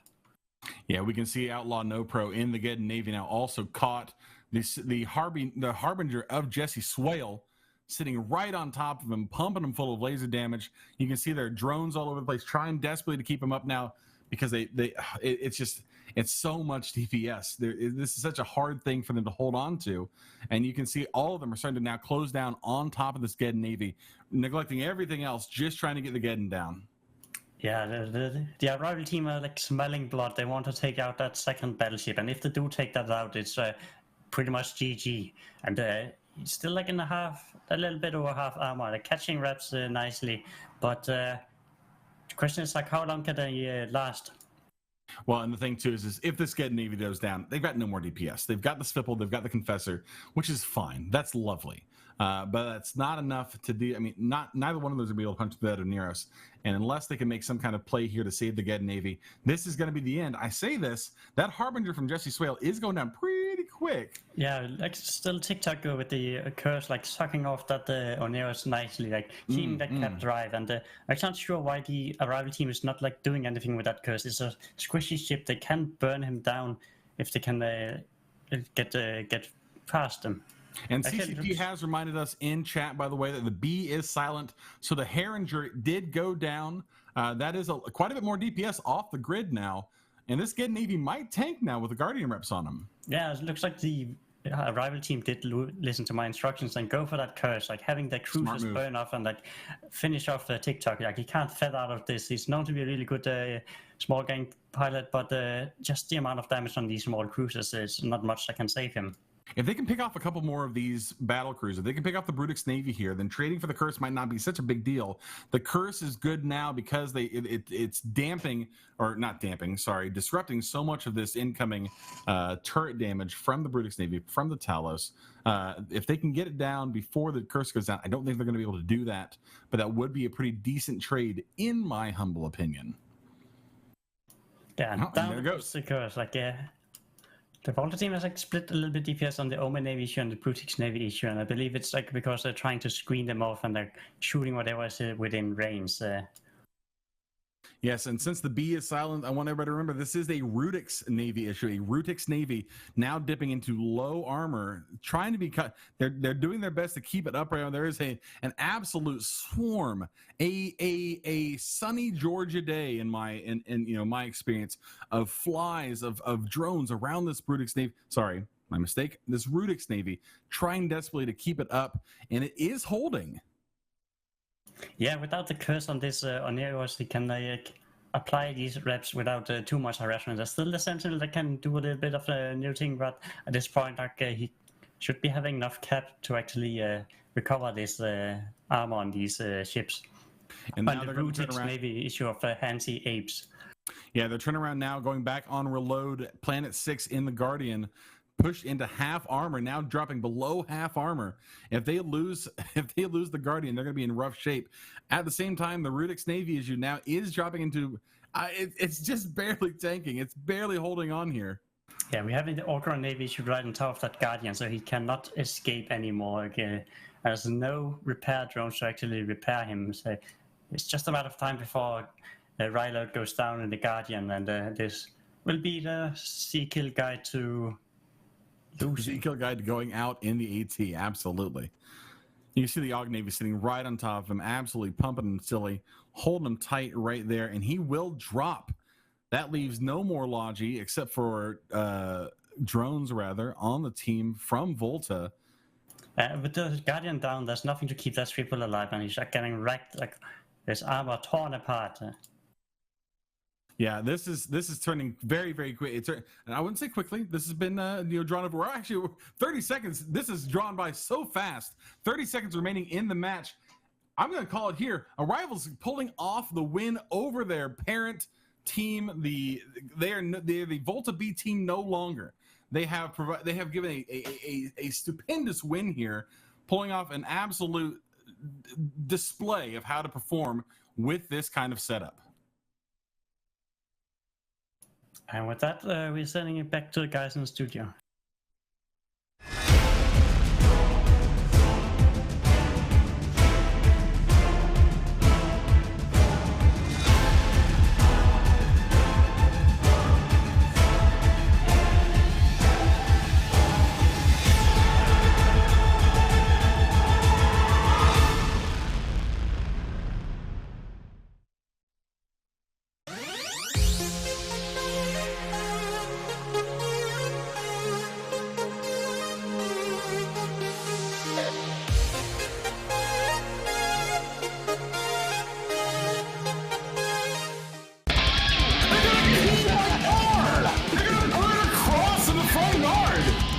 Okay, you guys are looking at the past.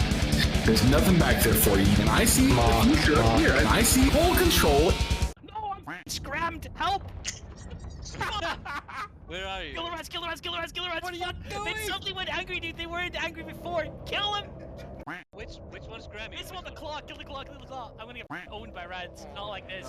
Kill the rats. Do it! Kill the claw! Relax! Claw. Relax! I'm gonna die, dude. I was yellow to these. It's dead. Alright. Me, dude. They were white a second ago, and then they just got all angry, dude. What the bullshit. Arrival with the upset victory over WeForm Volta in a very tough and well-fought match from both teams that went both ways for quite some time. You love to see those E-War battles where you can tell there's so much going on. Both TeamSpeak servers, both Discords, whatever, just everyone talking at the same time, trying to figure out what the heck is happening. We saw some excellent piloting. Reload, aka Planet 6, in that Guardian. He got caught slightly out of position, and the Arrival team recognized that. They slapped those damps on him, reducing his lock range, and then they switched hard onto Anigardet and the Redeemer, forcing Reload to come flying in to save that Redeemer, which he did, caught him in very low structure, and that was a big, big moment for the team. Of course, continue to trade back and forward. Bart, break that down for me. So you started breaking it down very, very well. What then happened after that is they actually pushed Reload off and then damped him again, and then switched back to Anigardet. And they were kind of, there's sort of two major fights going on here. So there's this the damage Zerg on the Redeemer with this damp war going on against Reload. And then up in the corner, which you could kind of see if you were like looking up into the part on the map, we actually had Howling Winds Oneros was just getting completely nuked out by the curse of TikTok. And it was actually just really cool seeing multiple different things being done at the same time here, going around, making it all work. Very, very good play on both teams' part. There was like a lot of snap decision making that has been not done on some of these other teams that lose. It's like we'll talk about, okay, they focused way too hard on this one target and never broke it. This was kind of the opposite. A rival would switch for a second to force people out of position and then switch back. I also did love seeing a Talos actually win. You almost never see that ship. They do a massive amount of DPS. I mean, people know that they're used as gank ships sometimes. Don't really know why it was left alive for so long, but his positioning was insane. So, you know, there is that. Yeah, excellent piloting all around. Let's take a look at how damp mechanics actually work in EVE Online, since they were so important there. So sense dampening is basically the ability to restrict a ship's ability to lock targets. You reduce the maximum lock range of a particular target. So you hit it with a damp, and all of a sudden the distance it can actually lock out to can be reduced. You can also do things like make it lock things slower. Sometimes you hit with that combo, you break someone's lock. When they have to move closer to relock, it takes them even longer, and that's time that they're not being repped by. For example, if you do it to a Guardian, you force them to come back in, you force them to relock the target. That can be pretty unpog for the people involved in that particular exchange. So a super powerful thing. We saw the Celestis on the Arrival side. Of course, that's a ship with bonuses to sensor damps. This year, E-War has to be on hulls with bonuses to it, so you can't just slap a bunch of sensor damps in the mids of any ship you want. It has to be on those specific hulls, which is why we're seeing a lot of targeted bans, things like curses, pilgrims sometimes as well, arbitrators, things like that. So, Mods, what do you think about that match as well? Yeah, I felt like the difficulty that Reload was in is trying to burn around and get to his TikTok Tizik buddy in the Curse, was literally on the far opposite side of him, so he was well over 100 kilometers, and he tried to get there. I saw him burning as fast as he could, but the damp's just very, very powerful. Like you were saying, you know, jams or then scan res damp and targeting range damp. It's really like the jab, you know, left hook combination knockout punch that really ended up winning it for a rival. We're also seeing kind of a lot of these, what we considered, you know, mid-tier teams improving their skill and making more utility out of a lot of these E-War setups and really leveling the playing field. You know, we've seen Volta go down, we've seen, you know, Hyder go down, we've seen DarkSide go down. So teams getting better and the veterans having to recognize it. Yeah, I'm looking forward to see if we get like a whole new top four potentially this year. A lot of the big names in the top four for many, many years are quite familiar to tournament veterans. So it would be very exciting actually to see a new team take the crown and maybe the second, third place as well. Looking forward to that. Before we look at our next match, I just want to throw up a photo of some of the people working here behind the scenes at Alliance Tournament 19 at the Vacancies studios in Nottingham. So this was taken during the break. This is just some of the behind the scenes crew that make this broadcast possible. So we have people operating things like the graphics, the cameras, the vision mixers, the audio, all sorts of stuff. There's more people, and we'll see more of them later.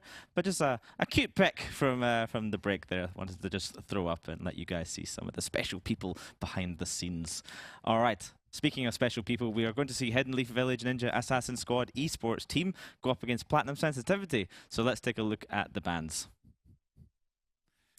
All right, so Hidden Leaf, Village, Ninja, whatever, banning out the Augurer Navy issue, the Executor Navy issue, the Blackbird, and the Widow, question mark. Platinum Sensitivity, banning out the Executor Navy issue, the Augurer Navy issue, the Cursed, and the Barghest, with the trickle bans, Hidden Leaf going for the Scimitar and the Rodiva, and Platinum Sensitivity going for the Nears and the Guardian. So pretty much every single used Tech 2 Logistics Cruiser and the Rodiva banned out. Blackbar Pirate, what do you think of these bans here? Yeah, there's a possibility that a Basilisk will be flown, and it could actually, for the first time in Alliance Tournament history, the Basilisk could fly the Basilisk. So I hope that happens, because I've wanted to make that comment for years, and it's never happened here. The Basilisk being on Hidden Leaf. They also banned a Widow, though, and that's super weird. I think the only team we've seen bring a Widow so far was WeForm Volta, who did win with it. But Widows are one of the, in recent times, one of the most losingest ships, just because they're super weird and they seem really good on paper because, oh, it jams and does damage and can tank, but the reality of it is people usually just rush them and blow them up, especially without Tech 2 Logi. I kind of get it. Rodiva ban, that makes sense. I think they're really trying to get rid of all of the major sort of rep boats, and it's interesting because Platinum banned Oneros Guardian, Hidden Leaf bans Rodiva. Obviously, they didn't know this was going to happen because blind bans happen at the same time, so they just completely wiped out all of the armor Logi besides Logi frigates, which you hate. I don't hate them. I kind of like them. I still like Tech 1 Logi frigates. I find them completely useless. What's kind of interesting, Mod, is these bans, Ocumen is the trickle bans. So these weren't the top 4 bans for either team. They got to the trickle ban stage and went, Guardian Oneros and Scimitar Rodiva. Like, what happens there with that thinking? Yeah, so the thought process there basically being, well, okay, we've seen that the Augur and Executor Navy issue have been banned out. There's going to be kind of the support core of any sort of max threat composition. But now we're saying, really, if you want to bring armor, your options are either committing probably too heavily to the Zarm, which is 18 points, or you have to bring the Thalia Deacon combination thereof. But, I mean, that is just a lot of bans very, very targeted at max threat, but also, like you were saying, the Widow. Traditionally, only a couple of teams in kind of very targeted ECM comps have ever been able to make it work. So definitely layers upon layers of pretty solid theory crafting going into those bans. Yeah, definitely. I'm just having a quick look at the brackets just now for the winners bracket. So the teams in the winners bracket are Barcode, Dracarys, the Tuskers Co, White Flag, Odins Co, Fraternity, Arrival, and one of these 2 teams. So it's certainly a lot of newer teams making it into the top 8. At least, of course, the grand finals will be between the winner of the winners bracket and the winner of the losers bracket. So all those teams that we saw get knocked down, Truth.Honor.Light, Volta, DarkSide, they're all still very much in the hunt. There's going to be more matches, more skin potential. So I see the Ninja team bringing their flagship Armageddon Navy issue. So let's head over to the arena with your casters, Alec and Chad.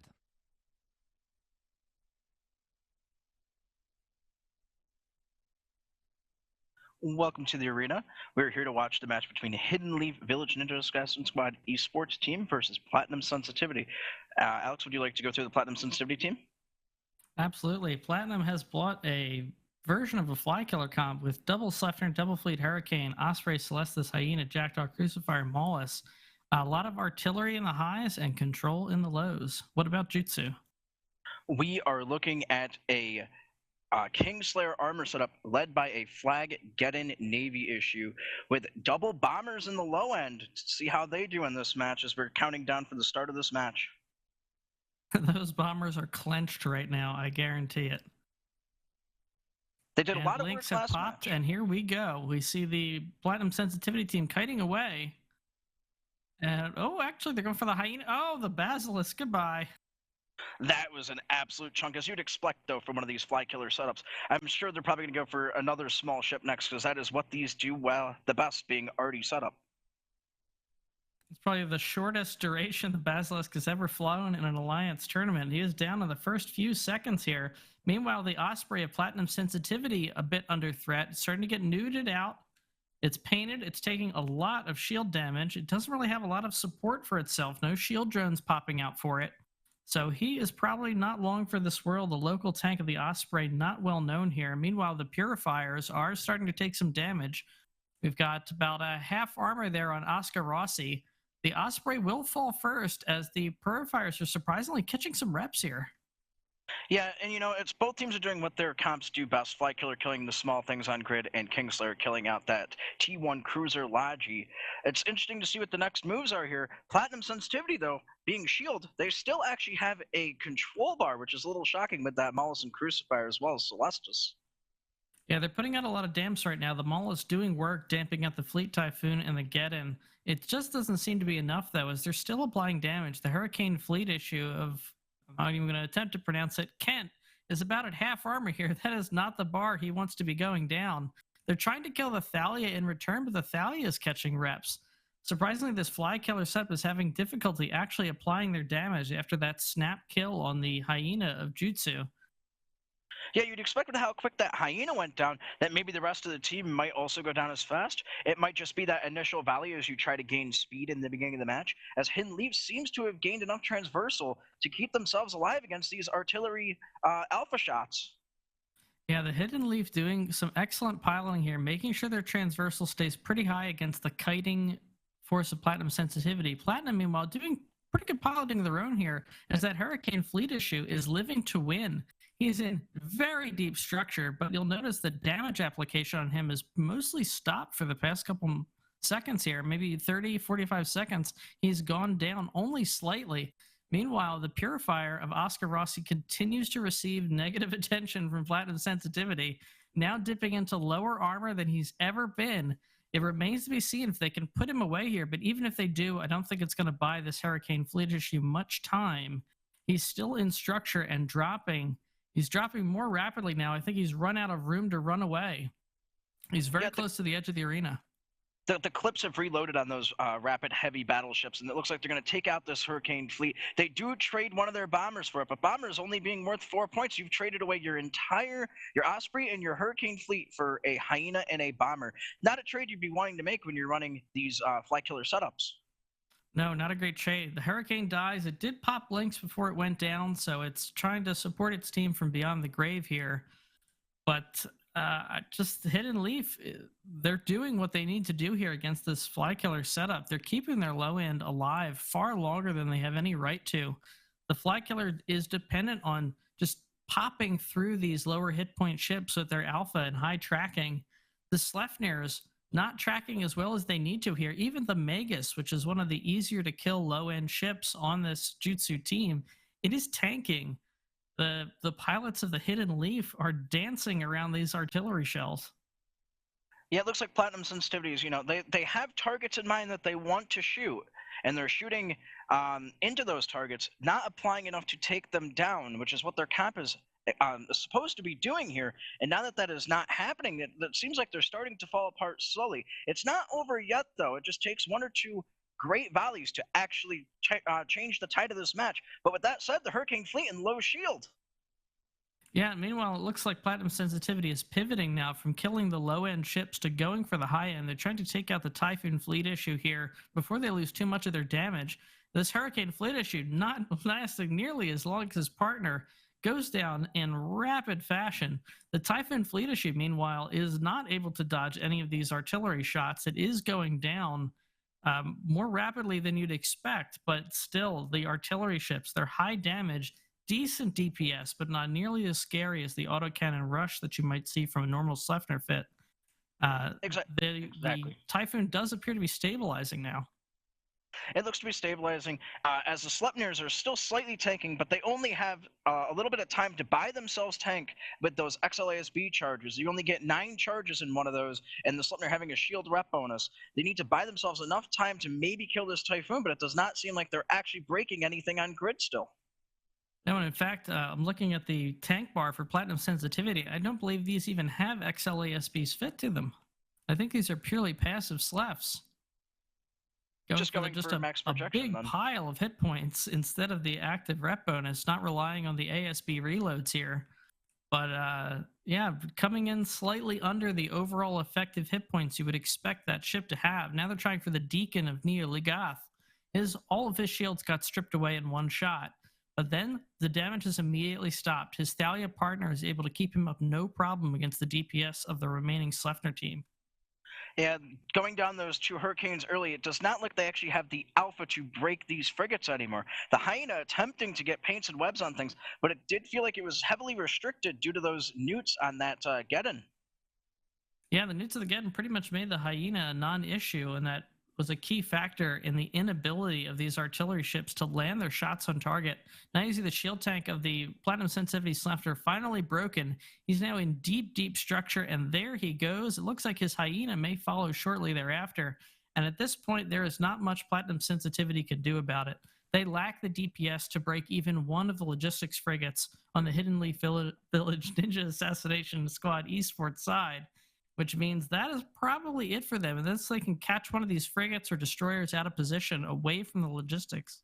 But even then, that logistics can likely reposition before they'll be able to put that kill away. Also, like we see now, these do not have XLA speeds. They don't have any time to buy for themselves. Once you're out of shields, you're going down, as we already see with Mark Bridges' Sleipnir already in structure, not long for this world. Goodbye, Mark Bridges, and that's the last DPS for Platinum Sensitivity. The Jackdaw of LT Bazaar, pretty fearsome ship in its own right if it's configured for damage, but it's not going to be able to one-man this entire Jutsu comp over here. There's just too much speed happening. The Platinum Sensitivity teams are trying to spread out now. They're flying around trying to buy themselves time, but time for what? Chad, do you think they have any chance back into this match? There is not any chance for them to come back into this match. At this point, you're sitting here maybe trying to grab a little bit of the loot, but there's not much loot for Platinum to grab other than their own at this point. And maybe they're just sitting here trying to go for boundary records, buy some time for themselves on the screen for all of us to watch. Yep. Meanwhile, Hidden Leaf has engaged Mop-Up Jutsu, and they're clearing the field, and that's the goodbye to the Hyena, and goodbye for this match. We send it back to the desk for analysis.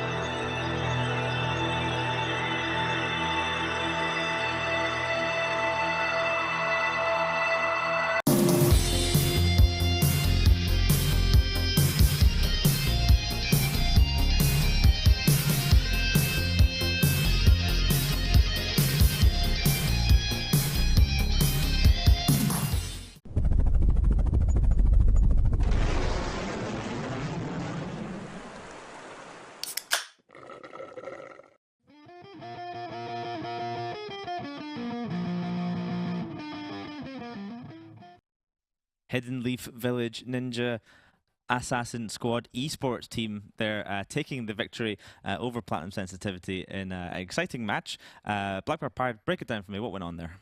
So Platinum Sensitivity brought the Fly Killer setup, which we've seen be run a couple times so far this tournament. Generally, it goes bottom up, blows up all your small ships. We saw the Basilisk get alpha'd in the first 10 seconds of the match, which I believe makes his total playtime for this tournament about 30 seconds. But hey, you know what? They're still in the winner's bracket. I believe they're now top 12, so they'll get AT ships. Platinum Sensitivity, it started strong. They blew up the ship immediately. Awesome. And then they couldn't really kill anything else. And Hidden Leaf team was really good about ramming their sort of triple rapid heavy missile launcher battleships in and just destroyed that Osprey. And there's nothing, the Osprey piloted really well. It ran away. Just couldn't run away farther than the missiles and what were probably officer newts on that Hidden Leaf flagship. And once that was down, I mean, that's it. They're just going to slowly wear you down and take you out. Yeah, and CSP Swift, you join us here on the desk as well. What do you think about the Osprey in this instance? Do you think it's a good choice? I know like the Scimitar was banned. Is it what you would go for? They didn't have many options there, right? So you pretty much have to go with the Osprey if that's the comp that you want to bring. Osprey is a little bit smaller, but as Bart mentioned, was able to still pilot and maneuver exactly just as well as it could have been if it were any type of other logistics ship. So I think it was a good decision overall. Obviously, Platinum Sensitivity are an incredibly strong team, very well practiced, kind of like the Cinderella story last year as well. Really probably just did a little bit of rock, paper, scissors and kind of guessed it wrong a little bit in terms of the comp. But still incredibly strong and really excited to see what we'll see from them in the elimination bracket.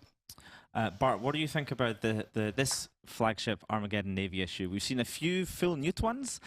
This time looked like maybe a bit of a different one. Well, we'll see less full Newt ones because so far all the full Newt ones have been explodified and are now in the trash heap where they belong.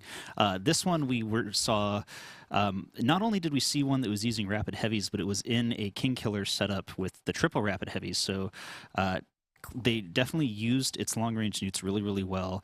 They used the massive damage potential that having better weapon systems on it, called actually having weapon systems on it, was able to do, and they did a really good job with it. So far today we're at 0 for full Newt Armageddon Navy issues, and we're at 1 for rapid heavy Armageddon Navy issues.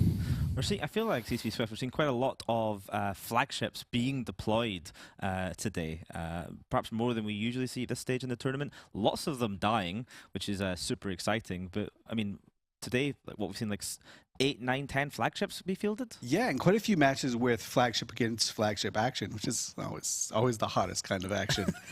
But yeah, this is that crucial moment in the Alliance tournament where if you win a match, you might get some prize ships. So just throw everything on the line to ensure that you can get that win, get into that winner's circle, do the dance, have some fun, and then you get the new AT prize ship. So we a couple of years ago we restructured how the prize ships get distributed.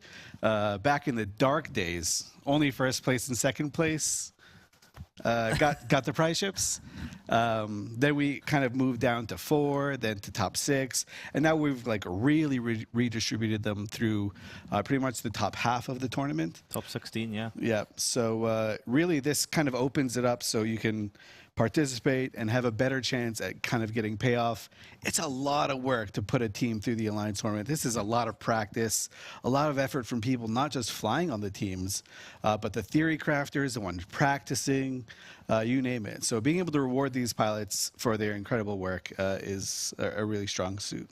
It certainly is, and I love to see that we increase the number as well that we've been given away the last few years. So there's way more of these ships out and about. You see a lot more people using them. There's a lot more teams have them and can use them to reward their members. And as you just said, by going 2-0 in the winners bracket, you get yourself at least top 12, and you get a couple of ships. Now, speaking of brackets, there's also the elimination bracket for teams who don't do so well, and some of those teams we were going to start seeing now. Let's take a look at that bracket. So it's starting to slowly fill up. I believe this needs to be updated though, because it's definitely missing a number of teams. I'm looking at clearly a more up-to-date one, and I can see many more teams in those slots. So we'll perhaps come back to this bracket a little bit later.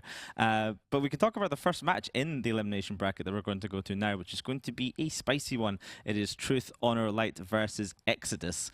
So let's take a look at the bans for that one. Truth.Honor.Light, of course, lost their flagship just a few hours ago. And here we are. So Truth.Honor.Light banning out the Augurer, the Executor, the Rediva, and the Eos. Exodus banning out Curse, Loki, Sleipnir, and Sentinel. Blackbird Pirate, interesting sets of bans here from Truth.Honor.Light. The Tech 1 logistics cruisers for armor. What do you think here? Yeah, I think they might be trolling a little bit. So normally, traditionally, we would say, like, Truth.Honor.Light has basically won the last 2 tournaments in a row. They won one under Hydra. They won the last one under Truth.Honor.Light. This year, they're in the elimination bracket. So normally, when they do something, we're like, they figured out some weird comp that, people can fly into them that uses Executors, which nobody ever flies in the AT. They're worse than Augurs. Like, Augur ban, okay, I kind of get it. Rodiva ban maybe, but the Executor, like, that's so weird, and that kind of makes me think that, like, they might be doing a little bit of trolling here, because if they had won their last match, I'd be like, they're doing some big brain thing, but they lost the big brain privilege until they win this one, all right? The Exodus bans, those are pretty standard, and we have been seeing Truth.Honor.Light use Sentinels constantly, and in fact, we've seen Sentinels being used constantly to extremely good effect, so that's kind of, that makes sense, almost like Curse Sentinel. Very, very powerful bans. Yeah, I mean, TCB Swift, did you think on weekend one we'd see an elimination match between Truth.Honor.Light and Exodus? I did not. I mean, some of these pilots are the most talented pilots in the Alliance tournament in terms of individual skill. Bart mentioned it, like Truth.Honor.Light. This is a dominant team, like not only for the last few years, but through its entire Alliance tournament history, from Alliance tournament like 9 onwards. They have always been in contention, it seems. Regardless of personnel, they kind of just move people in and out. So having their backs against the wall, I mean, this is the problem when you're the most dominant team. You always get everyone's best shot in every single match. There are no easy matches whatsoever, and here they are again. I think with their back up against the wall, they're going to just slide through. Easy. All right, I believe we can go back to that elimination bracket graphic now and see if it's a little bit more updated. Here we go. So this is the elimination bracket from round 2 onwards. So these matches all still to go. We're at the bottom down there. Truth.Honor.Light versus Exodus. You can see now the route they have to go through just to get to what we call losers round 7. That still has more brackets to the right of this, by the way. So this is now a gauntlet that these teams have to go through. Of course, every time a team advances one along, another team drops down from the winner's bracket to fill those gaps. So it's certainly something you have to chew through to make your way back to glory. And we have seen teams do it. I believe Hydra themselves did it in Alliance Tournament 15 or 16, where they got knocked to the elimination bracket in day 1. And then had to fight through just match after match after match, and they made it all the way to the finals, where I believe they eventually lost to Vidra Reloaded in an exciting grand final. So it's certainly a heck of a journey for these teams that when they get knocked down earlier. You don't want that to happen. It's going to increase the workload of your team, your captains, your theory crafters, the people who are buying up ships, modules and things in Jita and market hubs and getting your ships ready. It's just more to do. If you're in the winner's bracket, you play like 2 matches weekend 1, see you weekend 2. If you lose early, oh well, get ready. It's going to be a ride. Well, it's time to head over to the arena to see if Truth.Honor.Light can keep moving forward or if Exodus can knock them down again with our casters Mizier and Mark Resurrectus.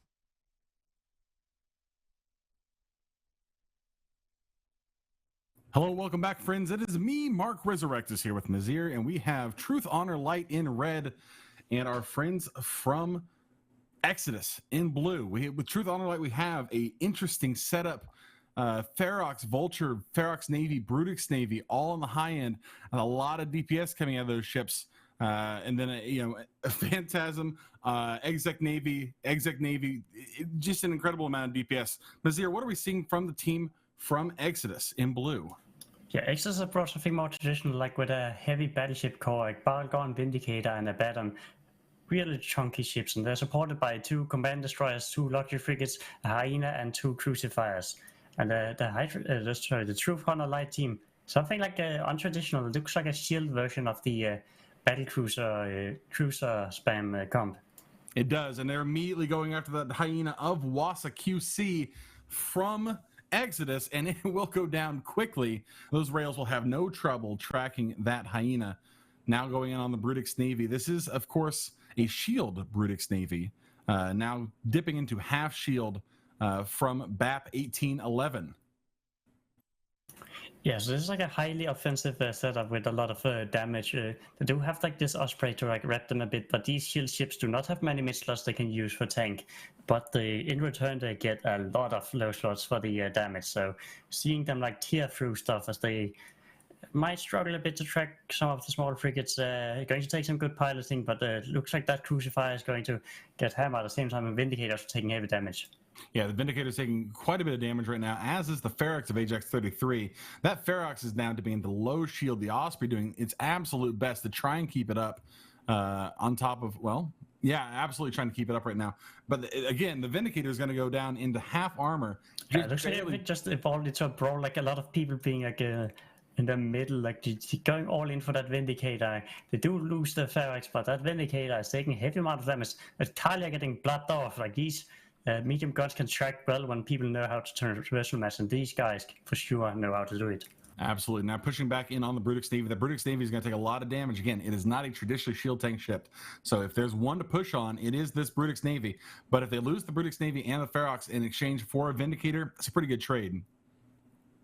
Yeah, the Vindicators in low armor. The Brutish Navy is also going down, but this is definitely a trade worth it, especially considering like the Exodus team only have one Logi remaining, so they can easily finish that off as well. And that Vindicator now is going to get taken down. The drones were not enough to keep it up, and with the Frigology suffering, it will go straight to the kill board. Now we have them going in on the Balgorn of Sabotage. Will be their next target. Amelia Dusk Space in the Ferox Navy, taking a little bit of damage right now. Held in place pretty well. And they should be going at half shield. They're going after this one now, too. I believe it's the first time I've actually seen a Ferox Navy issue in a tournament setting, and they might actually win with a Ferox Navy issue. That's like an impressive feat as well. Balgon is also the same amount of damage, so let's see who's going to outlive the other one. Deacon is still holding on a low armor, but doesn't take much to like finish him off. He's like way off, so he can't even repair the Balgon. Yeah, losing this Ferox Navy is not going to be nearly as much trouble as losing the Balgorn will be for the team from Exodus, because they still have the Vulture, they still have both the Exec Navies, still have residual damage from the Jackdaw, the Moa, the Phantasm. This is such a DPS heavy comp. They've traded a lot of control for that, but it does not make a difference in this case. That Balgorn is now dipping into high structure, will not be long for this world. Yeah, the Deacon is coming in close, but that also allows them to shoot him and push him back up. But he's trying his best to get that Balgorn some armor so he can maybe survive it long enough to gain the advantage. But it's still like a really brutal match. A lot of damage being shot across the field. That poor Deacon on the run, swarmed by drones, doing his absolute best to keep his Balgorn friend up. One Exec Navy does go down, as does the Deacon. The Balgorn, you have to think, is not going to be too far behind, and the Balgorn will drop right here, leaving only the Abaddon, Magus, Pontifex, and 2 Crucifiers left to deal with whatever is left. All the remaining 3 primary DPS ships from Truth.Honor.Light. Yeah, the Abaddon still can do a high amount of damage, but at this moment, like the Truth.Honor.Light team, they have the mobility advantage. They can just burn away from the Abaddon if they're getting primate, and that is what Kadesh Priestess is doing. Burning away, like trying to stay alive, and also like finishing off these Crucifiers that are like harassing them. Yeah, 1 Crucifier goes down. We may see this Exec Navy drop as well, too, if they can't get out of range. The Abaddon doing its absolute best to try and snipe it from distance. And it is in low hull, just barely taking Osprey reps right now. It might go right here. And if that's the case, they still have the Vulture. They still have the Phantasm. Again, they still have their Logi, for one. And the numbers from the team from Exodus are rapidly dropping. Another Crucifier goes down. Yeah, but at the same time, that Exec Navy is going down as well. So this is like losing a lot of DPS ships, but they still have the Logi to keep them alive. And at this point, it's going to be harder and harder for the Abaddon to actually finish any of them off. Yes, it will. The Abaddon doing its best to try and stay up. And now at this point, Truth.Honor.Light really just has to kite away. If they kite away, they win. They're up 13 points right now over Exodus, 56-69. Nice. The Osprey now taking some damage, as that may be their next target. Go for the Osprey, but they need more points. Yeah, Nick don't mind the Vulture is going in and getting scrammed at Abaddon, so he cannot move. So Vulture is the tankiest ship on the Truth.Honor.Light team, so he's confident he can tank it, and then just have the other guys like burn away, get out of range from that Abaddon, like give them the safety, and forcing him to shoot the Vulture. Yeah, the Osprey looks like it will be okay here. Has gotten its transversal way up, and the Abaddon is absolutely held down by this Vulture, just sitting on top of him, doing his dirty business. And really, if they can't find something else to shoot here, that's going to be it. They won't have anything. There's nothing else unless they can find some smart targets. But at this point, a team like Truth.Honor.Light is not going to make any of those targets available. Yeah, and it looks like the small ships are going for that. Pontifex trying to finish him off, but he is on the beacon, so yeah, he did jump. Did save him a little bit more time. But they are going to chase him down quickly. Yeah, the Pontifex is going to drop. He was in very low hull. And I think this is it. You don't want to call it early, but without any other primary targets, I think they're just going to pick at this Abaddon.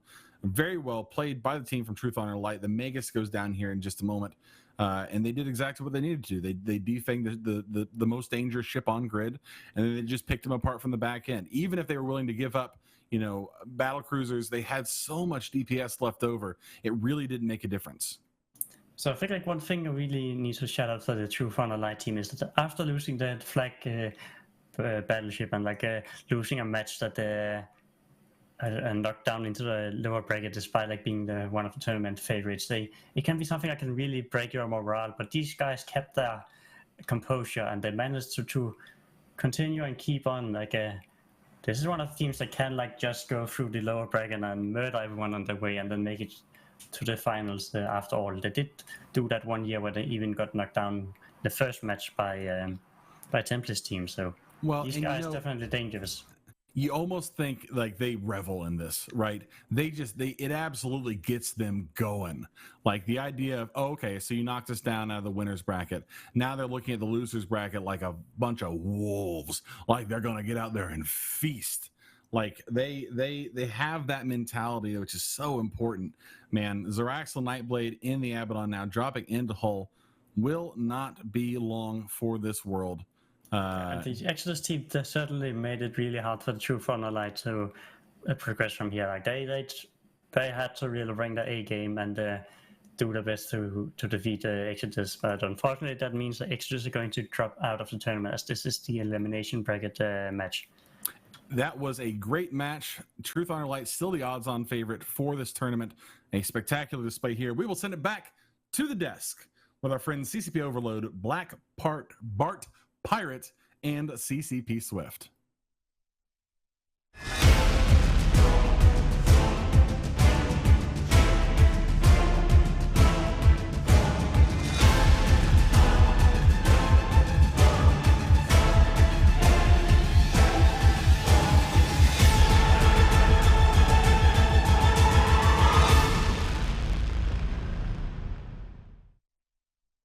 We're going to walk through the planet. Are you ready? Yeah.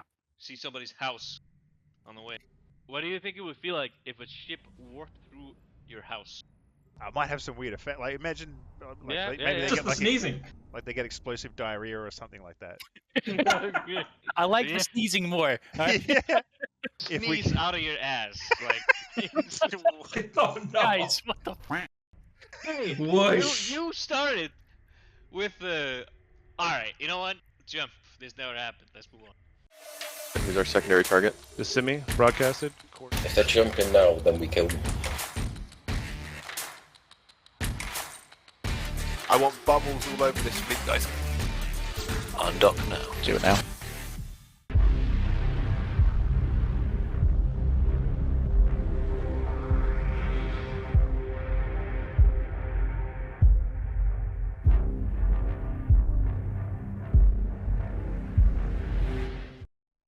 Truth.Honor.Light securing 10 more skins and their continuation in Alliance Tournament 19 at the expense of Exodus in a really close match. Exodus certainly pushed Truth.Honor.Light in that one. They did not make it easy for sure. It could have gone either way, but right at the start, CCP Swift, Wasa QC in that Hyena, just bam, what happened? I mean, that's the linchpin ship of that entire comp. You just need that ship to survive for just a little bit so you can get your mainline triple core DPS onto the field and onto some of those more nimble targets.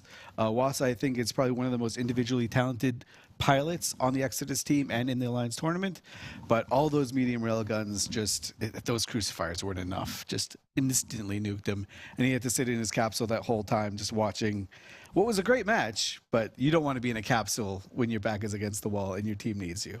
Yeah, definitely. You want to be there webbing things down so that your Vindicator can get on top of them. Vindicator, of course, not the fastest ship in EVE Online, so it does need some help in a tournament environment getting on top of targets, especially a shield setup that is going to have a lot of speed. Bart, speaking of shield, we saw Navy Executors there in a shield comp. What might be going on there? We did. They are we've seen them be used as shield setups before. They are very, very squishy. In fact, we saw them. What happened with them is they got explodified extremely fast once they were caught, but they do absolutely insane amounts of damage. Like if you can use your entire low slot rack for, magnetic field stabilizers, maybe a couple tracking enhancers in there. You can push, I think you can push them up like well over 900 DPS with railguns, which is stupid. Like that is untankable damage. And we saw that though the Vindicator did get in and got to munch on a couple soft, squishy cruisers, the Vindicator also just got blown away by massed medium railgun damage. And I think the big point about this, too, is that most of the ships on the Truth.Honor.Light's team have some degree of tracking or projection bonuses, either if it's an innate one or it's a hull bonus. And though there were 2 crucifiers and there was a lot of tracking disruption, it didn't really matter that much because there was such a long range. Like, okay, so being able to bring someone's range from 80 to 60 means they still have a 60-kilometer range. And, we are in a bubble that you cannot leave. And it was just really interesting. We haven't seen a shield max threat projection setup yet. We just did. It seemed to work pretty well. Was a little tight, though. Wasn't a clean sweep. I wonder if that's one of those comps that maybe a team like Truth.Honor.Light was wanting to keep in their back pocket a little bit longer in this tournament rather than, day 2. But having lost their flagship already and being forced down to the elimination bracket and then having to face a team like Exodus, who are a good team, like a really, really good team, I'm pretty sure they felt they had to pull something out and, make sure they took that win. And they took it, but boy, was it close at times. CCB Swift, do you think it could have gone, if that, other than that Hyena at the start, is there anything else you think they could have really done to change it? I mean, it's really hard to say. I think that if you're on the Exodus side, you probably go into that mentality of, okay, oh yeah, let me do that one again, and I can crush it, right? Like that's the practice mentality and the skirmishing mentality when you're preparing for the Alliance tournament. After you do that one match, you're like, okay, let me do it again. I got it this time. I got it. And if you give them another chance, I think they have enough in it to make the right calls and just survive it that much, little bit longer. But unfortunately, they don't get that chance. What a shame. But, I mean, we'll still see Truth.Honor.Light again. We won't see Exodus again. We do say goodbye to them. As I mentioned, that was indeed an elimination match. Truth.Honor.Light will go forward to face the victor of our next match, which is Goonswarm Federation versus DarkSide. This should be certainly an interesting one. Let's take a look at the bans for it. So, Goonswarm Federation banning out the Abaddon, the Armageddon Navy issue, the Leshak, and the Oneros. DarkSide choosing to go for the Osprey Navy issue, the Cadical Navy issue, the Abaddon, and the Celestis.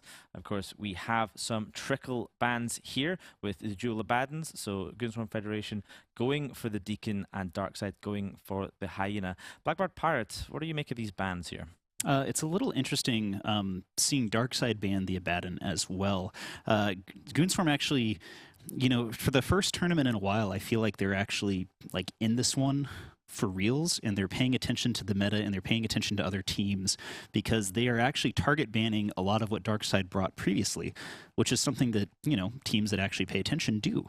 I know that sounds kind of a little bit weird, but historically Goons have kind of lived in their own world, which sometimes works really well, polarized Mittani, sometimes works terribly, most of their Alliance tournament records. DarkSide banning the Abaddon is kind of strange, though, too, because Goons has not really done this Abaddon thing, and a lot of these Abaddon setups have been actually performing quite terribly. It was good a couple years ago, but, rules change, times change, and it's not that great of a ship anymore, which is sad, because I know that one of their favorite ships ever is an Abaddon. Yeah, that's true. I definitely do like the Abaddon. Let's take a look at the team summaries for these two teams and just compare the different levels of experience that we can see in these teams. So Goonswarm Federation, 81 people have flown with Goonswarm Federation over the years, but only 4 wins to their credit. Some people flying 14 rounds, so that's certainly a fair number of L's they've experienced, unfortunately for them. And we can see on the right just a couple of wins in their recent history. A band apart, they beat the other day. Lumpy, that was the famous one we talked about just earlier on when you mentioned Polarized Mutani, and Blades of Grass back in Alliance Tournament 15. So, not the most experienced of teams. Let's see if we can take a look at DarkSide now. So DarkSide, similar in terms of the number of people who've flown for them, but just the sheer number of matches played is different. 24 to 10 in terms of wins and losses. Some extremely experienced people like Pandy. He's played 69 rounds, nice, for DarkSide, and of course he also spent a bunch of time CSing in Vidra Reloaded as a 2-time Alliance Tournament champion, and that is not even included in his match stats there, so very experienced pilot. Lots of wins on the right-hand side, and the losses are to experienced teams like Truth.Honor.Light and Volta. So, these are very different experience levels of teams. CCP Swift, what's it like being a team like Goonswarm in an elimination match going up against this really experienced team? I would not know. No. So, as Bart was saying, and as you were a little bit as well, right? Like, Goonswarm as an Alliance Tournament team have gotten a lot of losses, but every one of those L's, they've learned something from it, right? So they've been able to build up some tournament knowledge through the Anger Games and through participating in the tournaments. So I think you just pick something that you're comfortable with, and a lot of people didn't expect you to be here, so you don't really have that much to lose. If you go up against DarkSide, imagine DarkSide losing to Goonswarm. Oh, those guys are going to be super panicking. Obviously, they have a lot of confidence in themselves, but they're going to be super panicky because they don't want that timeline to exist. So I think if you're Goons, you're feeling really confident about this. When you're feeling really good, and just go out there, have a ball. Yeah, I mean, if you put it that way, I do feel like DarkSide have more to lose here. Both teams have a match to lose, but DarkSide have a bit of a reputation to uphold here. And Goons, as much as we love you, not the most successful of Alliance Tournament teams. And Twitch agrees with us by the looks of it on channel points. Just under 2 million going for DarkSide, and 400,000 on Goonswarm Federation. So we've certainly seen more lopsided betting odds, and they've gone the other way. Truth.Honor.Light versus Barcode earlier on was about 90% to 10%. So more people having faith in Goonswarm Federation than perhaps we're giving them credit for. So that's pretty cool to see. I would bet on Goons if I had access to my channel points right now. I do. It's a great value bet. And why not? So you're probably still logged in the other room. Can don't we ask someone to just please? Yeah, you just jinxed Goons so hard right there.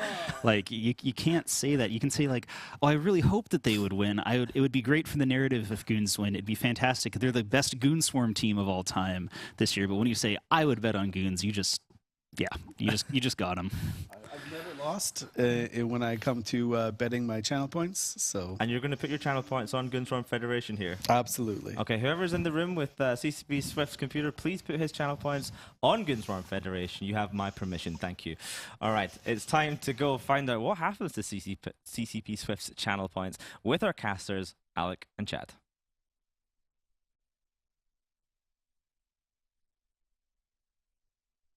We are here with a very thrilling and likely bloody matchup, both teams bringing a somewhat mirror image of one another. Goonswarm here with a variation of max threat, sort of, with a Vulture, Navy Ferox, Navy Harb, Navy Merm, Phantasm, double Navy Executor with an Osprey. Chad, what do we have on DarkSide?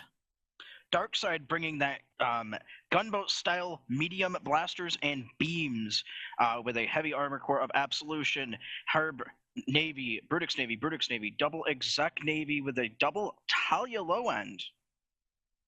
Interesting decisions. The double Talia versus the Skybreaker investment from Goonswarm. We've got the single cruiser versus double frigate. This could go an interesting number of ways. I think as far as weapon damage and output, DarkSide has a slight edge shooting into the shield team with those lasers, and they are charging forward to make the most of it as the Jackdaw of Goonswarm is primaried and drops immediately. And we see the Logi frigate being the target of Goonswarms onto DarkSide. Does not seem like they're getting the same results that DarkSide got on their low end. Nope, the Thalia already trying to burn maximum transversal there as both of them cutting to the side at a full 90-degree angle. Goonswarm attempting to transversal match, but it's clearly not doing enough. They're now pivoting to shooting the Executor Navy issue, but in exchange, they're trading their Logi for it. That is a terrible trade, even if this Executor Navy goes down. Goonswarm definitely on the back foot here, losing their Logi for not much in return. Exactly, and it doesn't look like they were successful at even attempting to get that logic trait to go anywhere in their favor. The Navy exec is down. Let's see what the next targets are going to be as Goonswarm is losing their Navy exec. Yeah, these Navy executors, high priority targets. They have extremely high damage output, whether they're in armor or shield configurations. Shield obviously able to devote all of its low slots to damage and application, but trading it for that tank, Executor Navy doesn't have a ton of mid slots to put in there. Damage is somewhat slowing down now as the Harb Navy is losing its shields down to about 1/3 shield here. Not as spectacular damage output. It's possible DarkSide is on a reload cycle or adjusting their tactics somewhat. And they're picking the damage back up now into the Harbinger Navy. He's now dipping deep into armor. And meanwhile, the Executor Navy sort of into armor, but he's getting some reps here. Obviously, reps no longer available for the Goonswarm team. Their logistics are down. That armor's not coming back. The shields are not coming back. The structure is not coming back. And that Harbinger Navy is not coming back, as Goonswarm is down one of their key DPS ships, and they have yet to trade anything. Yeah, we see this exec slowly breaking, but not actually breaking fast enough. It is buying enough time for DarkSide to get even more ships on the Goonsword side down, as we see another exec on their end go down. The armor tank barely holding, but buying enough time for them to get more Goons ships down and take a massive advantage in this match. Oh, that Executor Navy absolutely dissolved in the face of the railgun and laser damage coming from DarkSide. The Skybreaker going to join shortly. It's untackled, but it does not matter as the hit points just get absolutely evaporated under the heat from these high tracking lasers. Meanwhile, the Executor Navy sitting perfectly fine at 2/3 armor. Now it seems Goon is pivoting once again to go after the Thalia of Mr. Keps, but he's tanking just fine. It also looks like now they're making another target call, switching over to that Harb Navy on the DarkSide team, as DarkSide is just picking a target, watching its shields vanish, and just going on to the next guy. Yeah, the Goonswarm team struggling now. They're losing their critical massive damage. Once this Merm Navy goes down, that's going to be the remainder of their control and a big chunk of damage in its own right. The Ferox Navy, Vulture, Phantasm are a formidable trio of ships, but when you still have logistics alive for DarkSide, they should be able to handle that incoming damage, provided those ships stay in position and don't accidentally fly out of range of whatever Goonswarm decides to primary. You have a lot of room for error at this point in the match, though, sitting comfortably at a 58-7 lead. That lead's about to change soon also with how quick these shield ships are going. The Ferox already in low armor, and that is going to go down soon as well. The Ferox, one of the few ships on their team with a local tank. You can see it trying to recover some of those shields, but it's just not enough. One ship not able to tank the withering amount of fire coming off of the DarkSide team as the Ferox Navy finally goes down. And now it seems they've set their sights on Tiki Nari's Phantasm, which has a pretty cool afterburner bonus, but is still not going to be fast enough to out-track the damage, and most importantly, these drones. It has a massive drone cloud surrounding it, and those warriors are going to cut through the armor as they do just there, and that Phantasm drops. If DarkSide doing a really good job target calling it. They got that Osprey off the grid early, really allowing them to just chew through these shield ships, as Goons got one early ship down in that exec Navy, but was unable to actually capitalize on anything else due to the power of those Talias staying alive with that low sig and repping each other as well as the rest of their team, not allowing Goons to actually break anything. Yeah, I'm sure Goon's expected to be able to kill those frigates just fine, but if you look at their ships a little more carefully, none of those ships have a tracking bonus, except for the Navy Harb. That's just not going to be enough against armor frigates. A lot of their damage is going to be unable to apply, and the one ship that actually could put significant damage on the target is shooting right into the resist strengths as this Vulture finally falls, giving DarkSide the win here, 100-7, a commanding performance.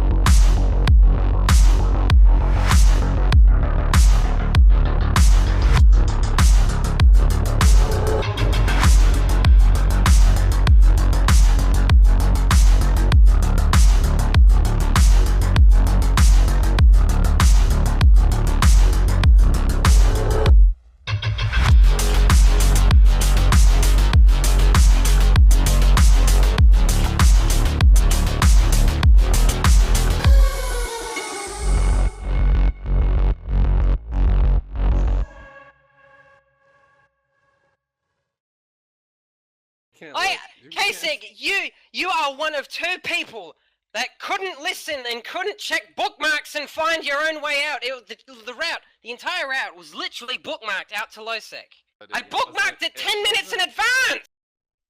DarkSide taking the win over Goonswarm Federation, who depart Alliance Tournament 19. It was a decent run. They did well in marbles to get into the feeders. They got good, decent seeding. They got a nice win early on in the tournament, but unfortunately then lost 2, and that's it for them. They are gone. But they have their own tournament. Of course, everyone's welcome to take part, but it is run by members of Goonswarm Federation, Sorthosil and Dirk. The Anchor Game 6, we did confirm that earlier. It's coming, rules in December, so make sure you hop on their Discord and look out for that. So they can now devote full time, Soth, to working out those rules, because I know you have nothing else to do now because you're out of the tournament. But that was an interesting comp we saw them bring, almost identical to what we saw Truth.Honor.Light bring in the match just before. Very few differences. I mean, I'm looking at it now.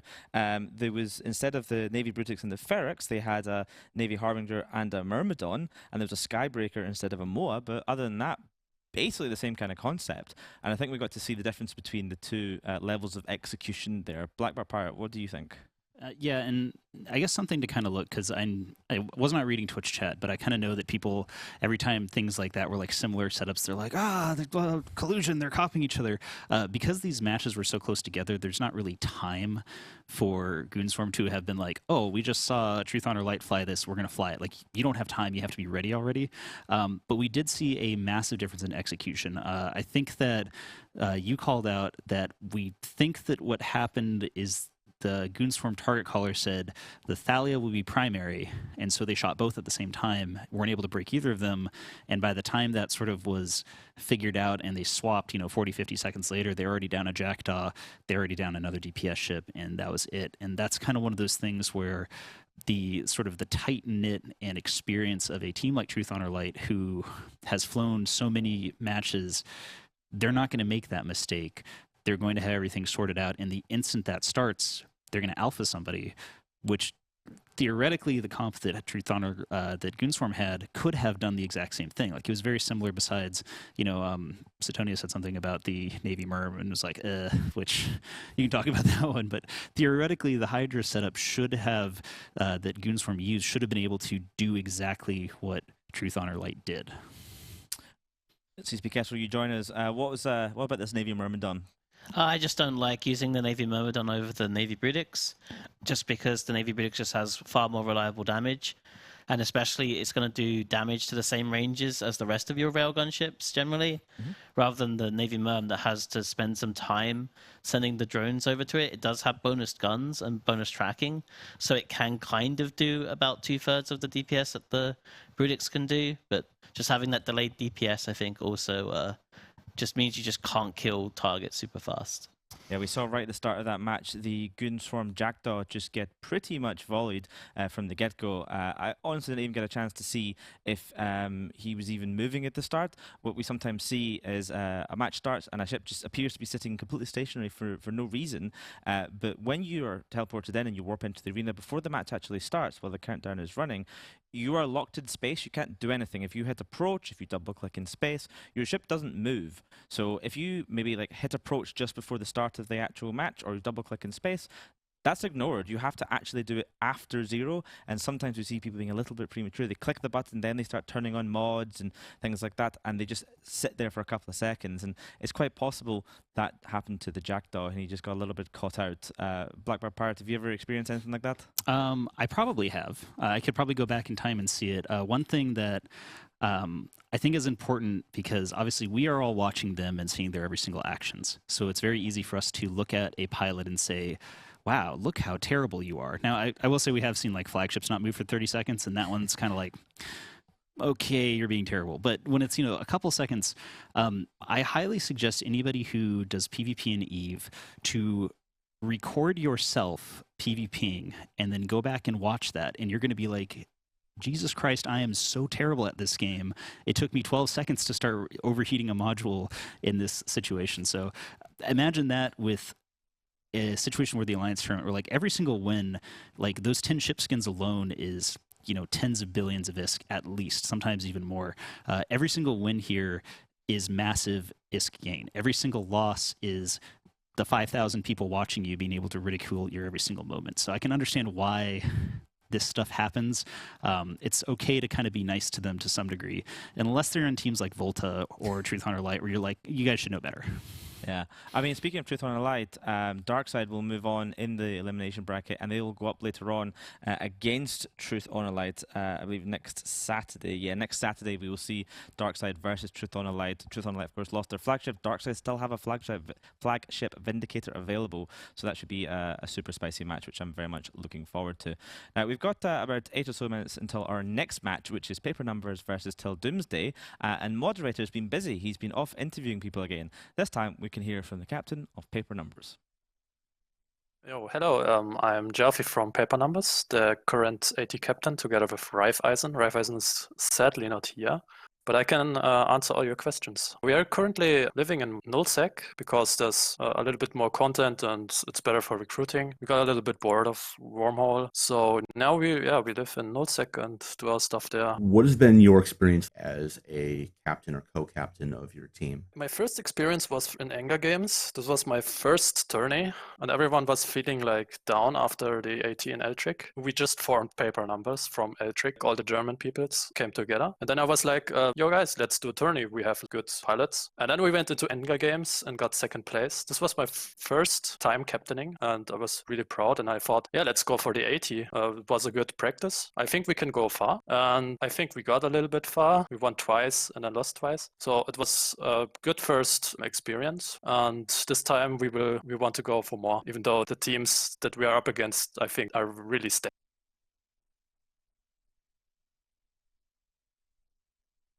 Yeah, last time you managed to get top 16, securing yourself some of the prize ships from that year. And, you know, you had to go up against Bright Side of Death and DarkSide. So, I mean, those are pretty difficult matches you had there. This year, in order to qualify, that you had to play Initiative. How did it feel to beat them round one and make this year's tournament? It was very exciting. They made up a really good fight, but they brought a comp that is now a bit stronger than before because of the changes of the scripted EVO and so on. And so it was very difficult, but we managed to beat them, and now we're in the AT. We're very happy. You guys have a little bit of experience from, you know, the last couple years. I mean, I think Raiffeisen is fairly well known for having some amazing micro jump drive plays where he's gotten into the back line and, you know, caught some ships. Is that like a deliberate part of what you guys have looked at, or is that just something you've seen an opportunity for? First of all, it was the idea of me to counter kiting comps, because when we played a Brawly slow armor comp, especially in Anger Games where you don't always have a lot of links for speed, for example, you really need a counter for kiting comps. So I came up with, why don't we just MJD if they're kiting out on 100 kilometer? And then in the tournaments, it worked out. Now I just tell Raiffeisen, yeah, how about we just MJD? And yeah, this is where it comes from, I guess. I think it's really strong. It's something that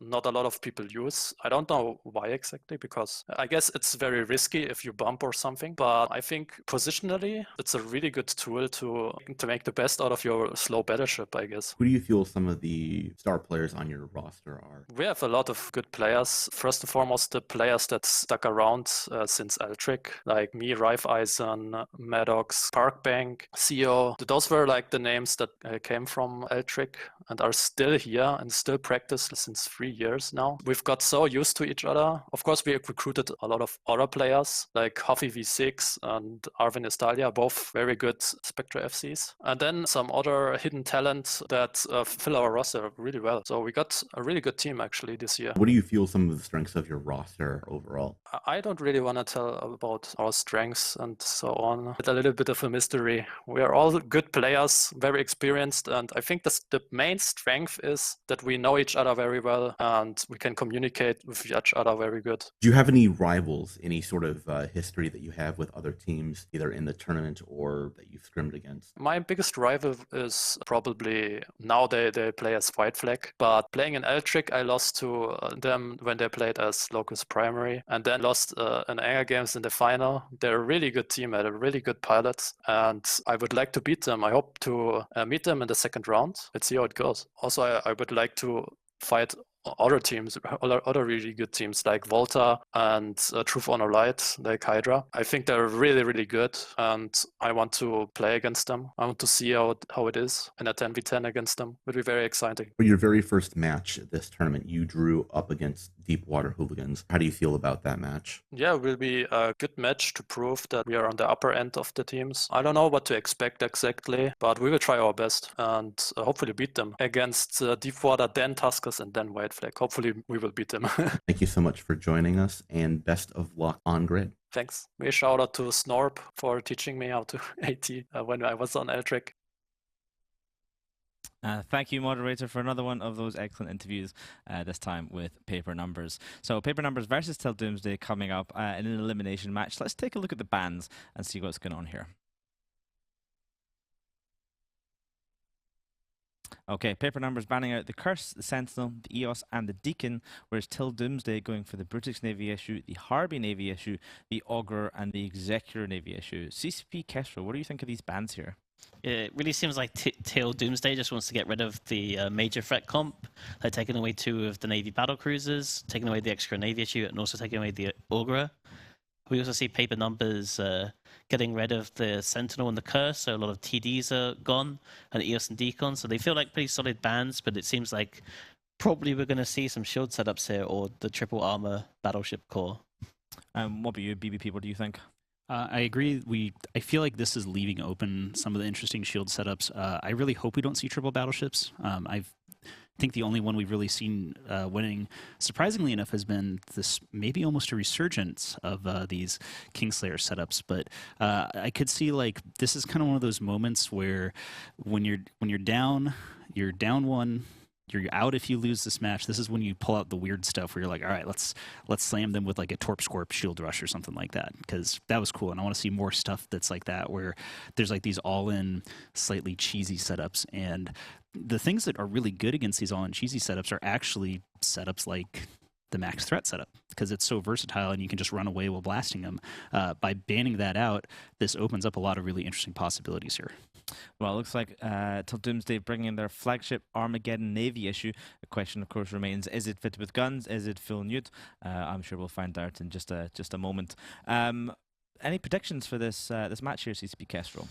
Well, Till Doomsday, I think they are the team that bought the Torpedo Navy Scorpion in the previous game, right? Mm-hmm. So they've already demonstrated that they are willing to just, throw it all on the line, kill someone's flagship. So I'd like to see them do well, just because they're also a new team to the tournament. But I think Paper Numbers just have way more experience. So I think I maybe agree with that. Bart, what do you think? I think that it would be super cool in Mimi to sacrifice your team to take down another flagship and then just be like, yeah, we're out. We killed 2 flagships. We win. Yeah, I also feel like we kind of mean if we triple cast or curse them and also play the interview, which kind of is sometimes a bit of a curse in itself. So we'll find out, can Paper Numbers overcome all the odds and win this over from Till Doomsday? Let's head to the arena and find out with Mizir and Mark Resurrectus.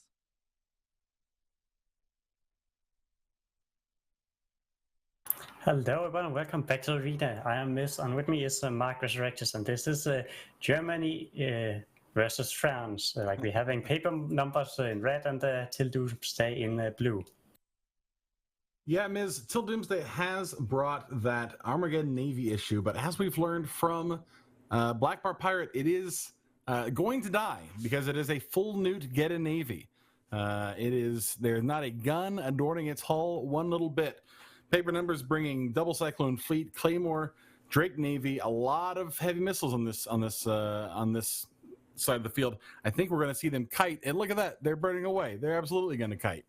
Yeah, but the Crow did warp in right at the center, so he's right far into the back line of the Till Doomsday team, but they don't seem to care much about that.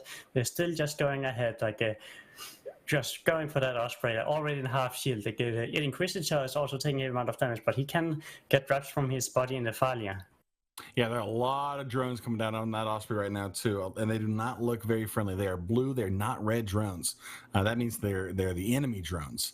So they are going to go for the Osprey. They're going to be their primary target, which is a big one. I mean, if they can nuke down the Osprey, they still have a lot of DPS in this team between the Absolution, both Prophecy Navies, the AUG Navy. That's the Vexor Navy. I need to see if that Vexor Navy has It looks guns. like the paper number team is like splitting DPS on all three of the Doomsday frigates. This is not good when you're like having rapid light missiles on these cruisers. Like you want to focus and like get one of them down, but now you got like neither of them down as their own Osprey goes down. Yeah, they got so distracted with trying to get rid of one of the. I mean, they need to pick a target. They need to pick one thing to shoot, and they've lost their Osprey while they were waiting. Paper numbers now going in on the Vexor Navy a little bit, but again, just splitting across 4 targets. They're still doing damage to the Thalia. They're still doing damage to the Retribution. They need to focus up. Yeah, in the meantime, like their own frigates like getting picked off by the Doomsday team. Like these long-range ships, they can just shoot these without getting on top of them. So without the Osprey like keeping alive, there's nothing to really protect them. Yeah, the Vexor Navy now going into. They are finally getting ready. I say they're getting ready to pick something off. They did just lose another ship, another Caracol. The Vexor Navy. Although the Vexor Navy is going low, so they might actually get a kill. But at this point, I'm not sure if this is going to be enough for them. They still have a lot of DPS left. I mean, they still have the Claymore, the Cyclone, both the Cyclone fleets, the Drake and the Orthrus, and the ONI. But again, I mean, they did just okay. It's a little bit more even now. The Retribution goes down. They find one of those things that they were shooting at the very beginning. Finally, they put enough damage into it to kill it, and the Orthrus now taking quite a bit of damage. I don't know. I don't see this one. Both those Prophecy Navies and the Absolution have a lot of hit points. Yeah, so the red team actually doing the right thing. Like after the Lucky went down, they just starbursted everywhere. So the Till Doomsday team have to like burn down and go after each one of them, like and burn back to the next one when they kill someone. So this is going to take a little bit extra time for them, but to their own advantage, they have like long range guns, so they don't need to get like right on top of anyone to actually kill them. The Inquisitor goes down. Looks like the Magus won't be too far behind it. The Thalia also taking damage. The ONI now dipping into armor. But again, their main DPS core of the Claymores, or rather the Cyclone fleets and the Claymore, are still untouched. The Thalia does go down for Till Doomsday. This match is really even with so much DPS left on both sides. It's really hard to say which way this is going to go. Yeah, both teams are opted to like go for the support wing of the opponent's team. So both teams are having like all the heavy hitter DPS ships remaining. That Armageddon Navy issue got these long range nukes, so it's going to be hard for them to kite away. But on the other hand, he's not going to contribute much with DPS. Oh, and the Magus goes down. Till Doomsday now has a ship disadvantage for the first time so far. They are putting DPS into the Drake Navy. It looks like they're trying to get on top of him. And man, there's a cloud, an absolute, I mean, I've said this a couple times, a swarm of drones on that Augury Navy from Till Doomsday. Paper numbers it has not rolled over yet. Yeah, the Get on Navy issue is going after Rifle and the Claymore. He's going for that micro jump drive beacon, so he's going to use that to like stay alive for longer, like, making it harder for them to actually pin him down. Trying to survive as long as he can, like pushing out DPS. Yeah, Jalthi in the Drake Navy pinned down now by the Prophecy Navy and the other Prophecy Navy. He is gonna go, which puts us at, man, this is so tight. When this one goes down, we're looking at a points differential. Oh man, it is razor's edge right now. The AUG Navy Bradford Clear from Till Doomsday does go down. And it brings it at 5-4 right now in ship count. This is so close. Yeah, both teams are like fighting with tooth and nails, so they want that victory. They don't want to make it easy for the other ones. Like everyone like hiding around, doing everything they can to stay alive for as long as possible. And it looks like the Osprey Navy issue is the next target for the Till Doomsday. It's like 3 battle cruisers chasing him down with these long-range lasers. Yeah, Exynos Zekarath trying to answer the question, can you make up for a lack of logi with speed? So far, the answer is yes. He is repping his shield, getting away from the Absolution that is right on his tail, and both those Prophecy Navies, he is going to rep up all the way to 100% shield at the same time. Now we can see damage being put into... We've seen that Crow going in, like trying to tackle some of these battlecruisers, trying to save his friend. Like, he knows that they're going to have a hard time tracking him, so he's doing his best he can to prevent them from chasing down that Osprey Navy issue. It looks like he's trying to do the micro-jump drive play, and he did do it. He's far away, but will it be enough? Like, he's low structure. Yeah, he did, and you know, you take out a lot of damage on yourself whenever you do that, because hitting those micro jump drives does bloom your signature. And he is into low structure now. He is probably going to go. Now it's just a question of, do they have enough DPS left with the 2 Cyclone fleets and the Claymore to kill one of these Prophecy Navies? I don't think they do. And we see the Cyclone fleet of Captain Shinken now dipping to low shield. If this one goes down, they just won't have enough DPS left to do anything left on this grid. That will give it back till Doomsday, and Paper Numbers will be eliminated from the tournament. Yeah, it looks like the Armageddon Navy issue and the Cyclone fleet issue, like having their own like 1v1 in the corner. It actually looks like the Armageddon Navy issue does have a rapid heavy missile, so he does actually have a lot of DPS. I've seen that Cyclone fleet issue is getting wrecked pretty hard. Oh, maybe it's just my screen. I don't see any rapid heavies on that, or that Get Navy. But either way, they do have plenty of DPS left to deal with Captain Shinken. You can see that the team from Paper Numbers now doing all in on whatever is left on grid. They might, I don't know why they're putting any damage into the Armageddon Navy at this point. Maybe just to try and snag the flagship before they go down. I mean, it's because he's pinned down by the Geddon, so he cannot... Captain Shinken, he has no choice but to fight that Geddon. Everyone else is too far away. That is true. Captain Shinken now in, trying desperately to rep back up, will not have enough. But the Prophecy Navy issue of Nova Tintin might actually go down by the other Cyclone fleet issue and the Claymore. They're putting DPS on this Prophecy Navy issue, like all are trying to kite away from the other ships. Oh man, Captain Shinken desperately trying to rep himself back up. It is not going to be enough. He is going to go down. Now Nova Itinen in the Prophecy Navy, dipping very, very slightly into structure, taking still some damage from the Cyclone fleet and the Claymore left. Yeah, he's going for the micro-jump by beacon. Like, he's going to do the same play, like, to stay alive. So a lot of use of these beacons this match. I absolutely love it. These people have been showing some great play with the beacons. Not every time it's been worth it, but sometimes some of these attempts they've done have really paid off. Oh, the Crow going in to try and snag him right before he can hit the beacon. Is the Crow going to get there in time? Oh, well, maybe the Crow was just going by to hit him with the rockets on his way by. That's really funny. Even if they are able to keep that Prophecy Navy, or even if they were able to kill that Prophecy Navy, rather, excuse me, Rife Ison now is going to be able to, or is going to start dropping in the Claymore, and you're not going to kill too much with just a Crow and a Cyclone fleet left. Yeah, it looks like the remaining people on the Doomsday team have like pushed off the other battlecruisers. There's only the Crow remaining trying to finish off that Prophecy Navy issue. Although the remaining Cyclone fleet issue is going in for the kill. He wants to like restore at least a bit of honor as he's trying to get the last kill before he's going to get finished off himself. Yeah, we're just under 2 minutes here, and this one is all but finished. Maddox over there in the Cyclone fleet, the last remaining DPS member of his team. I said that, of course. The Crow does have rockets, and that is DPS. That ain't nothing. But really well played here by the team from Till Doomsday. Going into this match, I don't know. I didn't quite see who the betting favorite was, but I would say most people probably thought the Paper Numbers was the one to beat here, and indeed they were the one to beat. They got beat. Yeah, we have 1 minute remaining on GFs and local. Like, these two teams have been doing a stellar job, and I'm really looking forward to seeing Paper Numbers again next year. Unfortunately, they're going to get knocked out this year, but these are like solid guys, like really been playing well, and I'm also looking forward to seeing the French guys of Till Doomsday, see how they're doing. And there are some of the guys on the teams that they have been absolutely good people in the game, and I love my friends here, so let's kick some ass. Yeah, this was clearly a match by two teams that were both very skilled pilots. They both had really well-made comps. They both came in with a plan. They both executed well. Just one had a slight advantage over the other. That is time. Paper Numbers will be going home. The team from Till Doomsday will advance, and they will get the pleasure of playing whoever wins the next match between Snuffed Out and Templis CALSF. From us here, we'll head it back to the desk for some analysis.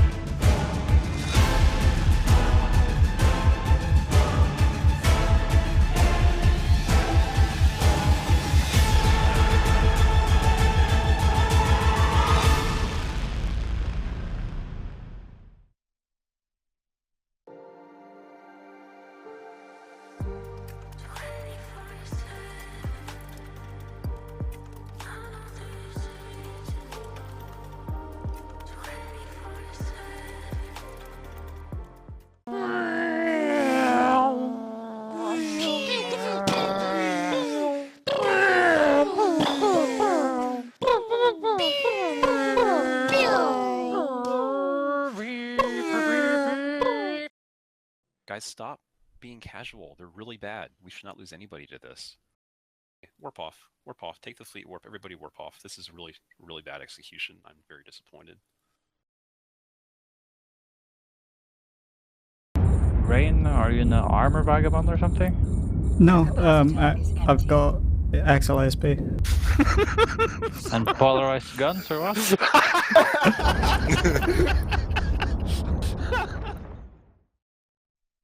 Looks like someone left the paper out in the rain because it was just torn apart by Doomsday, who will advance forward, continuing their run in Alliance Tournament 19. But paper numbers, no more. They are gone. They are out of the tournament. It was a relatively close match, but certainly interesting ship choices on that side there. Blackbird Pirate, the Nighthawk wasn't banned. The Scimitar wasn't banned. There was lots of other ships in the entirety of New Eden that weren't banned, and yet we saw Fleet Cyclone instead of the Nighthawk. We saw an Osprey instead of a Scimitar, and then there was just a Crow. Talk to me. Yeah, there were quite a lot of ships that were not banned. In fact, the majority of ships in EVE Online were available to be picked, and we did see a heavy missile kite. Obviously, there's some rapid lights on some of the ships that generally you won't see heavy missiles on, but heavy missile kite has traditionally been done with Nighthawks, which do an actually insane amount of damage, even with heavy missiles. Generally, you think, hams are the big missile damage thing, but Nighthawks just do stupid DPS anyways. And you will see things like Nighthawks and Navy Drakes, which we did see a single Navy Drake, and we saw 2 Fleet Cyclones. And just because of the way those ship bonuses are set up, you usually want to, so instead of doing like a Claymore, 2 Fleet Cyclones, and a Navy Drake, you'd want to do like a Nighthawk, 2 Navy Drakes, and a Fleet Cyclone. If you just wanted to like keep the comp exactly as is, you could have swapped better ships into it. And it's kind of unfortunate. An Osprey cannot keep itself alive. And the reason why Scimitars are so good is you can fit an XLASB on them and go really fast. They have a fantastic resist profile, and they can do the ability to fly really, really fast. Sorry, I just heard myself in my mic, and I was like, oh God, that's what I said.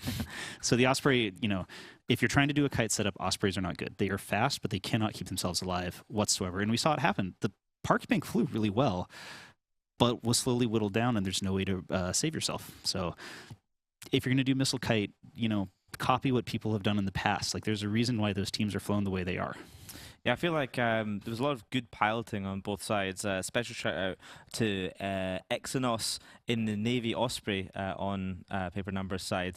Not only did he get shot and nearly die, managed to bail away, get himself to safety, reload his XLASB, and then come back in again. When he got shot for the second time, he made his way to an MJD beacon and jumped away to safety again, extending his run in that particular match a lot longer, just through piloting, being aware of where he was, being aware, where to pull away, when to reload, things like that. That's good piloting. But again, like we saw that Crow, CCP Castro, it's an unusual ship to see in an Alliance Tournament match. Why would you bring a Crow? Is there anything you would bring instead? Yeah, so personally, I would probably bring a Raptor over a Crow most of the time because it's worth the same points, and the Raptor gets the shield resistance bonus, so it's easier to keep alive. And then the Raptor also, since it's the combat interceptor sort of variant, it also gets the bonus to overheating micro warp drives, so you can actually go a lot faster than the Crow too. And then also, even though you're not really bringing it for damage, the Raptor also just has more damage if you just fit a few neutron blasters on it, and it's also, I think it's a bit easier for like doing things like killing drones that are on your Logi or something like that if you have to have it do that. So I'm not sure why the Crow was picked over the Raptor in this case. Oh, sorry, the Raptor wasn't picked over the Crow. Yeah, it's certainly an interesting call, but paper numbers will have plenty of time to think about it. As mentioned, we said goodbye to them in that elimination match. Let's look forward to our next elimination match, which is Snuffed Out versus Templis CALSF, a match I've been looking forward to for a while. So let's take a look at the bans. Snuffed Out choosing to ban the Scimitar, the Balgorn, the Nighthawk, and the Executor Navy issue. Templis going for Guardian, Oneirus, Blackbird, and also Executor Navy issue, giving us trickle bans of Armageddon Navy issue and Augurer. Blackbird Pirate, anything stand out here? You know, we're seeing this constant Executor Navy issue in these Blackbird bans. I think at this point they're probably the two most banned ships, so we've talked about it quite a bit. Seeing this Balgorn Armageddon Navy ban, though, from Snuffed Out, that's actually super interesting because that really truly signals that you do not want to be going up against the really heavy bursty newts here. Both of these ships have bonuses to newts in various ways. Both of them can kind of do this hybrid energy neutralizer damage thing, or you can choose to fit them with a full rack of newts, which I guess now we've seen that work once out of 3 times, so still not great, but hey, it's a cool idea. So you kind of want to start thinking about, like, what is Snuffed worried about fighting that energy neutralizers will be really effective against them with? And generally we'll see things like a lot of laser boats. Maybe they're playing slow logi. Maybe we'll see the Basilisk, the ship, not the pilot, in this one. So it's definitely interesting. Snuffed banning out a Balgorn Geddon really does signal something. Top tier analysis there. It is signaling that there will be ships on field. Could you take a guess at how many ships? I would say somewhere between 1 to 10. Excellent. But okay. not 11. Okay, right. Excellent. Good to know. Good to know. Actually, no, that's wrong math. There could be up to 20. There's 2 different types. So somewhere between 2 to 20 ships will be on field. Okay.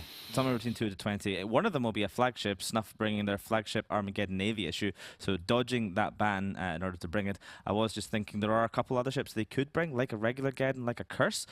Almost no E-War banned here, other than that Blackbird. They banned the Geddon Navy, and then they took their flagship Geddon Navy. Yep. So they're doing some 5-head plays here. Yep. CCP Castro, what do you think might be going to happen? Yeah, I think the fact that we don't see like Crucifier, Arbitrator, Curse, Pilgrim bans, there's a lot of TDs left open. So I think that kind of means that like a lot of control stuff is open, but because Snuff are bringing the Navy Armageddon, I think they're probably going to bring like the triple armor core or just like some variation of like the major threat comp just without the Navy Executor. Yeah, I can see a Lashak. Actually, like a Lashak Navy Geddon flag setup, because Lashaks are one of the ones that newts are like absolutely fantastic about shutting down. So that's kind of thinking about it a little more here, since we're going full 5-head, banning our own flagship and then picking the flagship to go around the ban. That's what I would expect, like some kind of armor core. Yeah, I was just wondering briefly, what's the Templis flagship? It's probably going to be a Barghest. They feel like a Barghest team. And yeah, sure enough, it is the Barghest. They do have it available. So I was just curious, because if Templis had a Armageddon Navy issue flagship as well, that would have been a even more 6-head tactic at that point. But no, it is the Barghest. So we're back to 5 heads, which is an acceptable number of heads in this instance. All right, let's find out just how many heads this comp does have as we head over to our casters, Alec and Chad.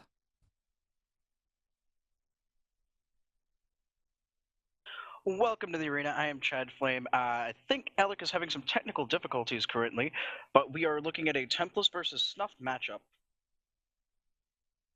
Alec is here. Oh, you're here? Doesn't show you in the comms. It's interesting. Oh, you are. Do you want to go through the Snuffed lineup for us? Absolutely. Snuffed has a Barghest Armageddon Navy, Eos, Magus, Pontifex, so they're max links, Curse, Sentinel, max newts, carries for damps, and double frigates for logistics. What do we have on the Templis side? We are looking at a Lashak Vindicator in the top end, followed by a triple Arbitrator, something we have not seen yet. Going to be a lot of weapon disruptors coming out of Templis, followed by double Lynx and double T2 frigate launching and a Hyena. Yeah, both teams going all in on control here. This is going to be a very tactical match. Not a lot of damage coming out of these teams. It's all going to be about positioning and properly getting their control engine going, as we see missile guidance disruptors going out onto the Barghest and the Geddon. So they did roll the dice correctly. They do have missile guidance disruption to deal with the damage coming from Snuffed. Snuffed, meanwhile, getting those damps out onto the Arbitrators and some turret disruption onto the Leshak Vindicator. So neither of these teams going to be able to fully apply their damage. Drone's going to be doing a lot of work for both teams here, as the Arbitrator of Akbad is under fire here. He's holding well, though. And we also see Templis now shooting the Navitas on the Snuffed side. Barghest has webs on it, as we see right now. That might be something that gets the match started. Potentially here, although I think if you're Templis, you really want to destabilize the Logistics Frigate Core here. Their low amount of damage, even against these higher-end targets, they're not going to be able to do a ton. You can see them trying to hit this Barghest now. They're struggling to even get through the shields. So these Logistics Frigates are definitely going to be able to keep that Barg alive for longer than you might expect, unless it has almost no armor tank on it. It's losing massive chunks. Massive chunks. You got a Vindy and a Leshak on it. Now. Vindys and Leshaks do a fair amount of damage. That, the longer the Leshak's on grid on a target, it will spool up to a maximum of around 2,500 damage. And Vindicator damage is not something to look past. We're seeing it looks like the Barghest is sitting around the same amount of armor as it was before, but the Navitas being switched to the primary looks like that is going to go down as well. Oh, the CALSF team is making them play a terrible game here, as the Navitas is still under fire while they're shooting the Barg. Negritas in the Inquisitor has to make a terrible choice. Does he keep his Logi partner alive, or does he try to rip that Barghest? It seems like he's trying to keep the Navitas up, and he's doing an okay job of it, but that leaves the Barghest on its own and also puts him in danger, as he's got his shield stripped in just one shot. Damage from Templis CALSF coming out all over the place here, but I think there's a method to their madness. And we also see some nuke pressure going across from the Templis teams. What looks to be Leshak onto the Inquisitor, making his reps, running not at full capacity as well. It looks like Templis is spreading their damage around, trying to get reps to go everywhere from the Snuff team, while putting damage still into the Barghest using that Vindicator. But it looks like Snuff now trying to put a little bit of damage on that Talia, which is also hard tackled. Yeah, they had trouble breaking last Spartan's Leshak here. Leshak quite beefy. Oh, the Snuff Logistics Frigate goes down. That is their Navitas. The Inquisitor now all on his own. Meanwhile, the Barghest, this tank has failed completely. The Ansel reps, if he had them, the charges are gone. He's now bleeding structure, half structure. This could be the Barghest dropping for Minton. That would be a definitive blow for Templis CALSF. They lose both their logistics and the Barghest. Snuffed has been snuffed out. And Snuffed hasn't taken a single Templis ship down, let alone even caused a threat to one of the ships on the Templis team. It looks like Templis is starting to run away with this match, as they now have Vindicator webs on the EOS of the Snuffed out team and are switching all of their damage over to that. Oh, this match is going to snowball quite quickly now without the logistics from Snuff to keep themselves up. Even the Leshak Vindicator, even if they properly spread out the tracking disruptors, they're still going to apply onto this EOS. It's only a matter of time. The Dracarys has also been caught. There was a web on him briefly. He's broken free, but is still taking a considerable amount of damage. Once that Dracarys drops, they're not going to have the damps to even attempt to control this CALSF team. Meanwhile, the EOS, holding in half armor, he's going to try to pull that back with his local tank, but it's not going to be enough. Once that Leshak gets spooled up, you're going to see big slices coming out of this EOS.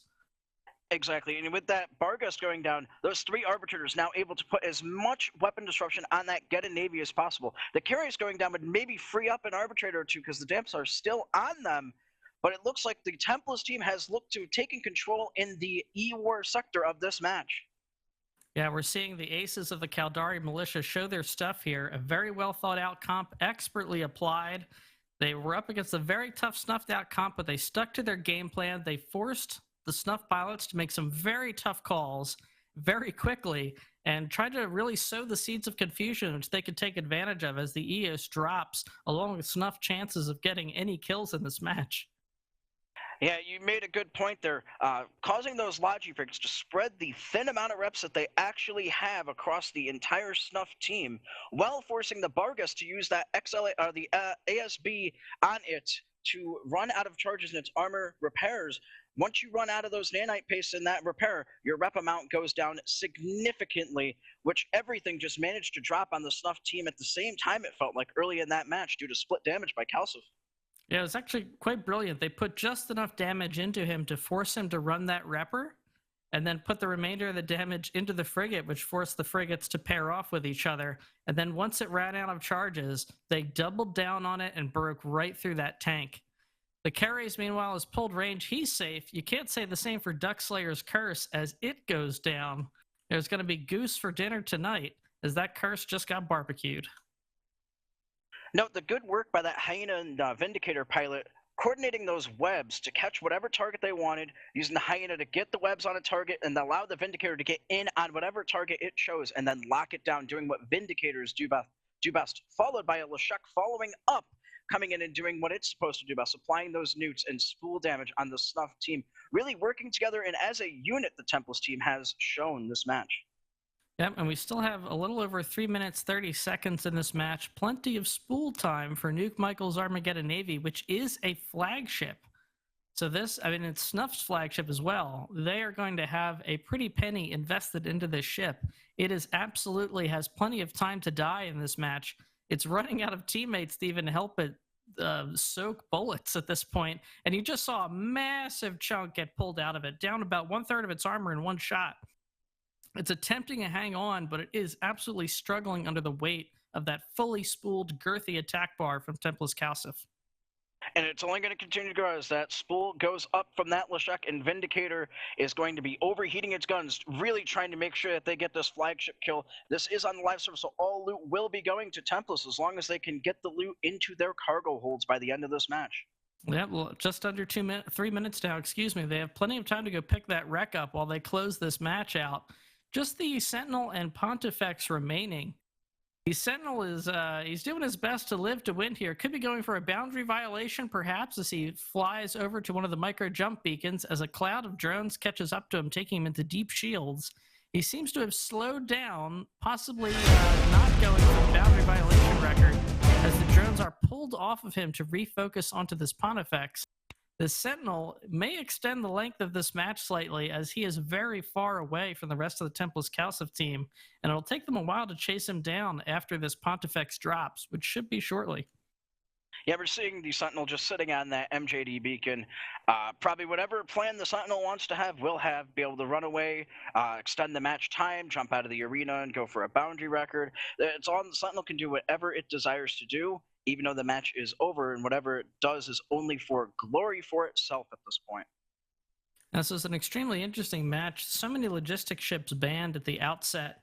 We had the Aneros, Guardian, Augur, and the Scimitar all banned out at the start of this match, and you saw Snuff getting a little creative there with the Tech 1 frigates. Unfortunately, that creativity was not enough to out-theory craft Templis CALSF, which just went all in on control here. What would you say would the advantage be of doing turret disruption ships over the damp ships? This is where it gets interesting. The damp ships, you can control the range of the match or the lock speed of other ships as much as you want, but if ships can come closer or farther away, those damps lose effectiveness in the match. Versus turret disrupting, you can get range and tracking screwed over multiple different ways. But with that, the match has ended, and we'll be sending it back to the desk.